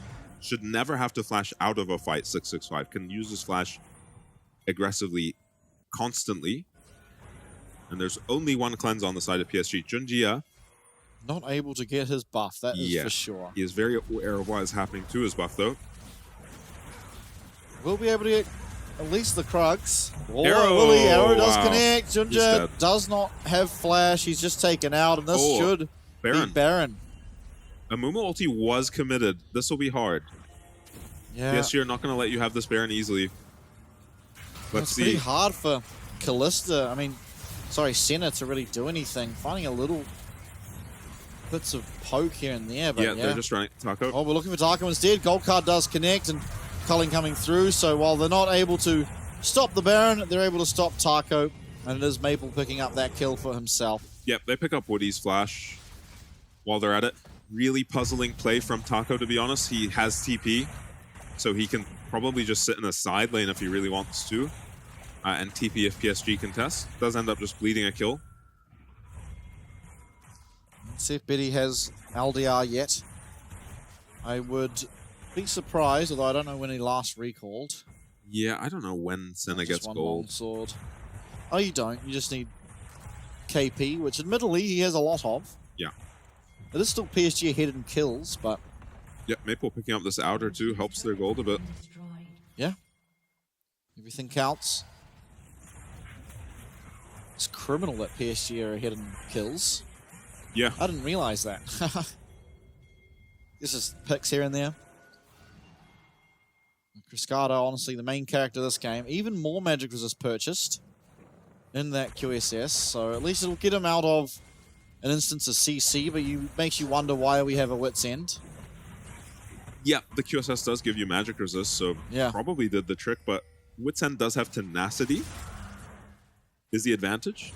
If he's hoping he's going to be tanky enough on the Kalista that tenacity actually matters, usually irrelevant stat on an ADC. Ash Arrow again, this one goes wide. Cascada though will land his Q. Seeing the power of Ash every single series. Even if it is a 2 and 5 one, the ult is just so invaluable. Yeah. Well, nice slow landed onto Orca. See if Junja can make his way in here. I don't believe he has Zhonya's, which makes it hard. Woody with a hook, it lands, and here comes the fake call as in goes 65. This Curse of the Sad Mummy and everyone on PSG is paying the price for Woody's hook. Junja trying to escape, Cascada getting low, and Arja, he's got to try and do something about the end of this game, perhaps, as he's actually popped the ghost, and Orca's in trouble.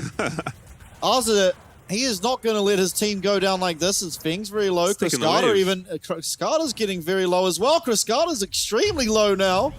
RJ, can he find his way in? Destiny popped. All it takes, yes, is the gold card. That's barrier used. Junja.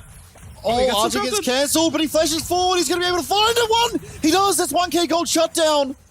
He's living. No way. There's no way. Oh, he walks back into it. Junja trying to find a kill is going to be able to just walk out. Here comes the teleports, though, as Maple's going to be able to pick up some kills here. That's definitely at least Feng. Taco as well. Dragon. Oh my god, what just happened? I think Arja saved the game in some roundabout way. How long can Taco run them away? He does get slowed because Dragon is up soon. If he can run them this way for much longer... Yeah, it's done. Now PSG recall straight to Dragon. Junja not alive, and 665 is... So all it is defend the Dragon for now. Woody knows what is happening, going straight there. LDR now will be finished on Betty's center, as well as Maple on the Lucian, so item spikes truly coming through. Yeah, and honestly, DCG did not have that much of a gold lead when they made that dive. Their comp is just so strong. The Amumu Renata ulti, even under your tower as PSG, looked dreadful to deal with. I think if you're 665, you suicide for a steal here. I don't think you need to. If Kalista ult comes up, you can just do it for free. It's a free attempt. If you can get he's everyone looking. here, Bandage toss could be it. There's no Junji yet. It's 665 in. Oh, and he gets it. That's Infernal Soul now for DCG. 665, he gets fake called out as well. Yeah. Freebie, why not try with the Kalista ulti? 665 nails it, ults the Dragon for damage even, and should have just secured his team the win here. They don't use Infernal amazingly, and we'll just watch this. This is why Amumu is so strong with this Kalista. He tanks so many ultis here and jumps straight back out for this 3-man onto Maple's Dome. Betty's just dealing with Taco on the backline. That is not his job this game. Does not have the damage for that. And this game just got made a whole lot harder. Cascada now, Warden's Mail, taking a lot less damage from the center, from the Twisted Fate, and from the Lucian, already with a lot of magic resist. Now, no Baron importantly, so shouldn't be the base going down. Arrow connects yet again onto Junjia though. Looks like he might be able to get over. Hostile takeover. Does have Zhonya's available. Is going to have to use it. Gets at least a sleep here onto Cascada as well as a knock-up, and it's actually Finger goes down first. Taco teleports in. He has that world ender. Can Woody live? Can everyone live? One reset could be the end. There's the reset that I was talking about. As in goes the bandage toss, and out goes 665, but Archer is the one just raining auto attacks down on the side of DCG. Now Betty picks up a kill.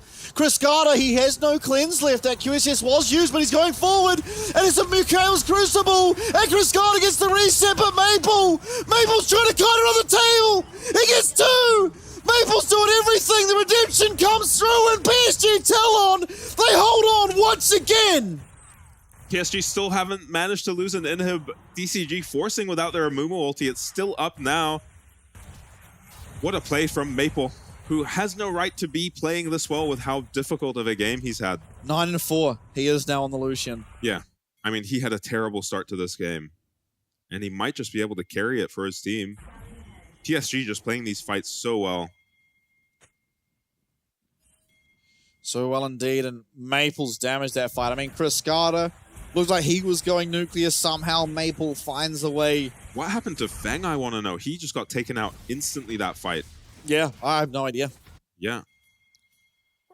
Maybe we'll get a replay later, but at least for now, PSG Talon, they hold on once more. Now Baron is alive, and that was a fight against Infernal Soul, remember? Yeah, and we talk about how difficult PSG is to beat all the time. If you're a team that feels nerves at all, this is where you get nervous. Because you've now made 2 pushes. Oh, Bandit. But he has to be careful, and Charlie Crystal Arrow coming out. He does sidestep it. There's no Ash ult available now, as 665 was sprinting at Betty. Now, straight on Baron. Baron, yeah, started up. PSG, they're trying to find their way in. Destiny available for Arja. It's where we've seen other Twisted Fates sort of suffer, not using this ult, and here he goes. He's used it. He's on the back. He's found a stun on the Cascada.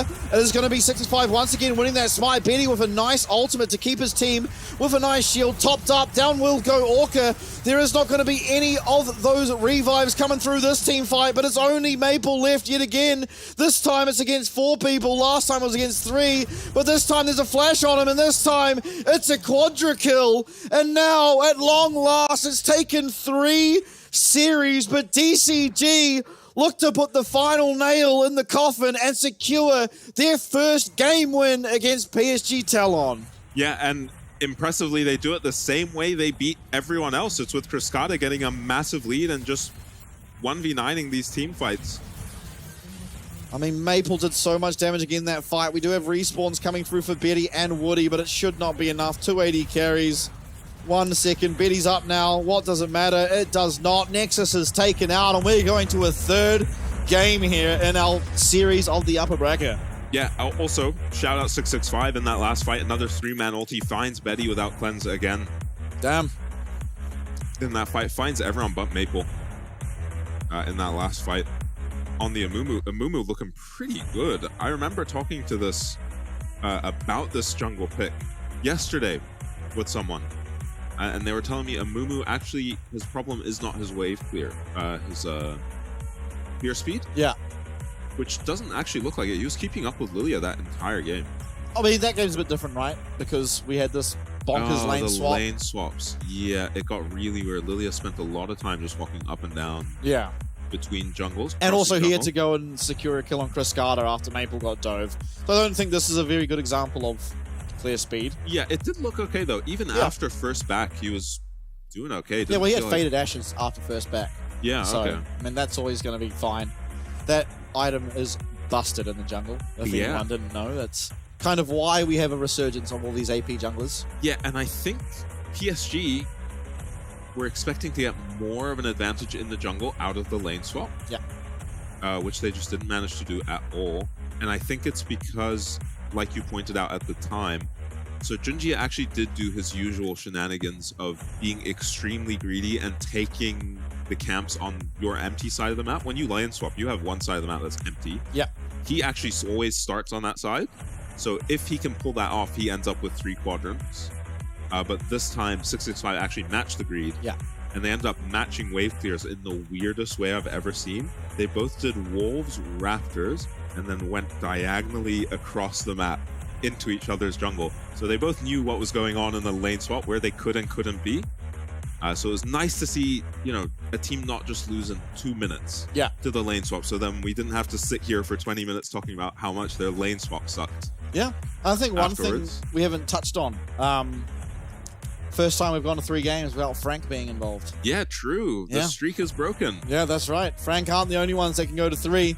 Yeah. PSG, this is their 2nd time going to 3 games. I believe actually DCG also 2nd time. I think they went to 3 against Frank as well. Yeah. But let's have a look. I mean, this was the last fight, the one that sealed the deal. Arja coming in on the flank. Yeah. And honestly, just watch this Amumu. They secured the Baron as you should. Nice Renata ulti. Feng actually just chases Arja completely out of this fight. And then Cascada on this, I mean, tank Kalista can just run straight into PSG. They can throw all their members at Cascada, but when you throw everyone at Cascada, you're getting Amumu ulted. Yep. So once this Kalista got fed, it's became impossible to teamfight this comp. And I mean, honestly, valiant effort by Maple in this game. Yeah, Jesus. Was very far behind, and then at the end of the game, every single team fight, he was top damaging, even over Cascada. but wasn't enough. They found themselves too far behind too early on. I mean, going down that many dragons and giving over so many kills to the Kalista made this game always an uphill battle, but yet it's another AD mid that Cascada's pulled out, another AD mid that has worked. Yeah, I mean, you knew it was going to be a game at least when Cascada was 2-1. Yeah. He's kind of just the same as 665. It's just Cascada and 665, you either start 0-2 or 2-0, and your score continues along that trend.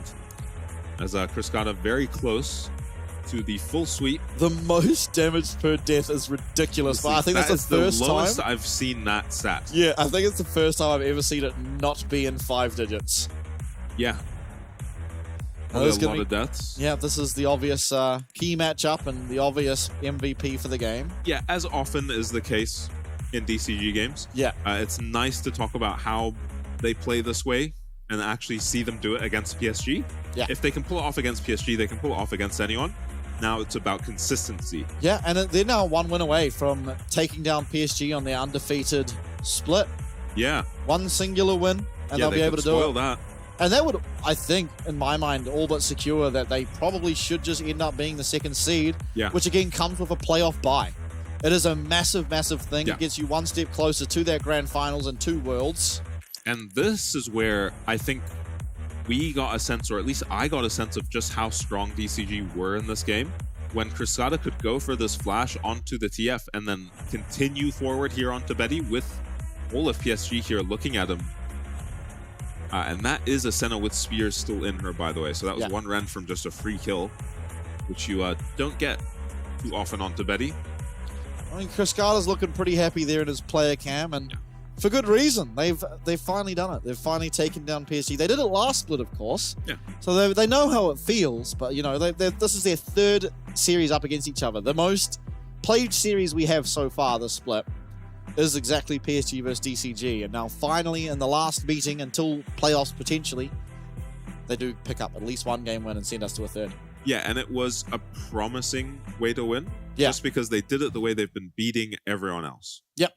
Absolutely inclined to agree. Now, they have found maybe the way to beat PSG. We'll have to see when we're back from our break if DCG can finally get their revenge or if PSG will keep their undefeated score alive. 旅客何淑慧，华航直飞西雅图的班机即将准备登机。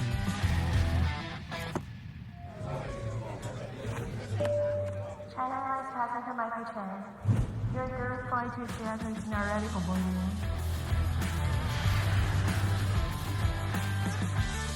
华航直飞西雅图，7月14正式起航。好想吃花雕鸡面哦，可是还在加班。阿嬷，加班也能来碗酒香补一补哦。就是这味道，这碗花雕鸡面帮你补身又补心，好满足哦。还有麻油鸡面，赶走你疲累的寒意。要不要再来碗花雕酸菜牛肉面？暖心酒香的丰盛美味，台酒酒香经典系列。难得皇上莅临蒙古，臣等备好贡品向皇上进献。好想吃哦！特此献上，此为酒香蒙古锅牛肉面，就是这味道，浓郁的汤头为牛臀骨风味，还有孜然香，淋上五加皮料理酒，更有层次。这真是宫廷御膳顶级享受。台酒御膳堂酒香蒙古锅牛肉面。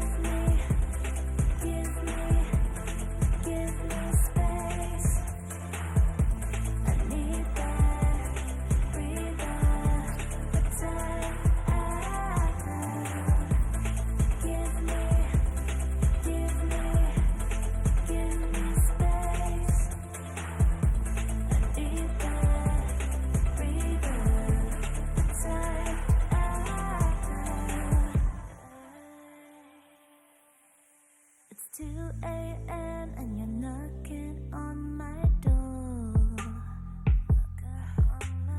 I won't answer, you're screaming out some more. This isn't love, it's a need to be in control. You always play the victim, whatever. Get the way you are, 'cause my heart's like a blade. Constantly karma, now you have to pay. Give me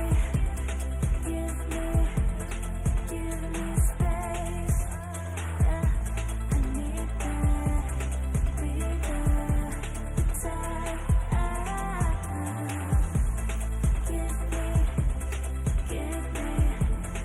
Give me space. I need that breather, time.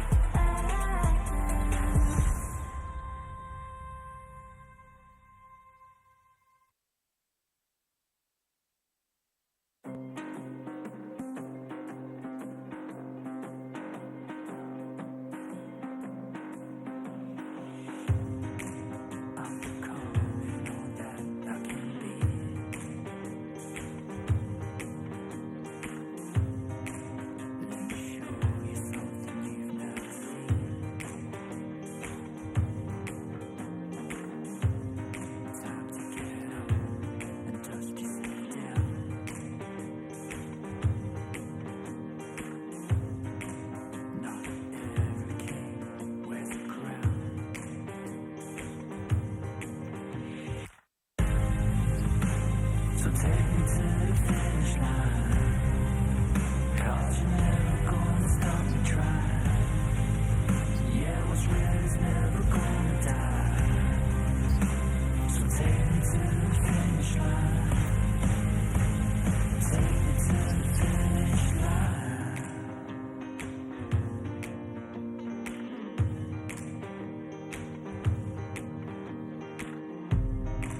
Keep on moving till we get to the top. I'll never back down. I won't ever stop.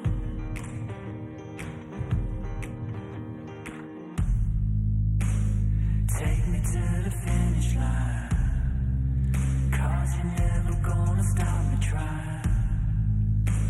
What's real is never gonna die. So take me to the finish line. Take me to the finish line.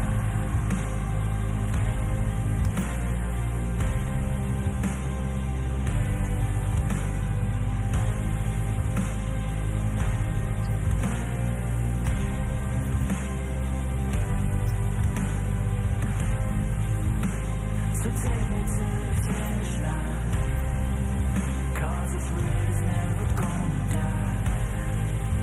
Yeah, you're never gonna stop me trying. So take me to the finish line.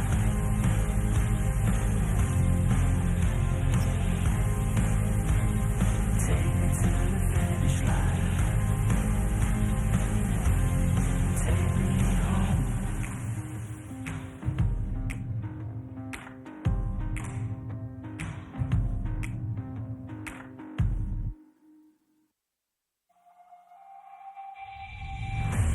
Power, wages, thought, money, driven, major, fraud, process, body, diamond, bound, wanna be it, wanna feel it. Pull up, you feel me, I'm lost to what I'm missing. Equipment, gotta see, you getting it, just call it free. This night was another remake, and your memory caught in your vein. Your mind could be the greatest enemy, but way back, get wild, run, way back, be loud, run, way back, get wild, run, way back, be loud, raging.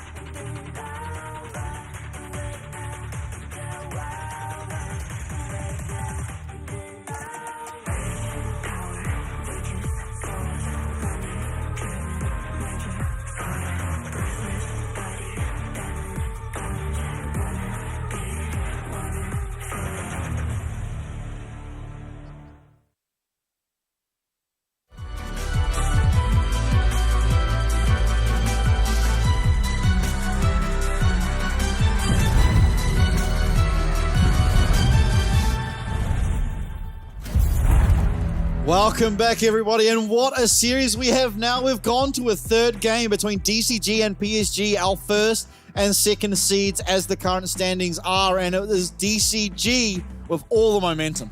Yeah, massive momentum off of last game. A couple speed bumps as they tried to end. They did try to end very early, and they can't see the gold lead like we can. Maybe if they could see the gold lead, they would have pushed the brakes a little bit on that, at least the bot dive, where they were barely 2k up, and they just dived, and it almost worked, and then they overstayed. You were predicting before, during the break, that Amumu will be banned, either Amumu or Kalista. Yeah. I agree. PSG are so good at pinpointing exactly what went wrong for them in the previous draft. Probably the Amumu ban, just because, if I had to predict, just because they'd be less familiar dealing with that. But, good to see DCG back to their old shenanigans. The Kalista swap to the mid lane. Yeah, and here we are to draft. PSG now on blue side. So they will get their choice of how to draft. They were blue side on their first win in game 1. Let's see. What are we going to ban? Generally, if they ban something in specific, they tend to do it first. Sejuani, though. You're keeping the Sedge ban. Rumble no-brainer ban from DCG. Kind of free ban on red side to just get rid of Rumble. Free ban? I mean, it's kind of a loss of a ban. Yeah. in many senses. Yeah. Depends how you look at it. Less free in terms of mental effort. Yeah. 2 things are guaranteed in life. Death and red side Rumble ban. Yeah. Which is a form of tax. Yep. Maple on your screen. Now Having PSG, an absolute miracle of a game to be able to come back, but... Yeah, salvage the score for sure. I'd be happy with that one in solo queue. I mean, he was just pumping numbers. The amount of damage that guy did. Yeah. Kalista was the choice for PSG, so they think Amumu without the Kalista to save him is very easy to deal with. Kind of inclined to agree. A lot of situations in that previous game where 665 was just dead. Yeah. Now, PSG going to get their hands on Leona. 8-2 and 5 was Woody's score in game number 1. And it's not going to be a blind Camille red side first pick. No matter what face Taco makes, I don't think he's actually locking this in. Ezreal pretty good into Leona as a flex pick. At least for DCG. Oh, an immediate. Italy. Okay, now PSG have to be looking at this and thinking Jace is going to come somewhere in this draft. Do they choose to take it away? Doesn't really seem all that likely. I think it's still blind Lucian. Yeah. I don't think you have any worries with the Lucian last game. There was a bit of shenanigans because of the lane swap, but ultimately, I don't think... by the end of the game, you saw the Lucian really come into his own and feel completely fine. Yeah. Yeah, can't blame them for going for the Lucian. Do DCG... Question is now, do they lock the Draven or the Twisted Fate third now? Because Draven seems to be what they wanted to take into the Lucian. The problem with locking the TF third is they'll just do the same thing and flex the Lucian up. At TF where Aj just killing Taco on repeat. Maybe going for the Braum before it gets banned out in phase 2. Yeah, PSG not super committed to a ranged composition yet. It's a risky Braum pick, but Braum is almost just blind pickable first pick in this meta. Zig's taken away. Good wave clear champion against Ezreal. Ezreal does not love getting shoved in.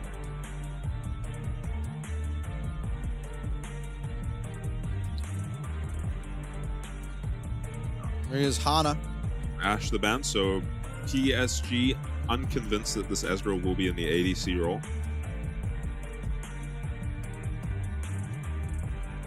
Hana, the man that used to jungle alongside Chris Carter, although Chris Carter was an AD carry at the time. Orky ban from DCG, and do PSG ban the Draven here, or do they not worry about it? They did ban it last time around. Not a lot of setup for this Draven to actually get his shutdowns, or proc his passive rather. There is still the Draven ban from PSG, so now DCG get to take their pick, and it's going to be Aatrox blind. They were fine with it into the TF last time.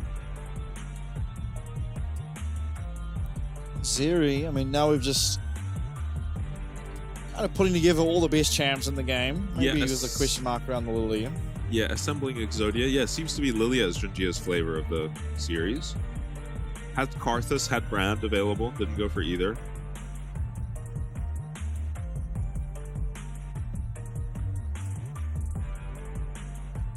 Zeri last second lock in, and now Aja needs to pick something into the Aatrox.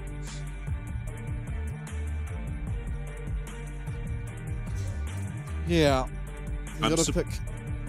I'm surprised Junjia didn't just go for Lee Sin and they just play something standard in the mid lane. Junjia? Yeah. I haven't seen him play a game of Lee Sin ever. Oh.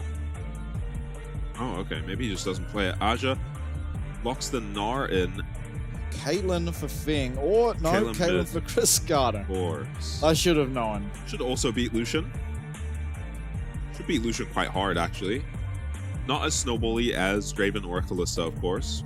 Junjia's laughing quite a bit. Do you reckon? Because, like, this is how I react in solo queue when I see a Caitlyn locked against me. Is I get really angry. And just sort of take out my frustration verbally, you know? Oh. Do you reckon Maple did the same? Saw the Caitlyn, got angry, and then Junjia's just laughing at his reaction? Maybe. I don't get that mad when I see Caitlyn. I do. I hate that champ. It's so unfair. She just has 100 extra range in almost everything. Yeah. Plenty of damage, plenty of wave clear. Very strong laner, Caitlyn. We've seen her in the 1v1 once, I think. I think we've seen her a couple times, maybe. Oh, I have one that's sticking out in my mind. Go on, then. I think it was against Lucian. Oh. In a 1v1, Caitlyn into Lucian. Was not very close. I think I remember a Varus versus Caitlyn 1v1 that Betty was involved in. Oh, maybe. I think it was against Shun even, maybe. Yeah, and Shun on Caitlyn. Yeah. Yeah, okay, maybe it was Varus. Varus a little bit easier to deal with for Caitlyn. Immobile and lower range. At least Lucian's got a bit of mobility going for him, so despite his low range, he has opportunities to get on the Caitlyn, at least later on. In lane phase, won't have much luck. Cascada probably rocking barrier. Yeah. And that is going to be game number 3 all started up now as PSG try to keep their undefeated streak alive, but DCG try to end it. That's why bites from Gia. Fox's electrocute. Anything strange. Doesn't look like it. No. Doesn't mind on Ezreal. That's normal. Walker just not quite walking into that bush. Fleet footwork, Aatrox. Yeah, he did that last game. I think it's Probably just against the range. Ranged, yeah. Yeah. I do the same on Cassante in my games. Yeah, no point grass. I see a lot of people go Aftershock, but especially now that you can just take Absorb Life, makes those ranged matchups top a whole lot more navigatable. Yeah. I personally am enjoying the Absorb Life meta. Me too. Feels a little more forgiving for me as a noob in lane. DCG are starting at the enemy red buff, and PSG somehow always know these things are happening and get Junjia into a good spot every game. So he will not be messed up by this.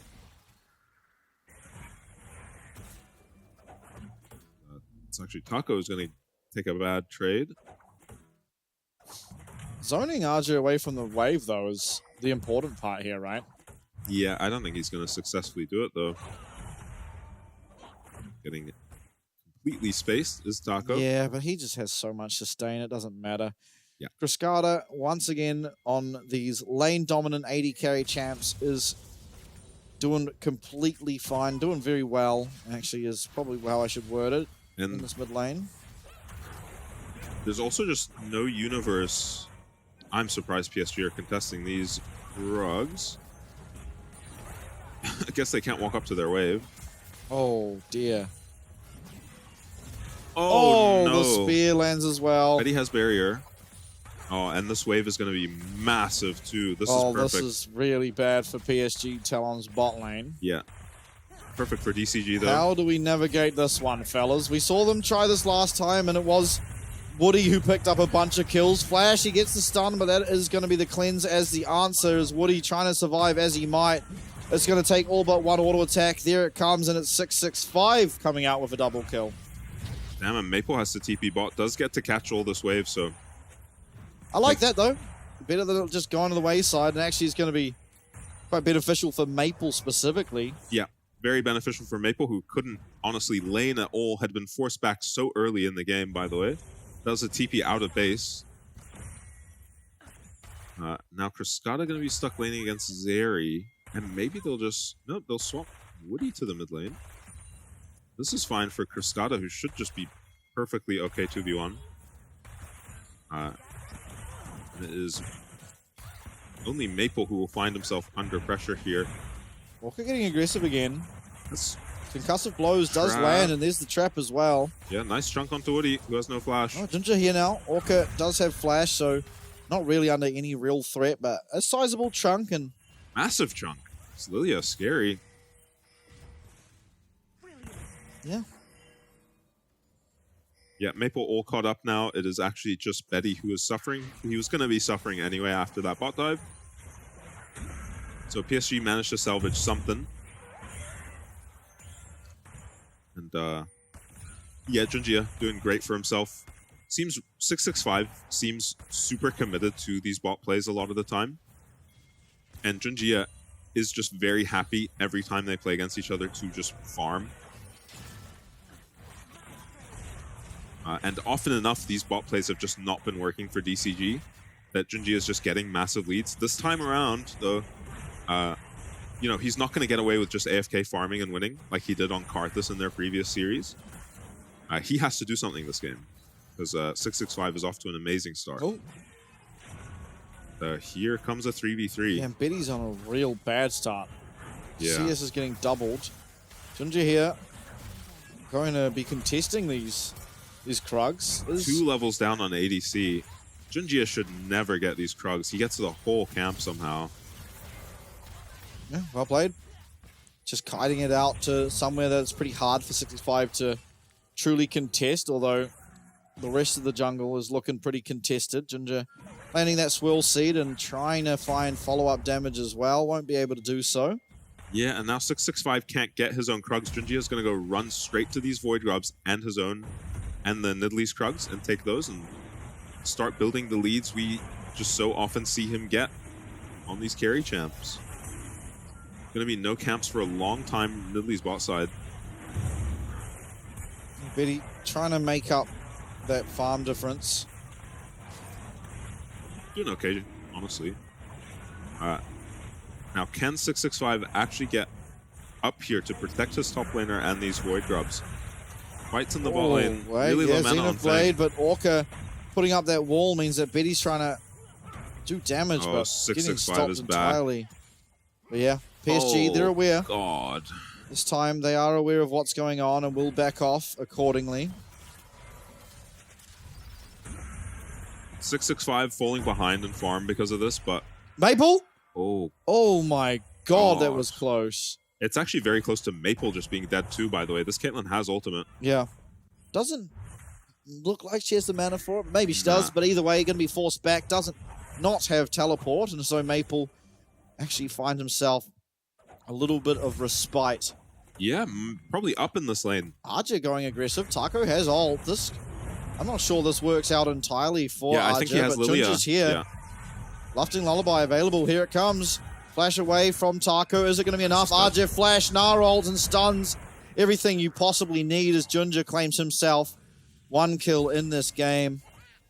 PSG Talon now on the board. 1k gold advantage, however, to Deep Cross Gaming. Yeah, anytime it feels like Junji and Aja are on the same map, it is just free kills for PSG. 665 should be getting 6 soon. Yeah, looking Doesn't for the red have it buff. yet. Will Junjia come contest this? He kind of doesn't have positioning on it. Woody is looking to help as Orca as well. Brom is here. Could be a 2v2. Junjia 6. Junji used ult top, remember? Everything was from Junji. Just find a lot of Just damage dead. here. Junja's just dead. What are you going to block? At least the 90 caliber net is flash forward. 65 going to claim that kill. Concussive blows again, and DCG, they are running away with it as Feng claims himself a kill also. Yeah, PSG just getting embarrassed through bot lane at the moment. Not something you ever expect to happen to this team. Maybe just too greedy with their lane picks. But we've seen these matchups just be fine for the Zeri Leona.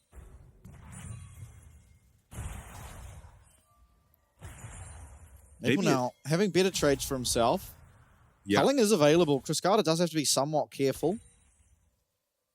See if there's any help for Maple. It feels like a volatile lane state. If Lucian does get ahead, though, it becomes a lot easier. Yeah, Maple is alarmingly close to dead, though, by the way. No, there's no ult on Caitlyn. Oh, he used ult. Okay. Sorry. Junjia gonna steal away these Raptors that I think only he has done. I don't think 665 has done these Raptors a single time. And it has been very much in 665's favor. Because look at bot lane.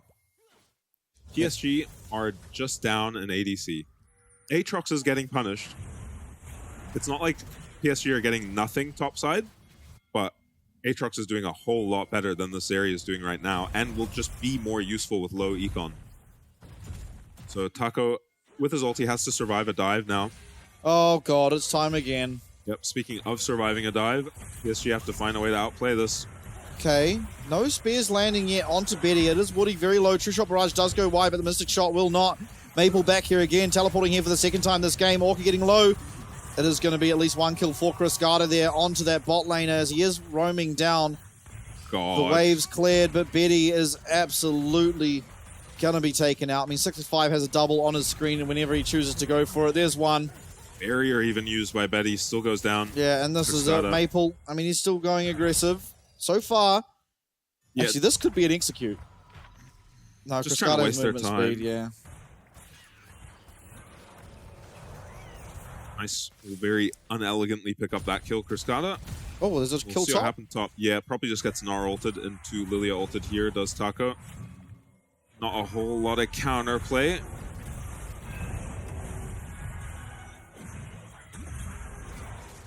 Yeah, I think he got to move for about half a second of that. On the other hand, PSG in the bot lane got to move the entire time.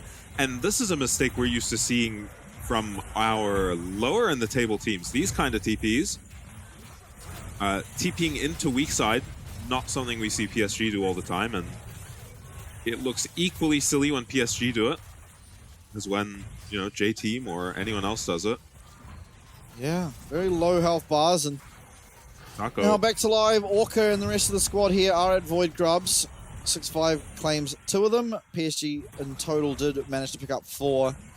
The game's not over, but it is quickly getting out of hand with a 3k gold lead only 10 minutes in. PSG find themselves in an absolute predicament. Betty really struggling to survive absolutely anything. Made of paper right now is this Zeri. Yeah, even for PSG, this kind of deficit is difficult. Play connects onto Feng, but there is no more follow-up that can really come through. Feng is purely 1v2, by the way. No one even coming to help him. Oh, Cascada, ace in the hole goes not the direction he would have wanted. I was just stuck, by the way. Okay, how's his E up now? Oi. Oh. Close. Does have Meganar coming up, and I'm surprised 665 is not looking bot. Yeah, Cascada's just dead. This is definitely big shutdown. Good thing for PSG. Cascada even flashes. What a preposterous flash. Yeah. For Cascada to throw. That's positively mad. Decides to not use his barrier. Okay. There was always the solar flare. Gonna come down to, let's see how much. So 40 CS is the gap in 80 carry, 40 CS is the gap top. Yeah. We'll see which lane is more impactful. Yeah, I just have to imagine it's... I don't think it's that... I think it's just that Aatrox is more useful without money. Yeah. Zeri without money is very much like having an angry little fly on your team. Aatrox without money at least is going to be crowd controlling people for you. And probably still just one-shotting this area anyway. This is true. Kind of game looks like it's a battle of the junglers, though, in many ways. 4-0-2 on 665's Nidalee and 3-1-0 on Ginger and his Lilia. So definitely a game that both of these junglers have the power to possibly put on their shoulders. I mean, 665 already, the early game has been phenomenal from him. Yeah. Can he turn this into an actual carry, though? That is the difference. It is very difficult on the Nidalee. Yeah, but you have to do it to justify this pick. You are in a position now as 665 to completely 1v9 this game. As Nidalee, you kind of have to. Because you're saying that you can when you lock the champion. Oh. Ginger seemingly successfully defends his top side. One big Lilia ult, though, that's all that it takes really to turn things around, as well as obviously Gnar. On the other hand, though, it's not an easy team, right? DCG, they've got so much mobility, so much range, that if they play around it correctly, it's going to be a very difficult game for PSG talent to truly fight their way back into. And they are a confidence team, DCG. With these leads, they're very difficult to play against. They play a very fast pace. They play super aggressively, as you're seeing in the mid lane. Yeah, land Essence Flux and immediately go in. Biddy now, once again, I mean, it's a predicament he's found himself in quite a lot. At his tower, and an Ezreal and a Nidalee steering down at him. Oh god, Fang is just taking over this game. He is just standing in mid lane and beating anyone who comes. And he has not even spiked yet. And another problem with the advantage being top is I just don't think Gnar carries this game. I'm sure Aja will do his best to make me regret saying that. I've seen him do it before. Now Yeah. Sako is just dead again. There is no way out here. Lots of stuns and yeah, there it goes. Yeah. To no one's surprise. Maple on the other hand though, he's Eats the looking spear. awfully dead as well. Is actually going to get the flash out of Nidalee. Yeah. Not sure that was necessarily required, but does happen nonetheless. Feng low. There is Lusting Lullaby. Yeah, here it comes. Feng does have cleanse. Not going to use. Yes, he is. Okay. A lot of summoners being used. Not sure they're needed. Yeah. But ultimately, it is still DCG firmly in the lead. 5-0-2 now is 665 on this Nidalee. Yeah, Taco can TP to his tower. TP flanked by Aja. Yeah, Aja's coming in. He has got the Mega as well. He does not have ult, but this might just be enough. Finds the stun onto Cascada. No, he will not. Zenith Blade, though, and Woody, that's a point-and-click stun. Betty trying to get some gold for himself will be taken away by that meteor that Aja just threw at Cascada's head. Yeah, 2 TPs committed. DCG just greeting for the tier 2 there. They had already won the cross map. I feel anyway. But they just go for more there and get punished. Cannot be greedy against PSG. Maple now looking for a tower, but there's only one minion, so... It was both TPs committed from PSG, so this should be a lot of pressure on the map now for DCG. Problem... They've only got one teleport anyway. Problem I'm seeing for DCG... Hold up. As Woody... Okay. Yeah. Okay, Orca. Put up the wall, and he's going to be completely fine, ultimately. Now, I've forgotten the problem for DCG. Side lane. Your side laner is a Caitlyn. Yeah, true. As you saw, they're very easy to flank and just kill, even with a friend there to help her. Okay, this should be third dragon of the game picked up once again by DCG. Hextech Soul, even more punishing, many would say, than the Infernal Soul they got last game. So now PSG are on a clock. The timer is on. Yeah, and honestly, I know they won't, but if they want to, DCG can just sit on their hands here and wait for this next dragon. And just flip 4 consecutive team fights. As long as you win one of them, you get the strongest soul in the game. But I don't think DCG are capable of playing this way. Well, Taco might be searching out his 4th death as... Yeah, Zenith Blade. Oh, okay, World End is going to be used, as well as Flash, actually. out of that Aatrox. I'm pretty sure Woody only used the Hex Flash, so should be fine. Betty has to be careful. Yeah, look how much pressure is on mid and bot. In the meanwhile, though, more waves this Aatrox clears, the better. Leona has to get back to base now. Feng is shoving down mid. Someone's got to help. Maple's coming to help. Maple's flanking Feng, actually. Yeah, this might be good. There is Flash on this Ezreal, but is it going to be enough? Yeah. Hold up, bottom. Glacial Prison comes out. RJ steps on a trap. Can he get Mega, though? Flashes away. Will be okay for now as the Lusting Lullaby. And this is looking like a bloody good fight here for PSG as 6-5 gets shut down, and it's RJ who takes it. Lufting Lullaby was used, but there is a lot of damage coming through as Woody Xenoblade. It connects. The flash from Cascada is too late. And Maple, he goes mid. He kills Feng. He comes bot and he kills Cascada and Orca. And just like that, we're dead even with only the Dragons to separate the teams. Yeah, dead even. Exactly the same gold for these teams, and just greed all over the map for DCG. Feng is not hovering to his team here. He should be hovering down, but is hovering backwards and upwards. Here, Cascada gets hit. Yeah, gets hit by the Lilia E, makes this fight very difficult. Spear goes wide as well, and so does that Caitlyn Q onto Aja. Just a lot of mechanical misplays here from DCG, getting completely outplayed from PSG. Junji, a nice flash over the Braum Q, otherwise he probably can't even chase. And then kites out with these 3 Braum hits onto him, re-engages once the Braum passive is off him. Junji pixel perfect in this fight. And Maple just did a lap of the entire map.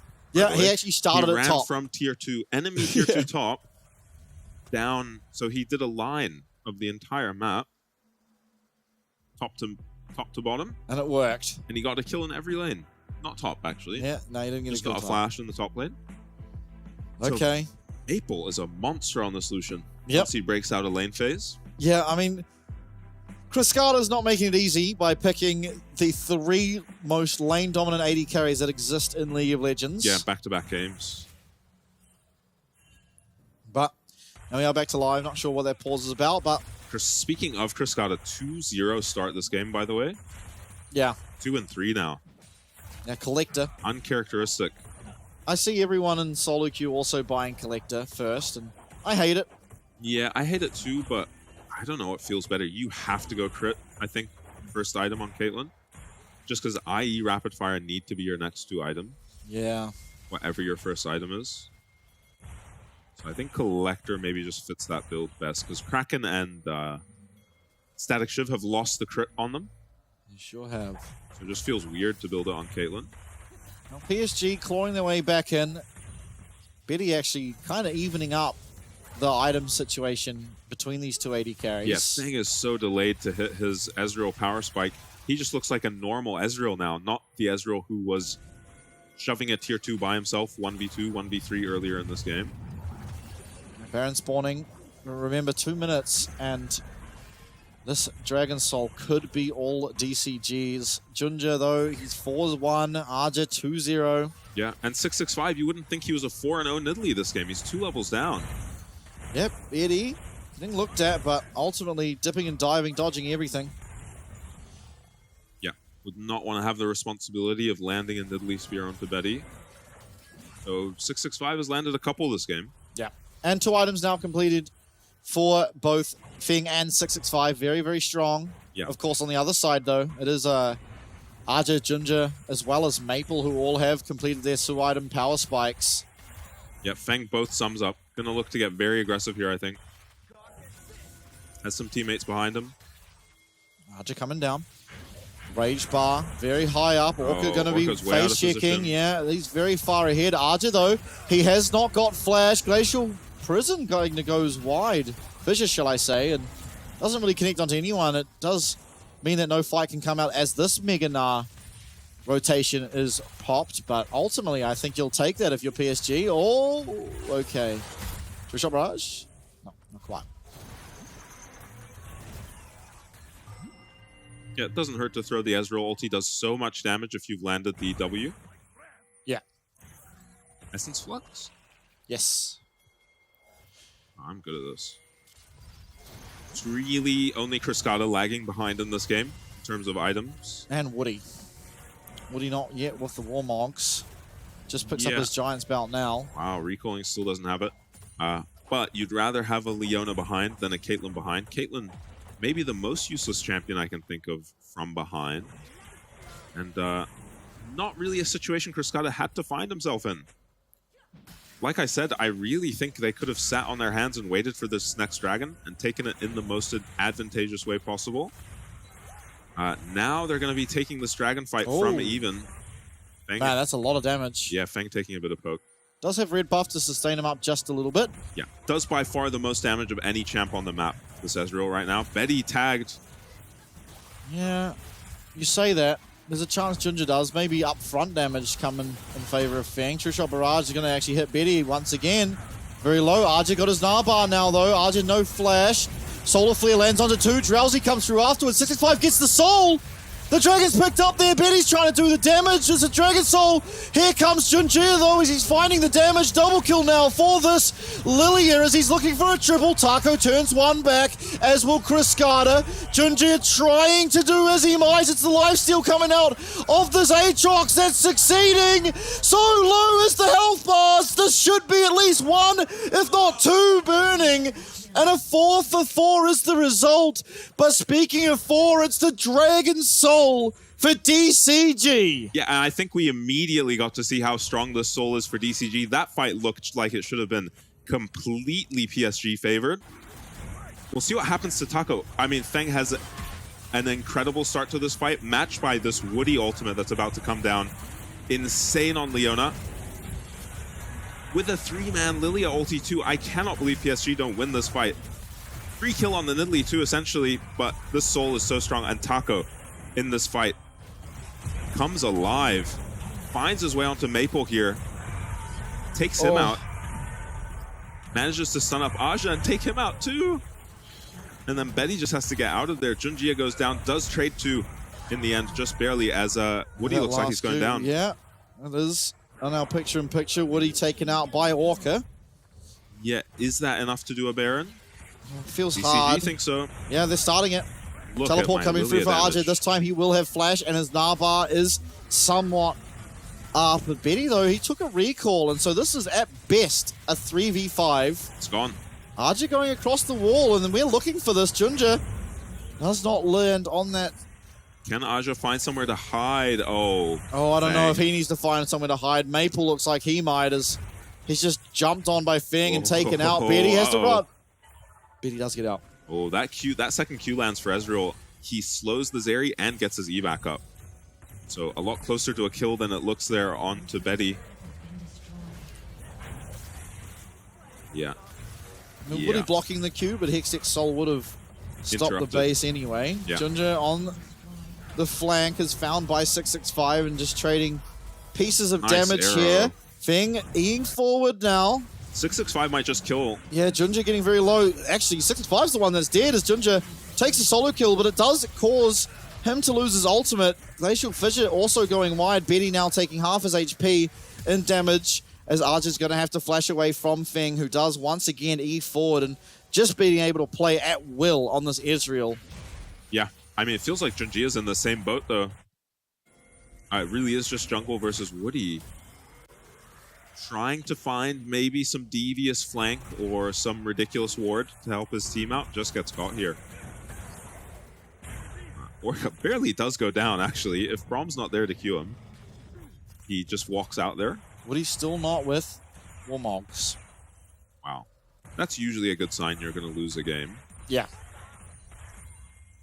Warmogs is so important on these melee supports. I mean, there is a 9-2 Lilia, and it's pretty much That's all up to the 9-2 Lilia. Yeah, the problem is, it's getting to the point in this game where Ezreal and Caitlyn are just two-shotting. Yeah.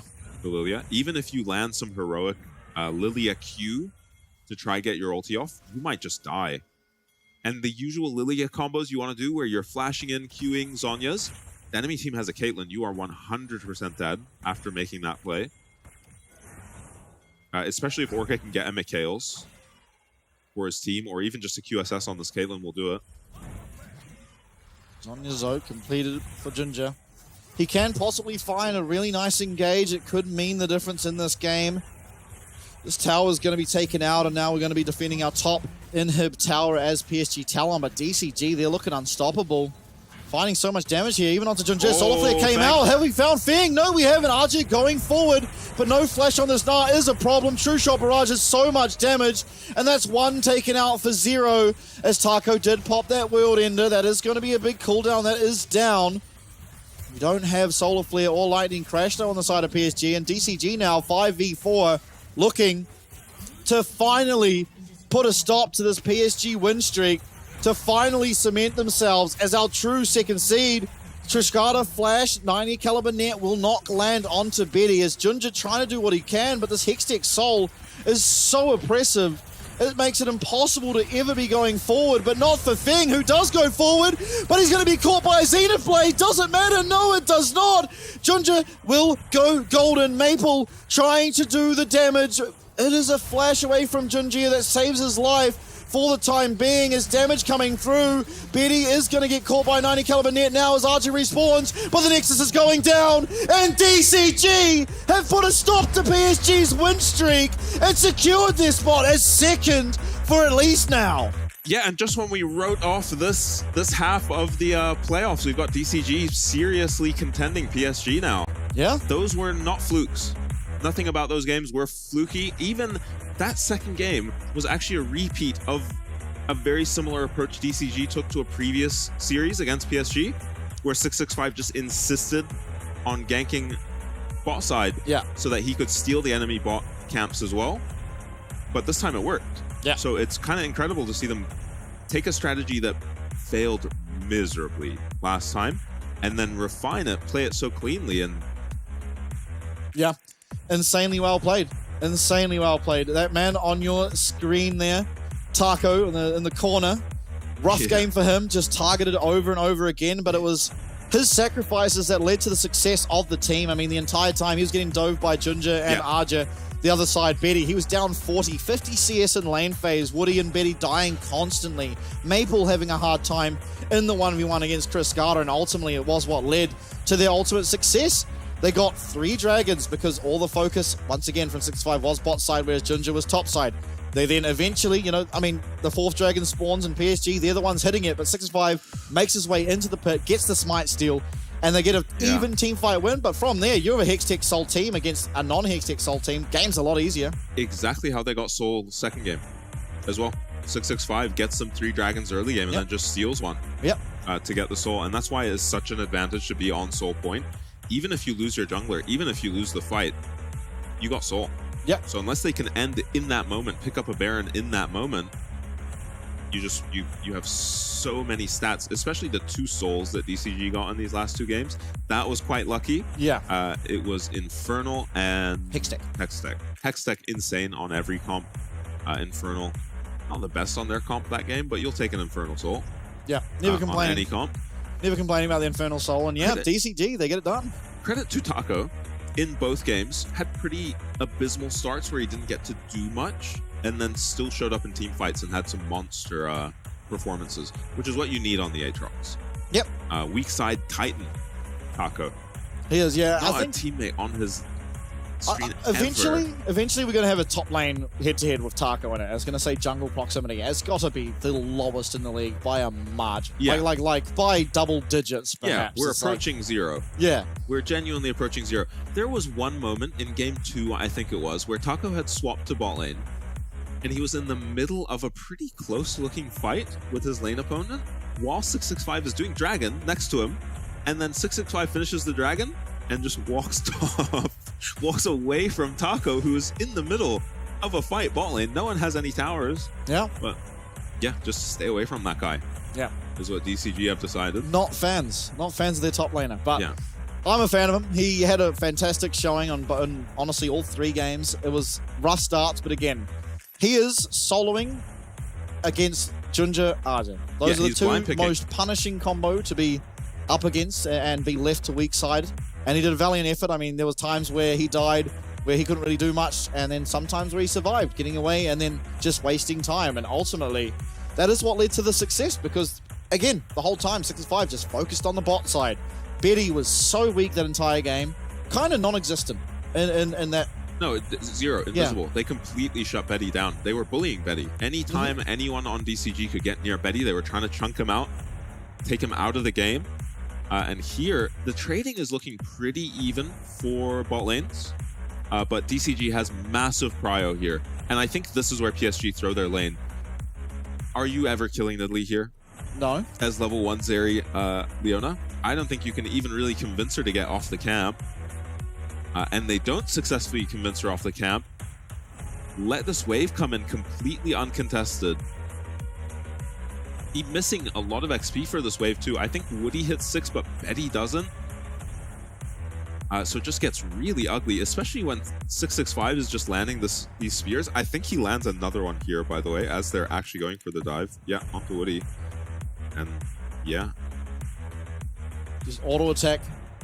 Very cleanly played. 665 auto attacked so much during that dive. Yeah. Pretty much the whole time, just sitting there auto attacking. Yeah, with the red buff. Mana, so. With the red buff on Nidalee, proccing Electrocute. Junjia, though. Yeah, he did his best. He was working that game. Yeah, he was doing overtime, but it wasn't enough. And I mean, honestly, how unplayable is it to be a Lilia when Hextech Soul is what you're up against? Like, Lilia relies on movement speed, and Hextech Soul just completely shuts that down. Yeah. One thing I think that should be said about PSG is they, if you remember last week, they've already secured first, so there's no way they can't be first anymore. And in, I believe it was Maple's interview last week, they did say that now they can kind of just relax and do whatever, you know, because all that matters now for them is playoffs, because they are coming out first, which is valid. You know, you could probably look at the series and see that. I mean, Junja played nothing but Lilia the entire series. Yeah. Maple played 2 games of Lucian, and then they did do some funny stuff with the Lucian top against Twisted Fate, but ultimately, I think, you know, given playoffs, if you're going down, if you lose a game, the PSG Talon that was in playoffs last split changed up things. You know, they wouldn't just go the Lilia a 3rd time in a row. They'd try other things. Yeah, especially when the Lilia didn't make much sense. I could imagine there's some crazier counterpick Aja has. Yeah. Orca gets the MVP. I think my boy Feng was playing his heart out, but it was an amazing Braum game. It was. I kind of agree with the Braum I hope MVP. the replay is him interrupting Aja's engage on Gnar on that last fight top lane. Yeah, it was pretty well done. Yeah, plenty of good replays for Orca here. Yeah, it will be. So Feng is just Eing aggressively here, constantly, because of how strong he is and how many teammates he's got behind him. All ultimates committed here by PSG. Orca finds the perfect Braum ulti to interrupt the Gnar mid-jump, and then Aja just stands there and dies. Yeah, can't really do anything now. Yeah, just that same issues as Malphite, right? If you get your engage only goes one way, so if you get it messed up, you just die. One other problem with, I guess, the Gnar this game, and honestly it's the Hextech Soul again, is that Arjun never actually got to use his flash aggressively. Not once. Every time he was flashing was to flash away, and it's because any instance of damage lands on him when he's in a mini Gnar form. He's just slowed, and you can't really fight back. If you're against a tank, sure, in a 1v1. But in these instances where it's like a team fight, you're about to be in a team fight, you have your Mega Gnar ready, you get slowed, you can't really go forward anymore, and he just loses his flash to try and escape and to survive. And then Gnar without his flash, if you're never able to look for a single flash engage, it's going to feel very, very rough. But what doesn't feel rough is our interview. Chris Carter and Paddy, please do enjoy. For the post-game interview, let's let Chris Carter say hello to the fans first. 欢迎来到今天的赛后采访。我们今天邀请到是 DCG 的中路选手 Chris Carter， 请 Chris Carter 先跟大家打声招呼吧。大家好，我是 DCG 中路飞机灵。So sorry for interviewing you again because you performed too well. We can't help it. So first off, congratulations for winning against PSG. You guys had a spectacular game, and your personal performance was also really good. And you guys broke PSG's record of all win this season. How are you feeling right now? 首先不好意思一直采访你，因为你实在表现太好，我们没有办法。首先恭喜你们赢下 PSG， 今天你的表现以及你们队伍的表现都非常非常好，然后也打败了 PSG 全胜的这个记录。想问一下你现在的心情如何？我觉得现在超开心的，因为打赢无敌。然后我希望下次采访的时候可以访我队友。So I'm really, really happy today because we won and I won against Woody. And also please choose someone else for the interview next time.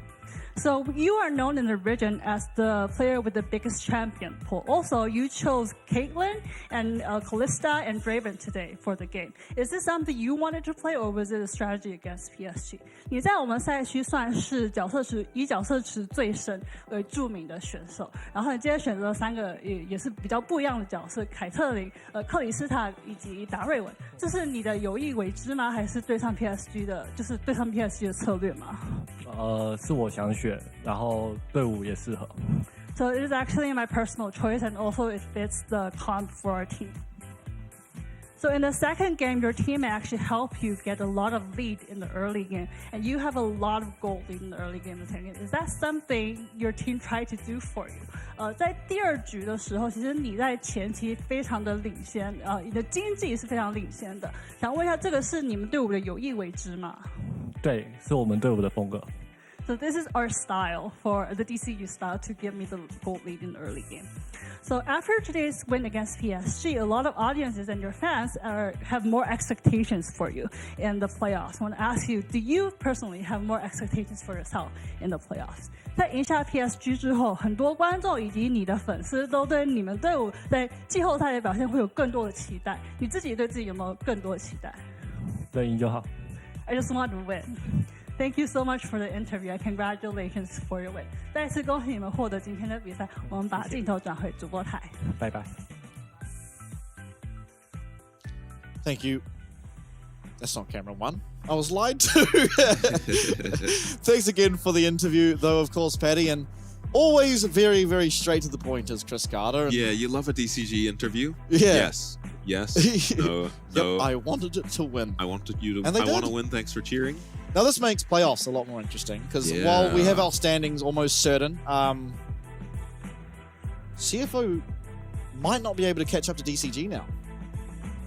Well, they'll have a chance to face them head to head. Yeah, but right? I think they're 2 games up. Really? So even a 2-0, we'll see. We'll get to see, right? Yeah. Obviously today's results, Frank, no controversy there, just 2-0 over Halpigs, and DCG upsetting PSG and handing them their first series loss of the split. I had them so written off today. You would not believe it. DCG? Yeah. We're on the same patch that PSG just look infallible on. Yeah, it even started. The series started with just absolute domination. Yeah. But mental fortitude on this team. Yeah. So we've seen it time and time again, right? And 1 win is the difference. So, yep, if CFO beat DCG, they will be second. Yeah. And they will have, what is it? The ability to come second and get that bye into playoffs. But if they lose to DCG, then this is just our standings. There's obviously no way in the 1 game remaining to catch up to PSG. Yeah. And it's something that I think we probably agree on. And it's something that PSG traditionally have done, is when they have locked in their spot in the playoffs and they're just guaranteed first, they start to do things that you're not going to expect in the playoffs. So it sort of like covers up their ideas strats. If you have. Yeah. Hiding strats. Yeah, there could be an element of hiding strats happening today. Absolutely. Now, upcoming matches. Tomorrow night is West Point versus Halpigs. Now, that's an important one. Not really for Halpigs. For pride. For pride for Halpigs, but for West Point, they have to win. If not, they will not be able to reach J-Team, and they will be the 6th seed coming into the playoffs. CFO versus DCG, though, that is the big important one. Yeah. If CFO win, they will be second. If DCG win, they will be second. So it's a fight over who gets the bye.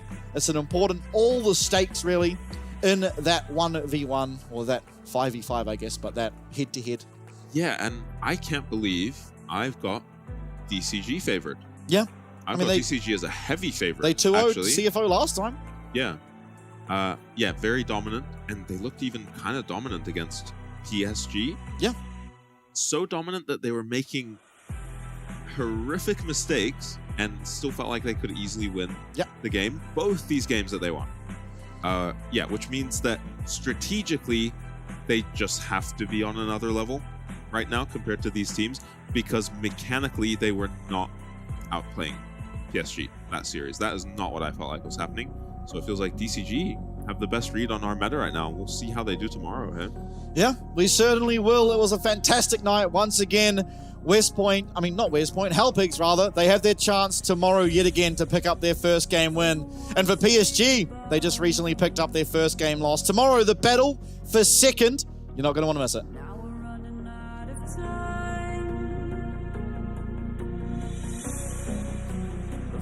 put this all behind, let's go again.